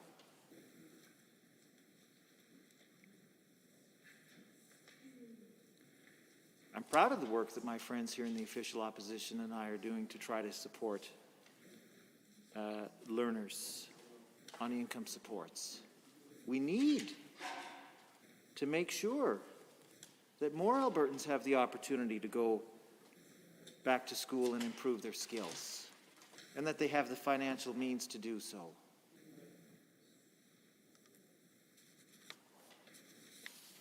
So I encourage all members to disregard what the Minister of Advanced Education has had to say about this matter. Listen to what my friends and I are saying about what will happen to income supports for learners, and vote in favor of this amendment and keep the legislation intact so that learners will have the supports that they need. Thank you, Mr. Chair. Thank you, Honourable Member. Are there any other members wishing to join? I see the Honourable Member for Edmonton South. Bill 80, the Red Tape Reduction Implementation Act. And I want to thank my honourable colleague from Edmonton Gold Bar for some of his very insightful comments that he's made tonight already. I think that certainly it has been enlightening to hear him correct the record on how this advanced education minister has seemingly failed, I think, so many Albertans. And Mr. Chair, to be clear, if we look at this amendment, and then we look at this bill, and then we look at the intent of the Red Tape Reduction Ministry, as well as the intent of Red Tape Reduction Implementation Acts, it becomes very clear that the government appears to be a little bit lost. The minister perhaps appears to be a little bit lost as well, because this is a substantive change, right? We're talking about a change that will lead to cuts, a change that will lead to Albertans losing benefits, a change that will lead to Albertans that will no longer have services they did, right? That's the plain and simple truth of it. And Mr. Chair, that is not the intent of the Red Tape Reduction Ministry, but it seems the government has been unable to figure out what that intent should be, because the rest of the bill, and I think my colleague from Edmonton Whitemud mentioned earlier that most of the bill is inoffensive. Most of the bill is, frankly, boring. And Mr. Chair, that's because most of the bill is fixing up things like typos and fixing up things like that should typically be in a miscellaneous statutes amendment act. So if the Red Tape Reduction Minister's whole job appears to be to bring forward miscellaneous statutes amendment acts, then that is an interesting job description for a minister. However, I think that certainly in this case, being a substantive change, it should be struck from this bill, and it would be very beneficial for Albertans for this to be struck from the bill, because it would allow the advanced education minister, if he actually wanted this change to go forward, to come back to this House and bring it as its own bill so it could be debated on its merits. The minister could actually go and do his work, could actually go and consult with stakeholders, could actually go and have the proper engagement with Albertans, and bring this back as its own substantive piece of legislation.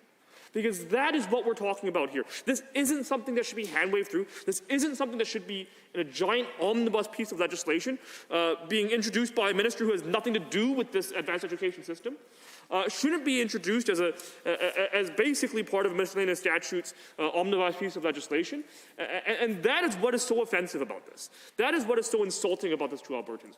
Because the government is trying to underhandedly sneak through these huge changes that are going to affect thousands of people without even doing the work required, without even doing the consultation, without even doing the engagement that Albertans expect of any government. So Mr. Chair, it really is disappointing. They should have done their homework, and now that they're being called out, they're laughing and heckling, and that's typical of this government, right? They can't face the truth. They can't face the truth that Albertans think they're the least trustworthy government country, that Albertans believe that this premier has the lowest trustworthiness rating in the entire country, that the Canadian Association of Journalists declared this government the most secretive government in the entire country. They actually won an award for that, Mr. Chair. And this is the type of thing that is why the government continues to have this low trustworthiness rating. This government continues to have these awards for being the most secretive government in the country. And it's because they bring in these substantive changes that should be their own bills, hidden under this red tape reduction ministry. So again, Mr. Chair, it's very clear to me this government doesn't know what they're doing with the red tape reduction ministry. They don't know what they're doing when they fail to engage with Albertans. They don't know what they're doing when they're trying to cut so many Albertans off supports in secret and in the cover of darkness, Mr. Chair. And that's just so disappointing. It's so disappointing to so many Albertans. It's so disappointing to us in the opposition. And we're going to continue to stand up for them. We're going to continue to stand and fight against these measures, because we know Albertans deserve better, Albertans expect better, and they're going to say that. They're going to say that at the polls. They're going to say that in our inboxes and up until then. But Mr. Chair, at this time, I'd like to adjourn debate. All right, so having heard the motion as proposed by the honourable member for Edmonton South to adjourn debate and report progress on Bill 80, Red Tape Reduction Implementation Act 2021, number 2, when the committee rises. Are you agreed? Any opposed? Carried.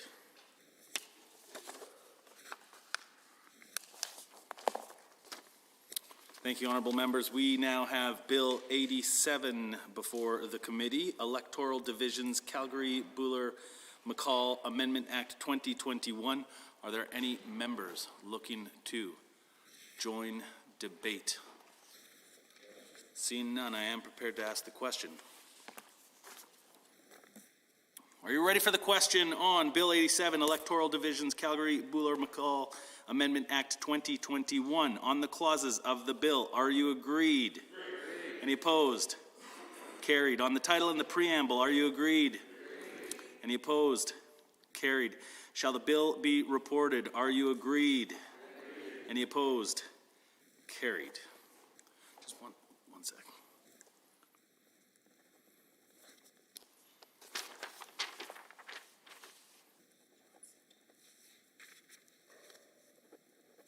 Okay, so there's that one. This one can go to you now. So that amendment's in there. I honestly believe that I see the honourable member or the honourable minister for Environment and Parks has risen. Well, thank you, Mr. Chair. I should say you are correct. I move to rise and report Bill 87 and progress on 79 and 80. Motion is proposed by the Honourable Government House Leader. Are you agreed? Any opposed? Carried. The committee will now rise and report.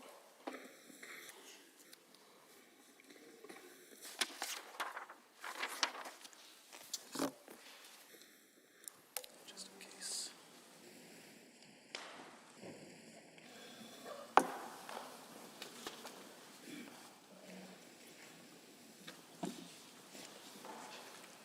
I see the honourable member for Calgary East has risen. Thank you, Mr. Speaker. The Committee of Whole has under consideration certain bills. The committee reports the following bills. Bill 87. The committee reports progress on the following bills. Bill 79 and Bill 80. Mr. Speaker, I wish to table copies of all amendments considered by Committee of Whole on this date of the official records of the Assembly.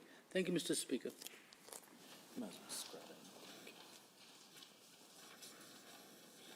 Thank you, honourable member. Does the Assembly concur in the report? All those in favour, please say aye. Aye. Any opposed, please say no. That is carried and so ordered. Under government motions, motion number 104, adjourn debate on amendment. Mr. Turton. I see the Honourable Associate Minister for Natural Gas and Electricity has risen, and we are on Amendment A1 as well for everybody's benefit. Thank you, Mr. Speaker. I rise to speak in support of Motion 104. The illegal blockade along the Coastal GasLink pipeline in BC, jeopardizing the safety and livelihoods of hundreds of workers, has been endorsed by the Alberta NDP. Not only are these blockades putting the safety of hardworking people at risk, they also show a complete lack of respect and consideration of the decision made by all 20 First Nation governments along the route. These 20 nations have all democratically elected leaders to represent their interests, and all 20 of those chiefs indisputably support the Coastal GasLink pipeline and the generational prosperity that it will bring to their people. All 20 have now had their authority, power, and knowledge of their land and people disrespected by the NDP. Thankfully, this government does not agree with the members opposite. We agree with the democracy and due process. Alberta government supports the unanimous decision made by the elected chiefs. In this government, we know that these elected chiefs know what is best for their nations. As their people chose them to lead, we will work to ensure their decisions are respected. It is also necessary to point out that several of the 20 elected chiefs are women. Women fighting for the well-being and economic prosperity of their people and standing against those who are trying to dismiss their authority. I want to send the message loud and clear to these chiefs that we support them. We respect their authority, and we will do our part to ensure that their choice on the Coastal GasLink project is upheld. That is what government supports, equal opportunity for people all across Canada to provide for their families and work to support the life they want to live. Indigenous people are employed in the oil and gas industry at twice the rate of any other industry in Canada, 7% compared to 3%. And this number is even higher when you just look at Alberta and BC alone. And these jobs have an average income of $144,000 a year, mortgage-paying jobs, Mr. Speaker. We want to see every inch of this opportunity seized by these communities, because that is what we are all about in Alberta, lifting up the people around us and sharing our prosperity. This government wants to share the wealth that the Western Canadian Basin's abundant natural resources with the world and with the First Nations along the Coastal GasLink route. I would like to know why the NDP does not, and instead chooses to side with Extinction Rebellion. By siding with the foreign-funded activists and the radical left, the NDP is playing a direct role in seeing jobs and economic opportunities be stolen from thousands of Indigenous people. What do the members opposite have to say to the everyday men and women who just want to feed their families or buy a house or send their kids to college? What do the members opposite have to say to the Indigenous people who see this project as an opportunity for their communities to share in the prosperity that energy brings? What do the members opposite have to say to the 20 elected chiefs who chose to support the project for the benefit of their people? Mr. Speaker, the NDP are all looking at their shoes right now. They can't even look me in the eye because they're embarrassed. Well, I've got their attention now, Mr. Speaker, but they shouldn't be looking at me. They should be looking at that camera right there and apologizing to Indigenous people for their disrespect. The fact is, the NDP support First Nations as long as it aligns with their socialist and ideological agenda, as long as it lines up with their identity politics, Mr. Speaker. When a chance arises for the NDP to show that they support economic reconciliation with Indigenous communities, what do? Well, I'll tell you what the NDP does, Mr. Speaker. They turtle. That's right. They turtle. They crawl back up into their shell and they hide. Why? Because at the end of the day, they side with the foreign-funded organizations and leftist extremists.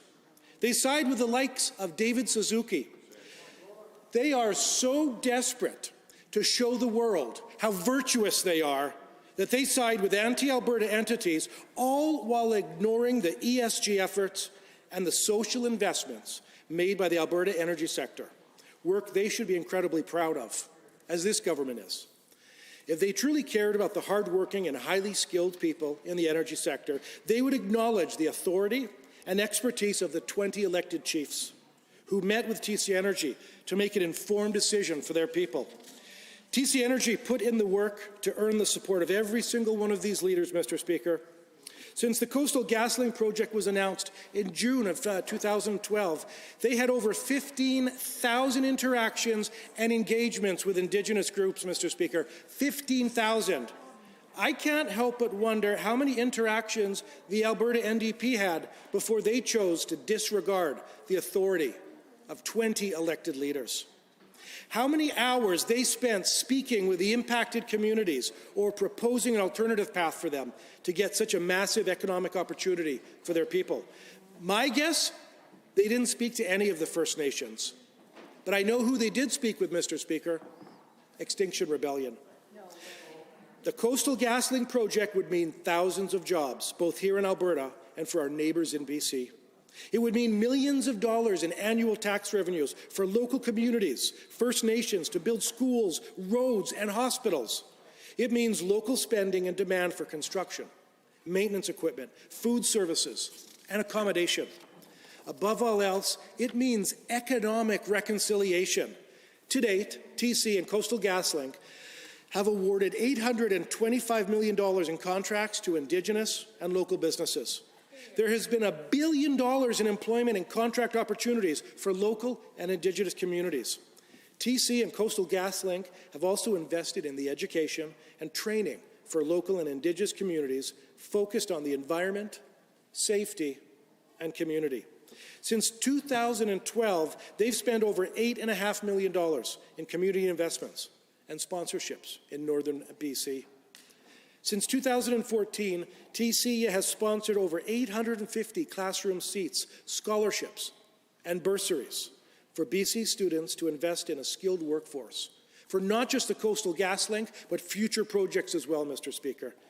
To date, more than 1/3 of the work completed on the project has been conducted by Indigenous workers.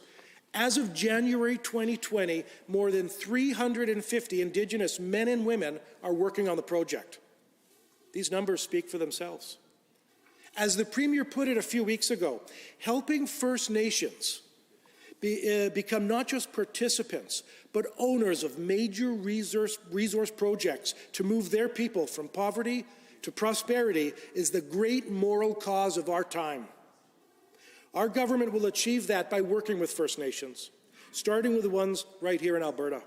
In 2019, we established the Alberta Indigenous Opportunities Corporation to create loan guarantees that support Indigenous co-ownership and financial participation in major resource development.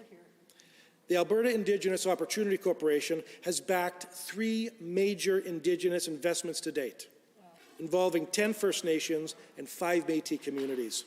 These 3 projects will create thousands of jobs and hundreds of millions of dollars in investment projects. I ask you, Mr. Speaker, aside from tone-deaf virtue signaling and empty platitudes, what has the NDP done for First Nations in this province? Alberta is on the cusp of one of the greatest economic recoveries that our province has ever seen, and we are ready and willing to share that opportunity with our fellow Canadians and with First Nations. That is reconciliation, giving equal opportunity for Indigenous people to benefit from our shared resources and respecting the authority of the elected chiefs. Unlike the members opposite, we are not touting empty platitudes that do nothing to actually help everyday men and women in these communities. This is a historic opportunity for these First Nations, a chance for massive economic gain that can improve their communities and support their people for generations. All of this while supporting Alberta's responsible energy sector and its dedicated and skilled workforce. The very idea, Mr. Speaker, that a member of this House could so actively work against the interests of 20 elected chiefs, quite frankly, is nothing less than shameful. This government supports the elected chiefs. This government supports responsible energy development. This government supports Alberta Energy and the Coastal GasLink. I thank you for your time, Mr. Speaker, and I move to adjourn debate. Hear, hear. Thank you, Honourable Associate Minister. Having heard the motion by the Honourable Associate Minister for Natural Gas and Electricity, does the Assembly agree with the motion to adjourn? All those in favour, please say aye. Any opposed, please say no. carried. Under Government Bills and Orders for second reading, Bill 81, Election Statutes Amendment Act 2021, Number 2, debate adjourned on amendment. Ms. Hoffman speaking. Honorable members, are there any members looking to join debate on RA1? Seeing none, on the amendment as proposed by the honorable member for Edmonton Mill Woods, all those in favor, please say aye. Aye. Any opposed, please say no. That is defeated. Back to the main bill. I see the honorable member for Edmonton South has risen. Thank you, Mr. Speaker. It's a pleasure to rise and speak to Bill 81. I think, Mr. Speaker, a bill that makes elections much less fair in Alberta. And as the official opposition critic for democracy and ethics, I think it is incumbent upon all of us to speak out against the changes to election laws proposed, because it simply does the opposite of what this minister is saying.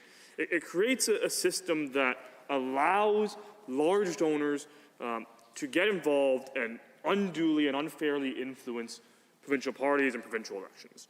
Because, Mr. Speaker, to be very clear, Bill 81 will absolutely open the floodgates to big money. It will allow basically illegal fundraising by removing any limits on donations to nomination contests, and then funnel those contributions into party coffers. Mr. Speaker, it is absolutely shameful that we would see this type of legislation in this place. It is absolutely shameful that the government would try to manipulate party processes in this way and would try to funnel big money back into politics in this way. Because it is simply this government abusing their power, rewriting election laws to allow big donors to dump cash into parties. And it's extremely cynical. It's a huge step back for democracy in our province. And frankly, Mr. Speaker, it would allow the leader, the premier in this case, to try and undermine the democratic system in his own party and in the government's own party, and it will allow the government to try and manipulate nomination contests through these large donations, since the cap would be completely removed. And for a number of reasons, which I'll get into a moment, Mr. Speaker, I'd like to move an amendment at this time. Hopefully. Uh-oh. Missed it by 1 minute. Maybe I'll continue while I wait for... Yeah, or I can... I can't pass it over here. Well, we'll get going for it. We'll keep going for... Sure, I'll read it into the record, and hopefully I'll have some help in a minute or two here. I would move on behalf of my colleague for the member for Edmonton Glenora that the motion for second reading of Bill 81, Election Statutes Amendment Act, number 2, be amended by deleting all of the words after that and substituting the following. Bill 81, the Election Statutes Amendment Act 2021, number 2, be not now read a second time, but to be read a second time this day, 6 months hence. That will be referred to as HA1. It is a hoist amendment, by my understanding from you reading it into the record. If the honourable member could, I'll sit down and allow this so that it can come to the table.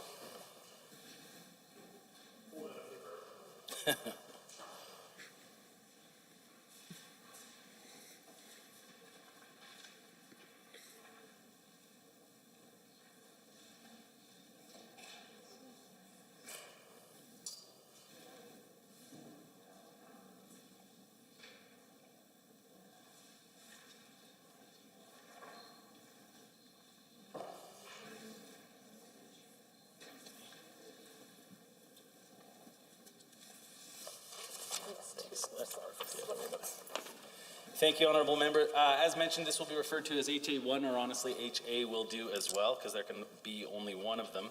The honourable member, you've already read it into the record, which I thank you for. There will be copies at the tables, should anybody want to grab one there by the entrances. As well, if you'd like a copy, please raise your hand, one will be delivered. If the honourable member could please continue with about 11 minutes and 20, should he take it. Thank you, Mr. Speaker. It's my pleasure to speak to this hoist amendment.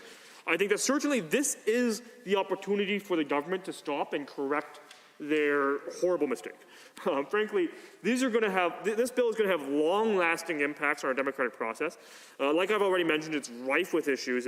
It allows for this undue influence in our nomination contest and undue influence and impact into our donation system, where we can have potentially tens, if not hundreds of thousands of dollars moving through nomination contests. On top of that, it allows for the buying of votes on behalf of others.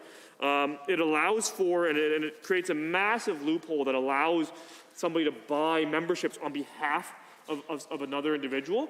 Something that would perhaps, let's say, a leadership review allow an individual to purchase votes. I guess for their review, maybe a review that would happen in the spring of next year, and that would be something that I think would be an unfair action into our democratic process. So Mr. Speaker, it effectively changes these rules in a way that seems to benefit this government, and particularly this premier. Right? We're talking about a bill that is frankly abusing the authority of this legislature, abusing the majority of the government to try and rewrite the rules right before what may be a very influential vote in the spring of next year. And Mr. Speaker, it doesn't stop there. It sets up that any organization, any individual who's not already a political party and somebody who decides to advertise against a party, a member, or a leader, now they're prohibited from participating in political advertising, because it essentially muzzles anybody who wants to be a critic of the government.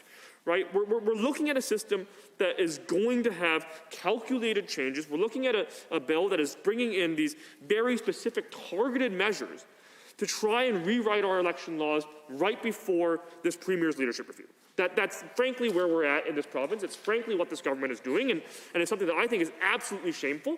And anybody who's watching right now, anybody who's watching in Alberta and concerned about the democratic process, concerned about ethics, concerned about accountability in this province, should be extraordinarily concerned. Anybody who's a member of the UCP should be extraordinarily concerned. Anybody who's a member of any political party should be extraordinarily concerned, because nobody was consulted on these changes. Nobody asked for this. And indeed, what we're going to see is undue influence being put in through the leader's office, through the premier's office, into political parties. And Mr. Speaker, we've been talking about this for many, many hours now in this place, over many, many days, and I think it's become very clear that this government is more interested in obfuscating. This government is more interested in trying to pivot to speaking points instead of actually talking about what the implications of this bill will be, instead of actually talking about how this bill will affect party operations, will affect democracy in this province, will affect elections in this province. And we know, Mr. Speaker, that when we change election statutes, when we talk about the actual process of elections, when we do these types of bills, we are writing laws that are going to impact what the next election looks like. And Mr. Speaker, if I was in, and of course I'm not, but if I were a member of the least trustworthy government in the entire country, if I was a member of the most secretive government in the entire country, which happens to be the UCP government that is sitting across from me today, which happens to be the members of the front bench and the premier who are sitting across from me today, Mr. Speaker, then maybe they are concerned about how election laws are going to impact them, and maybe they would be interested in rewriting the rules to their benefit. And Mr. Speaker, I think that's a bad thing. I think it's a bad thing when politicians try to change the game to their benefit, when they try to change the rules so that they're going to have a substantial benefit in the next election, whether that's in 2 years or after a spring leadership race. And I think it's a bad thing when politicians have this undue influence brought in through one premier's office. And Mr. Speaker, I think that we have the opportunity today, through this host amendment, we have the opportunity today to say, let's take a step back, let's actually think about the implications. We're at least 2 years away, right, or 1.5 years away from the legislative election period. Let's take a step back. If we want to bring back some of these changes, we can do that. And we can do that in 6 months after we review this legislation, after we actually sit down and think about this legislation.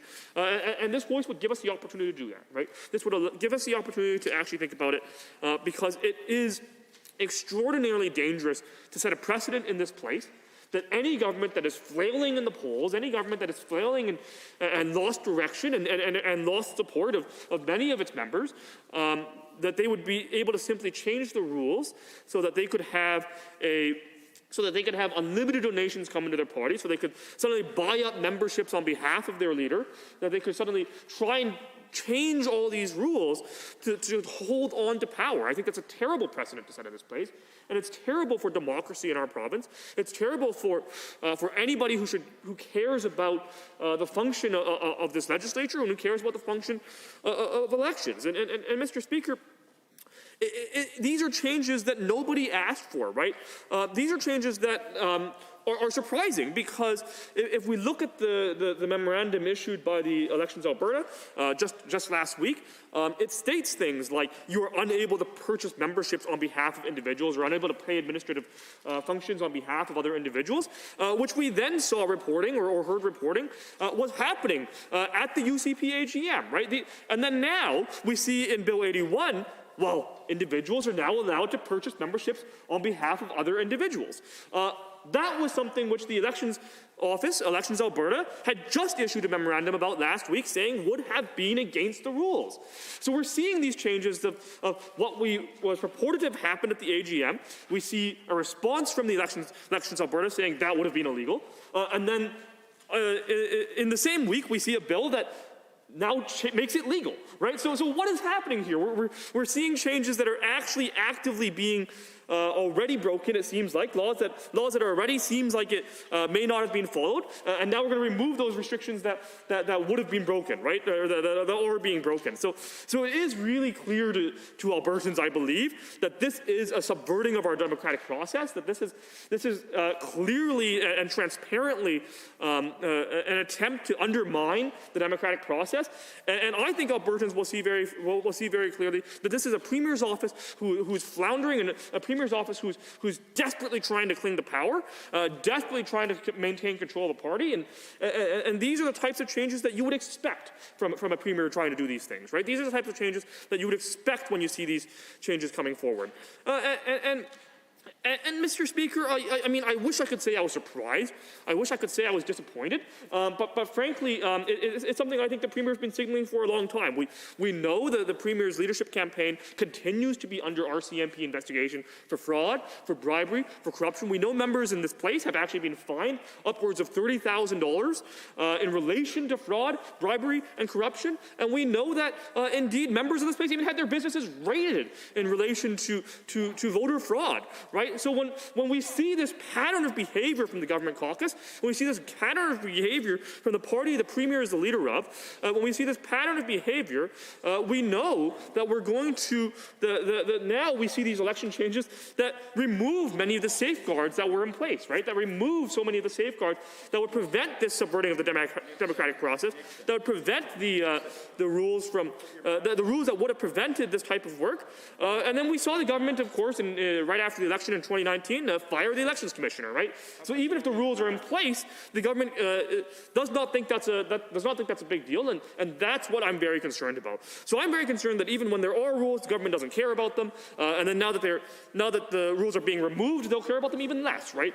So we're talking about a system that really needs to be. We really need to think about putting the brakes on this. We really need to say, are these changes actually fair? Are these changes actually improving democracy in our province? Are these changes actually something that anybody was interested in? And spoiler alert, Mr. Speaker, of course they're not. We had a Democratic Accountability Committee, Democratic Review Committee propose some changes. We had Elections Alberta propose some changes. And these substantive things around donations, these substantive things around memberships, these substantive things around organizations getting involved in political advertising were not recommended by the Democratic Review Committee, were not recommended by Elections Alberta, were not recommended during consultations. So when we look at this, it's very clear that these loopholes are being created by the government, or being created by the government for exploitation, right? It's very clear that this is something that's untoward that's going on, and now we see a government trying to create more and more loopholes as they continue to hold the least trustworthy rating in the entire country, as they continue to be the least popular government in the entire country. And Mr. Speaker, Speaker, I think Albertans are going to see right through it. I think Albertans can see very clearly what is happening here. Albertans can see very clearly that this government is not serious about protecting democracy, is not serious about accountability, and continues to be investigated by so many different organizations, including Elections Alberta, including the RCMP. And we're going to see that continue into the future. We know that this government has many problems in regards to their leadership. We know that this government has many problems in regards to the organization of that leadership. And I think that this bill only shows Albertans more, right? Albertans are watching, Albertans are listening, and let me be very clear, Mr. Speaker. Albertans can see through this. There is no hiding from this. There is no hiding from the investigations. There is no hiding from the accountability. Albertans will see what is going on. Albertans will understand that this government is trying to do something untoward and trying to subvert our democratic process. They will understand that this government continues to be investigated for fraud, for bribery, for corruption, and voter fraud, Mr. Speaker. It is abundantly clear to everybody in this chamber what is happening here, and I encourage every member to vote in favor of this voice. Thank you. And thank you, honourable member. Just prior to seeing the next member who has indicated that they would like to speak, I just want to thank the honourable member for Edmonton South for bringing this Hoist Amendment HA1 on behalf of the member for Edmonton Glenora. I wasn't sure if that was in the record, so I just wanted to clear that up. And I see the honourable government House Leader has risen to debate on HA1. Correct. Thank you, Mr. Speaker, to rise on the Hoist Amendment.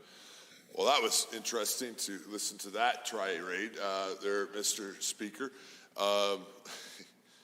Let's talk about transparency, about what's taking place in the Assembly. There's a lot of members who would not have been here in the 29th legislature that watched actually what the former New Democratic government did as they attacked our democracy and our legislative system over and over. In fact, Mr. Speaker, they would bring so many democratic reform bills to this chamber that every session of the 29th legislature, the NDP passed a piece of legislation, as far as I'm aware. There may have been one that maybe they did not, but it was certainly almost all of them. It brought a democratic reform bill to this House with the sole purpose of trying to destroy the Conservative movement and often to attack the volunteers that make our political system work. There's a clear difference between the New Democratic Party and the free enterprise parties inside our province. One of that is that we do have a grassroots system in our party. I'm proud of that. It's based often on local volunteers who do everything from the books, your local CFO that would do that, to people that are out door knocking, to our democratic nomination process, something the NDP does not have. They appoint their candidates. They don't have anything like that. And they also don't fundraise locally. It's all done by the central party, something kind of common with the socialist movement. And that's fine. That's how they structured their party. But they often would bring legislation to directly try to attack and impact those volunteers across the province. And the number one reason, though, why they kept bringing those democratic reform bills to this Assembly, Mr. Speaker, no, we're going to talk about Gil McGowan in a minute, honourable members, because that is the point of this bill. But the number one reason why the NDP always tried to change the democracy laws inside our province was to stop the merger of the free enterprise parties inside this province. You want to talk about abuse of power? They would bring legislation actually into this chamber and try to stop the Wild Rose Party and the PC Party from merging because they knew it ultimately would be their demise, and it was their demise. But they actually were willing to go that far. That member was part of that government that did that each and every time inside this chamber. And it's just frankly comical, Mr. Speaker, now to watch him rise and forget about the fact that repeatedly they tried to use this chamber to the benefit of them politically and to try to stop their political opponents. Now you have to ask yourself, though, why we have a Hoist Amendment happening from the NDP on second reading right now. A Hoist Amendment, to be clear, will take this bill, it will remove it from the chamber, it will mean essentially that the bill will die. So the bill will no longer be here, finished. Now why would the NDP do that and not go to committee of the whole and try to change the bill in a way that they would think make the legislation better?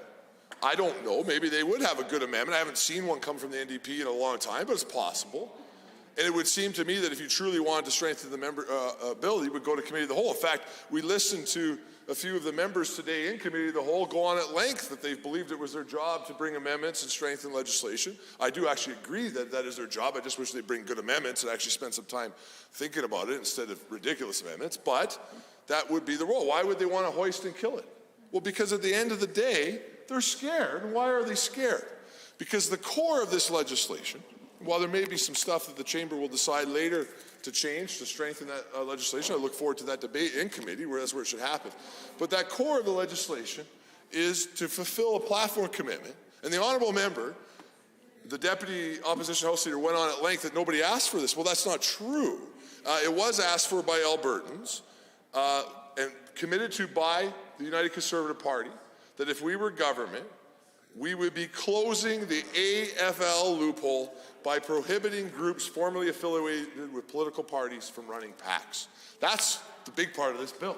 Yep. And so if we were to support a hoist amendment to kill the bill, we would be essentially breaking the promise that we made to Albertans to stop the AFL loophole.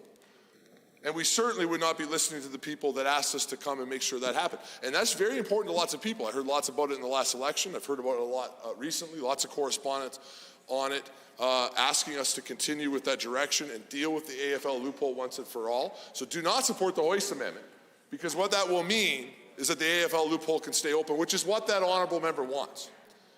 Because you have to remember, the AFL is affiliated with the New Democratic Party.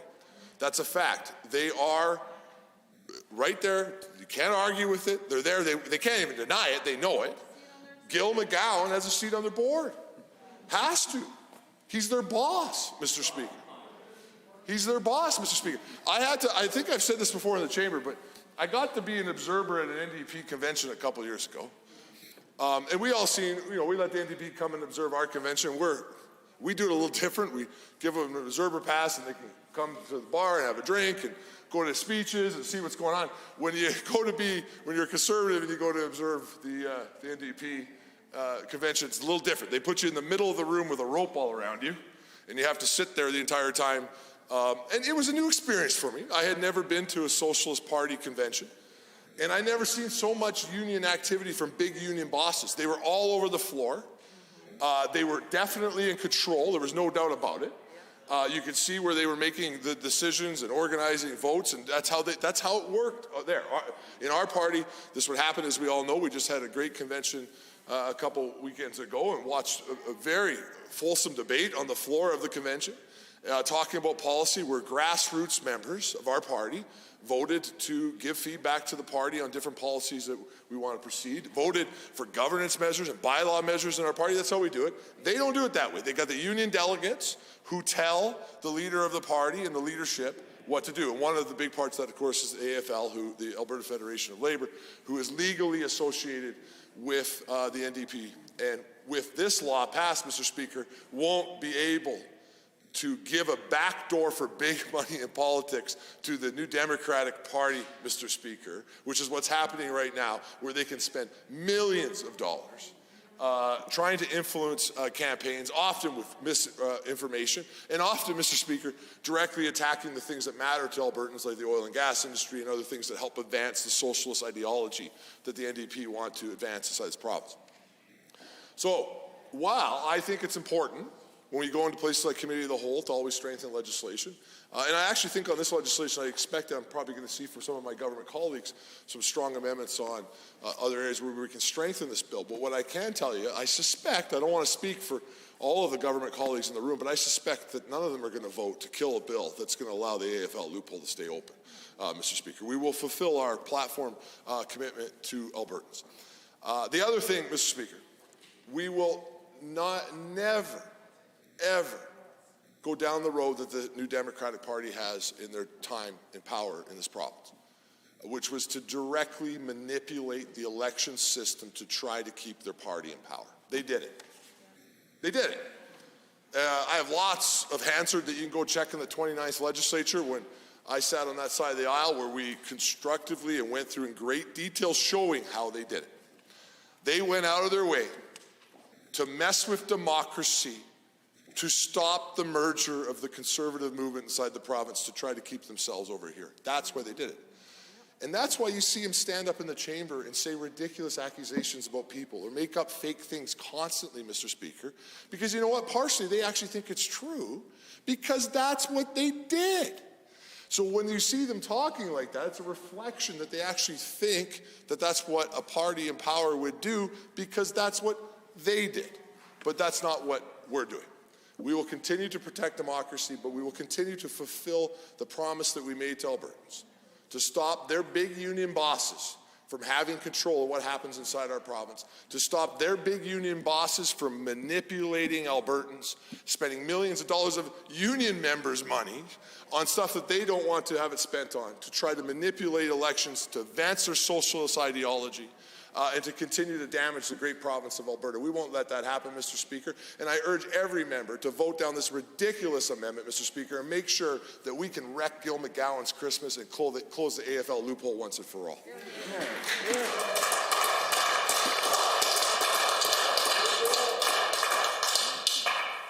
Thank you. Honourable members looking to join on this hoist. I see the Honourable Member for Edmonton Whitemud.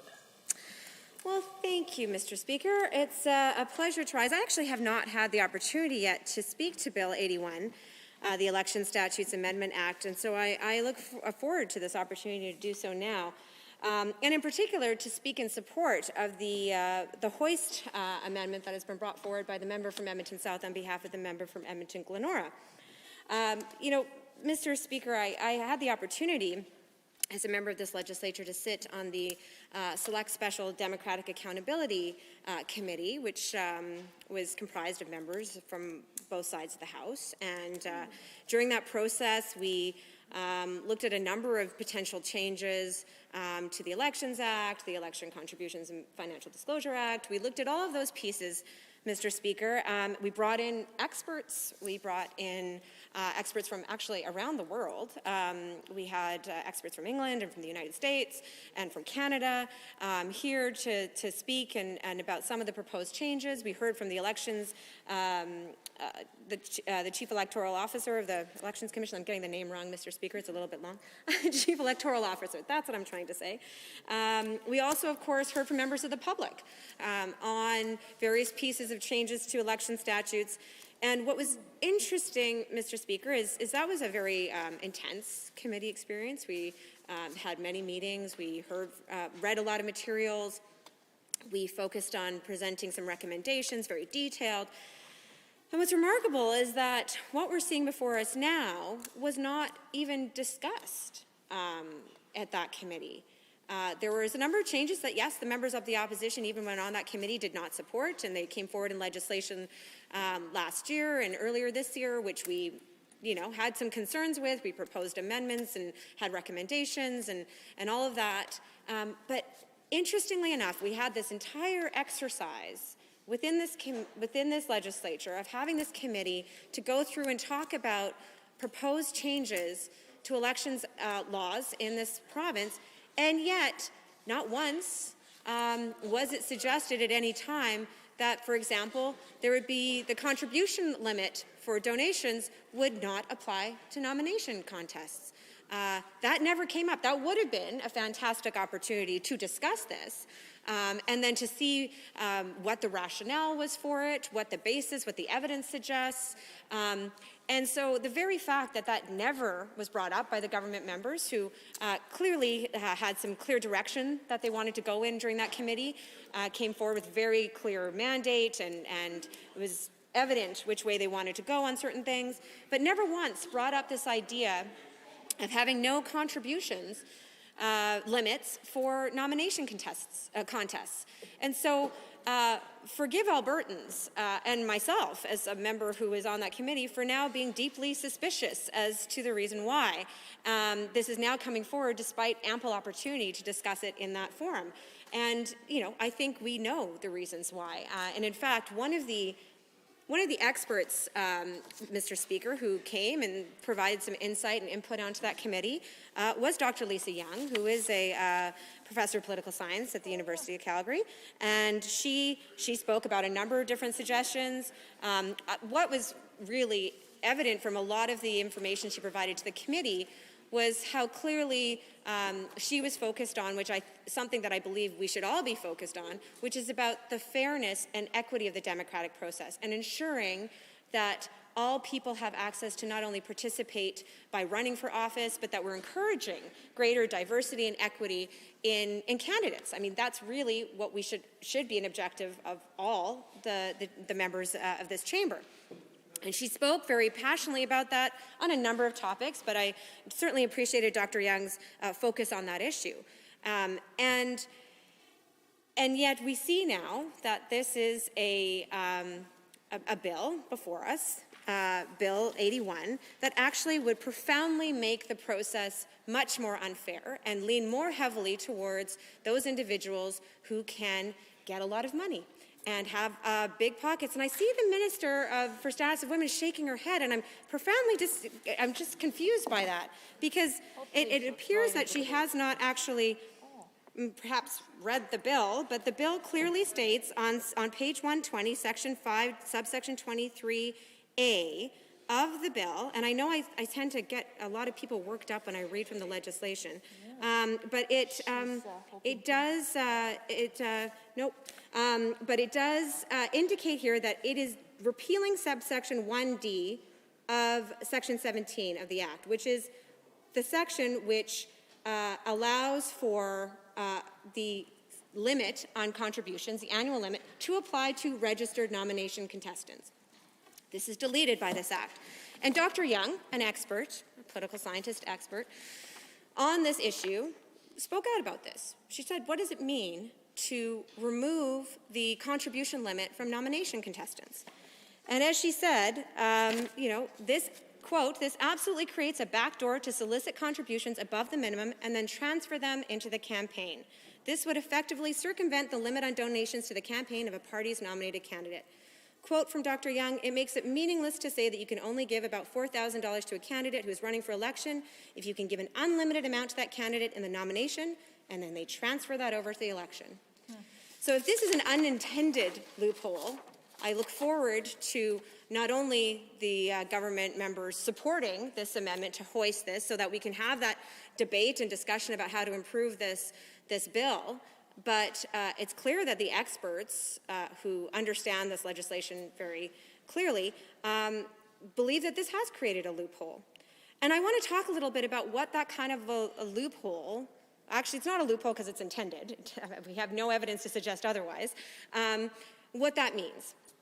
Now, I know a number of members of this assembly. I know myself and the member from Edmonton Highlands Norwood, for example. We are very adamant and active supporters of getting more women involved in politics, but also gender diverse and racialized and Indigenous and disabled candidates to run. And when we allow big money back into elections, we are effectively shutting the door on those candidates. Yeah. Now, I know that the Premier of this province doesn't believe that women are, quote, as good at tactical politics as men are. Direct quote. That is a quote from the Premier, and I imagine a number of the members from the government side are deeply offended by that statement, since many of them are here today in this House. But apparently the Premier doesn't believe they're as good at politics as some of their male colleagues. But I believe they are. But we do know from the evidence and the facts that women candidates, gender diverse candidates, disabled candidates, all kinds of diverse candidates may have more challenges to raise money. Yeah. Because they are not often as connected to those with deep pockets. And so therefore it absolutely can be a barrier to women, the issue of fundraising. And I would be shocked if any members on the other side disagreed with that, because it's actually supported by fact and evidence. And I'd be happy to table later on some of the research that supports that. But it's also common sense, we know that. But so certainly there are challenges, and one of them is the deep pockets of more established candidates. And this process would actually tip their hands in their favor profoundly. Because when you look at that, the changes of lifting any contribution limits and nomination contests, it's really going to be the candidate who can raise the most money. You can get a lot of money, far more than the current limit of $4,232 or 23, I can never remember. 42, there we go. Thank you to the member from Lethbridge West. So that, it means a lot, those candidates, those nomination candidates who can basically have unlimited amount of funding to run in a campaign. And not only that, if you combine that with another one of the changes in Bill 81, which actually allows for another person to purchase memberships on behalf of an individual. So what that effectively means, just let me play out a scenario here. Maybe you've heard this scenario already, but it means that a person could buy 420 memberships for various people and just get them to show up. So somebody who's got the money who could easily do that could buy 420 memberships on behalf of other people, get them to vote in a nomination contest, and then that person who's bought all of those memberships can still contribute to the nomination contest because they haven't, the limit, their annual limit doesn't apply to nomination contests. These are absurd results, Mr. Speaker, and there are results that clearly must be intended by this government, but they were not brought forward when we actually had a fulsome consultation and discussion as a committee of this legislature on proposed changes to Election Financing and Contribution Act and to the Elections Act. None of this was discussed. And so therefore, I have to stand in complete support of my colleague's amendment to hoist this bill. This is profoundly undemocratic. It is bringing big money back into politics because that nomination contest, well, they can raise as much money as they want. As much money as they want. And guess what? When that contest is over, where does that money go? Goes back to the party, goes maybe to that candidate's election campaign. Nothing in this bill prevents that from happening. Nope. In fact, it seems to be the deliberate outcome of the changes of this bill. It's meant to do that. And we should all be concerned about that. Because there's nothing in this bill that says what happens to those funds after that nomination contest is over. And I actually think that several members of the government caucus should be worried about that. Because I suspect many of you will be facing contested nominations in the next election. And now we know, now they've, I'm not sure, it'll be unclear, you know, and it's also, you know, not clear how well they'll be able to raise funds. Yeah, but it does mean that even in nomination contests, many of the current sitting UCP MLAs may, I see my member from Edmonton South has risen.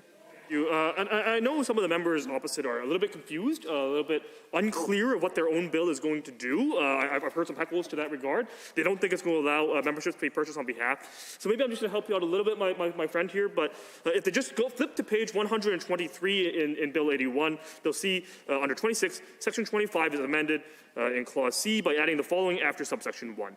To an annual membership fee paid by a person on behalf of another person for that person's membership in a political party or in a constituency association of that party or in both is a contribution by the person who paid the fee for the purposes of this act. So I know my honourable friend has been doing quite a great job of explaining the flaws in this bill, but for every government member who is confused about where the facts are coming from, just read the bill. It's on page 123 for this one in particular. We've pointed out the nomination one. If you want, just send me an email or text me. I'm happy to point out exactly where in your own legislation these changes are. This is stuff that is the simple facts. Well, thank you to the member from Edmonton South. I appreciate that. Now, I actually have that page on the bill, and not to use it as a prop, Mr. Speaker, but I have that page in the bill tab because I have read that section. And I realize that this is actually one of the few bills that this government has brought forward that is this big, because normally we just get two-page bills that don't do much of anything. But then you always have to be a little bit alert when the UCP brings forward a big one because they try to bury things in there. Yeah. And clearly they've even buried them from their own members who are not aware that, yes, Bill 81 now allows another person to purchase a membership on behalf of other people. And I continue to see the Minister for Status of Women shake her head. I don't know how much clearer it can be than it's in writing in the bill that her government presented. You would think a member of cabinet would read the legislation that's brought before them, but it is right there. It is right there, Mr. Speaker. I'm simply shocked that the Minister for Status of Women is acknowledging that she doesn't read the legislation that comes before her. So it's right there, as is the section that removes nomination contestants from the annual contribution limit.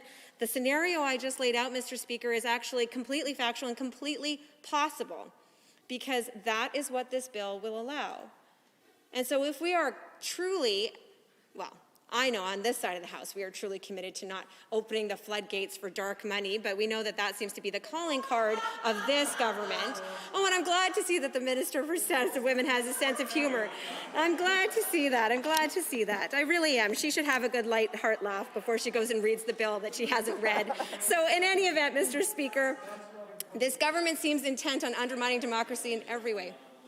I just want to reiterate for all those members in here that the only member with the call at this time is the honourable member for Edmonton Millwoods. Thank you, Mr. Speaker. I appreciate that. So, to the extent that this bill opens the floodgates for lots of money to flood into nomination contests that would allow individuals to purchase memberships for other people, and the reason that we did not ever discuss this in a committee that was struck for the very purpose of looking at changes to the elections law, looking at changes to the Elections Contributions Act, that this was never brought up when we had the opportunity to discuss these issues, to run them by experts like Dr. Lisa Young, who was at that committee and provided remarkable insight. This goes to show that this bill must not be heard right now. Yeah. This bill must be referred or not referred. There should be a hoist, Mr. Speaker. This is an undemocratic piece of legislation that's undermining our system, and that I think Albertans have the right to hear about and know about before this government tries to ram it through this legislature. So for that reason, Mr. Speaker, I hope all members will take the time to read the bill and to also consider whether or not this is truly the message they want to send Albertans about democracy, and vote in favour of this amendment. Thank you, Mr. Speaker. Thank you, Honourable Member. We are on HA1. I see the Honourable Minister, Associate Minister of Status of Women has risen. Thank you, Mr. Speaker. You know, I find it a little rich that the opposite members want to give this side of the House advice or lecture us on how nominations ought to be run. They come from a party who scarcely has nominations. They claim they have nominations. I'll tell you, the member from Edmonton Glenora the other day. I hesitate to interrupt the Honourable Associate Minister. However, when the previous member was speaking, I think we all remember that I made a point of telling the whole House that it was the previous member who was the only person with the call, because I felt like it was becoming difficult to hear the Honourable Member. I'm now faced with the exact same scenario, only in reverse. So I would ask that all members realize that the only person with the call at this time is the Honourable Associate Minister of Status of Women. As I said, Mr. Speaker, thank you for that. The member for Edmonton Glenora the other night indicated that she had just been through a nomination process. And so I looked it up. And I'll tell you, I found the nomination notice. The nomination was held on Zoom, and she was the only candidate. I'll tell you what, though, I know that they do have contested nominations. And I know that they have contested nominations because in my own riding for the last election, there was a contested nomination where the former member for Calgary-Glenmore, who sat with that party in government, was contested, basically piled on by members of her own party, with cabinet ministers out there working against their own member, and so they had a contested nomination for sure. I think there was about 52 votes cast at that nomination. Oh, wow. That's democracy at work. There was 3 cabinet ministers there, though, and none of them were the candidate in that riding. So I'm just going to say that the members opposite probably have less experience with contested nominations than the members on this side, many of whom knocked on doors for months, 8 months, I think over a year in some cases, signing up. This one more time, I cannot hear the honourable member who has the call right now. Sometimes within debates, coming from one side or the other side, listening to the debate, may not like the things that are stated, but that doesn't necessarily mean that they have to make it so that the speaker, who the honourable member who has the call is speaking to, cannot hear the member. So the Associate Minister is the only one with the call at this time. Please continue with 1138 if you should choose to take it. So many of the members sitting on this side had contested nominations. I think almost all did. And many sold thousands of memberships door to door to door to door, knocking on doors and selling memberships one at a time.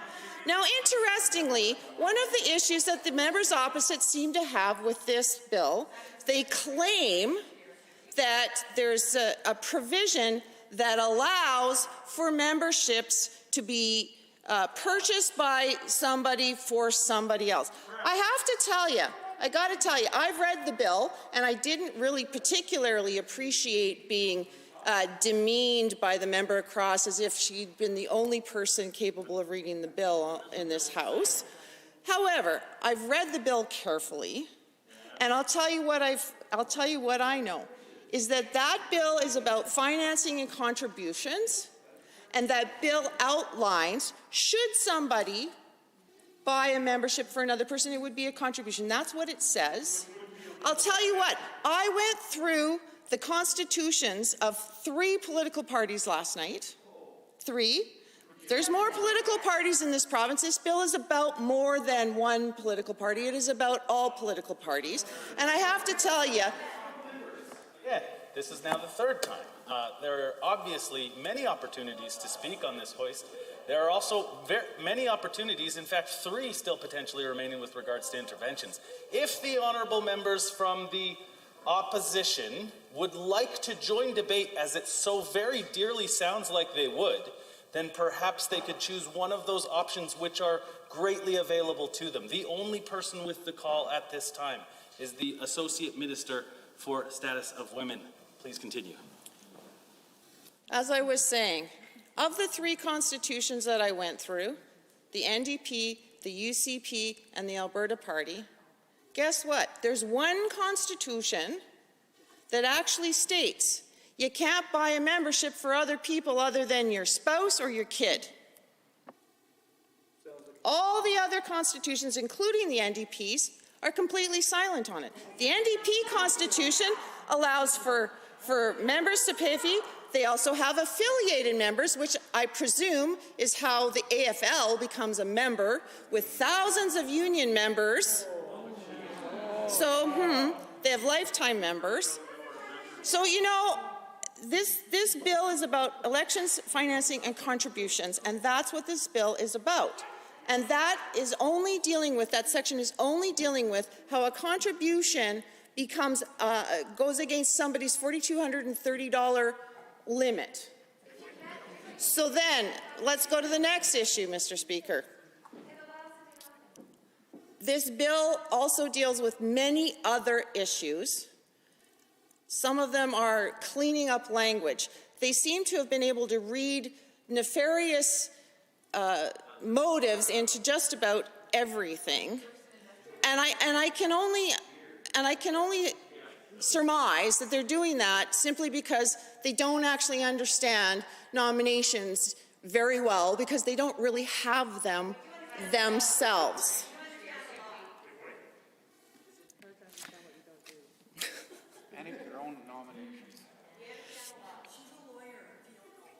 Oh, that's right. I remember. Perfect, yeah. Got it. Got it. The members across want to talk about how women and cultural communities are less advantaged in terms of being able to run in a nomination because of donation limits. One of the biggest issues when you're trying to become a candidate is being able to have name recognition. It's about being able to have brochures, very simple things. $12,000, $12,500 will be the new limit, which for candidates who run for months and months and months and months to become a candidate can result in maybe being able to spend like possibly less than $1,000 a month. I can tell you, you can go through that much literature pretty darn fast, can't you? How much does a website cost? How much does all of that cost? You know what? That spending limit is there for a reason, to make the playing field level. But I'll tell you what, the one thing that astonishes me is how the party across consistently wants to take money out of the hands of candidates. It is astonishing to me. Because they're socialists, they want to control it all. You know, if a candidate wanted to self-fund under their bill, they couldn't. They could not self-fund a $12,500 campaign. Self-funding a campaign is a legitimate way for a candidate to run. For $1,000 a month, for somebody who's dedicated. So they want to take the money out, they want to take the money away from that candidate and not let them even self-fund their campaign. The other piece of this is the bill that they put into play had a contribution limit of $4,230, or back then it was $4,000. $4,000. The $4,000, I'm just going to point out, you could raise $4,000 from one guy, two guys, third woman, fifth woman, seventh woman. You could raise a whole bunch of money way above the $10,000 spending limit, couldn't you? You could do it $4,000 at a time. You could do it $500 at a time. You would still have a surplus. This was in the bill that we're amending. So the people across that think that they're so brilliant at finding some nefarious motive here actually produced a bill that would allow you to raise far more than your spending limit. Far more. So I think that they need to recognize that the legislation they put in place actually allows you to raise more money than you can possibly spend. So why don't we leave that one alone altogether? Because they certainly put legislation through that allowed for that. I can go on for much longer, but honestly my throat is starting to dry out. And it's getting late into the night, and we've got more work to do on this bill in committee. So I think I'll leave it at that, Mr. Speaker. Thank you. Thank you, honourable member. Pardon me? With a request? I don't think that I can see you right now because you've spoken to the hoist. Pardon me? Is it unanimous? I still don't think that I can see him to produce the request. I'll allow. With the request, maybe with the help of the Assembly here, it's getting pretty late in the night here, and I know there's going to be a lot of work to do in the next few days and weeks. Maybe I would request unanimous consent of the House for 1-minute bells.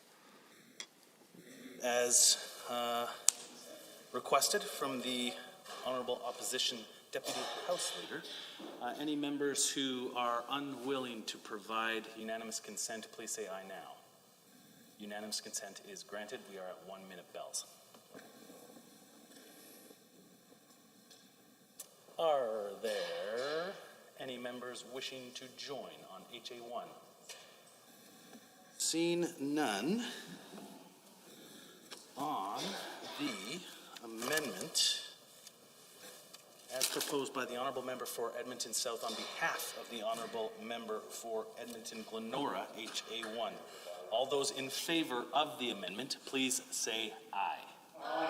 Any opposed, please say no. No. I believe the noes have it. That is defeated, and the division has been called. Call in the members.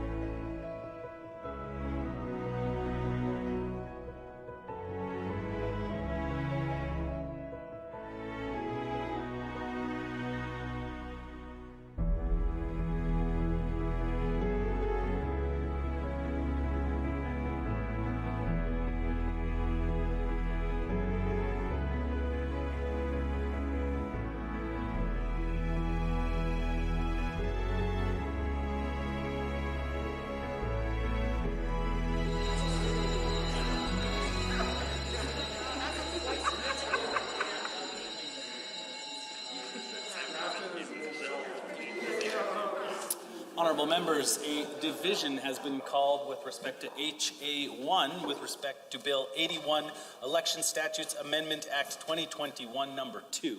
All those in favor of HA1, please rise and be counted. Mr.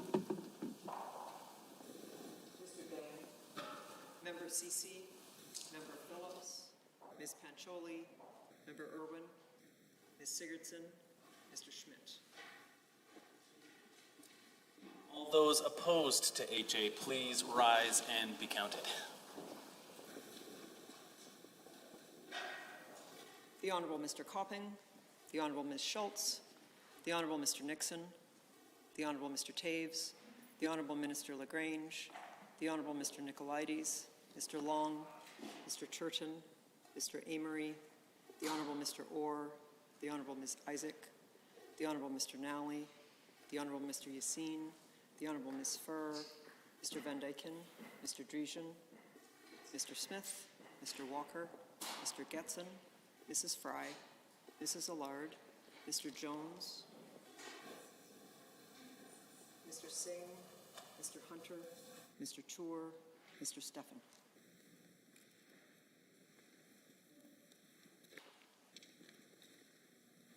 Mr. Speaker, total for the amendment 7, total against 26.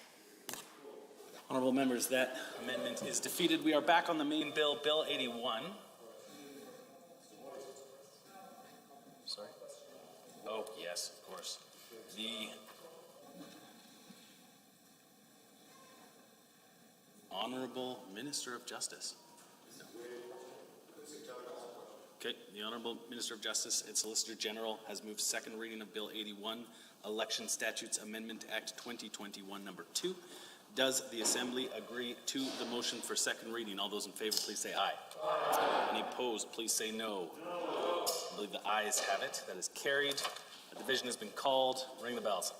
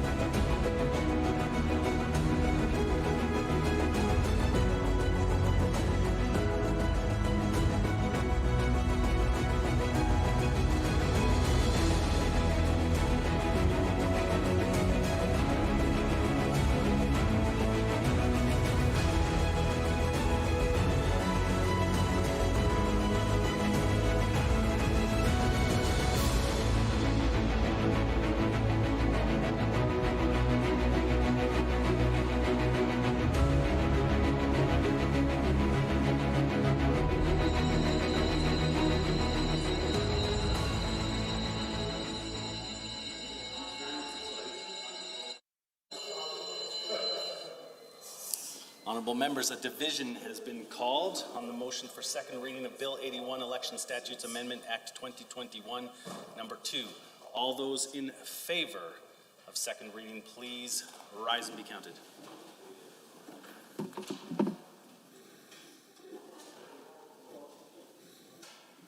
The Honorable Mr. Copping, the Honorable Ms. Schultz, the Honorable Mr. Nixon, the Honorable Mr. Taves, the Honorable Minister LaGrange, the Honorable Mr. Nicolaides, Mr. Long, Mr. Churton, Mr. Amory, the Honorable Mr. Orr, the Honorable Ms. Isaac,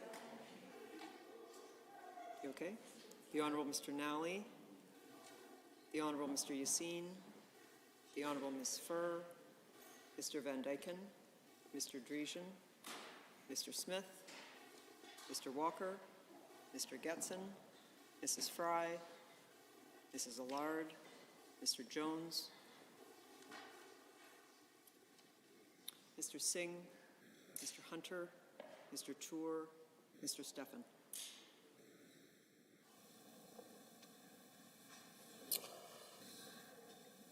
All those opposed, please rise and be counted. Mr. Dang, Member Sisi, Member Phillips, Ms. Pancholi, Member Irwin, Ms. Sigurdsson, Mr. Schmidt.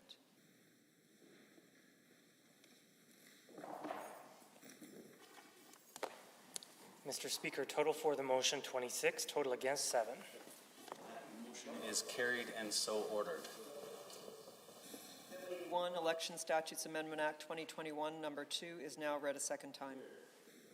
The Government House Leader. Thank you, Mr. Speaker. I adjourn the Assembly till tomorrow at 9 o'clock a.m. Those members in favor of the motion as moved by the Honorable Government House Leader, please say aye. Aye. Any opposed, please say no. That is carried. The ayes have it. The Assembly stands adjourned until 9 a.m. tomorrow.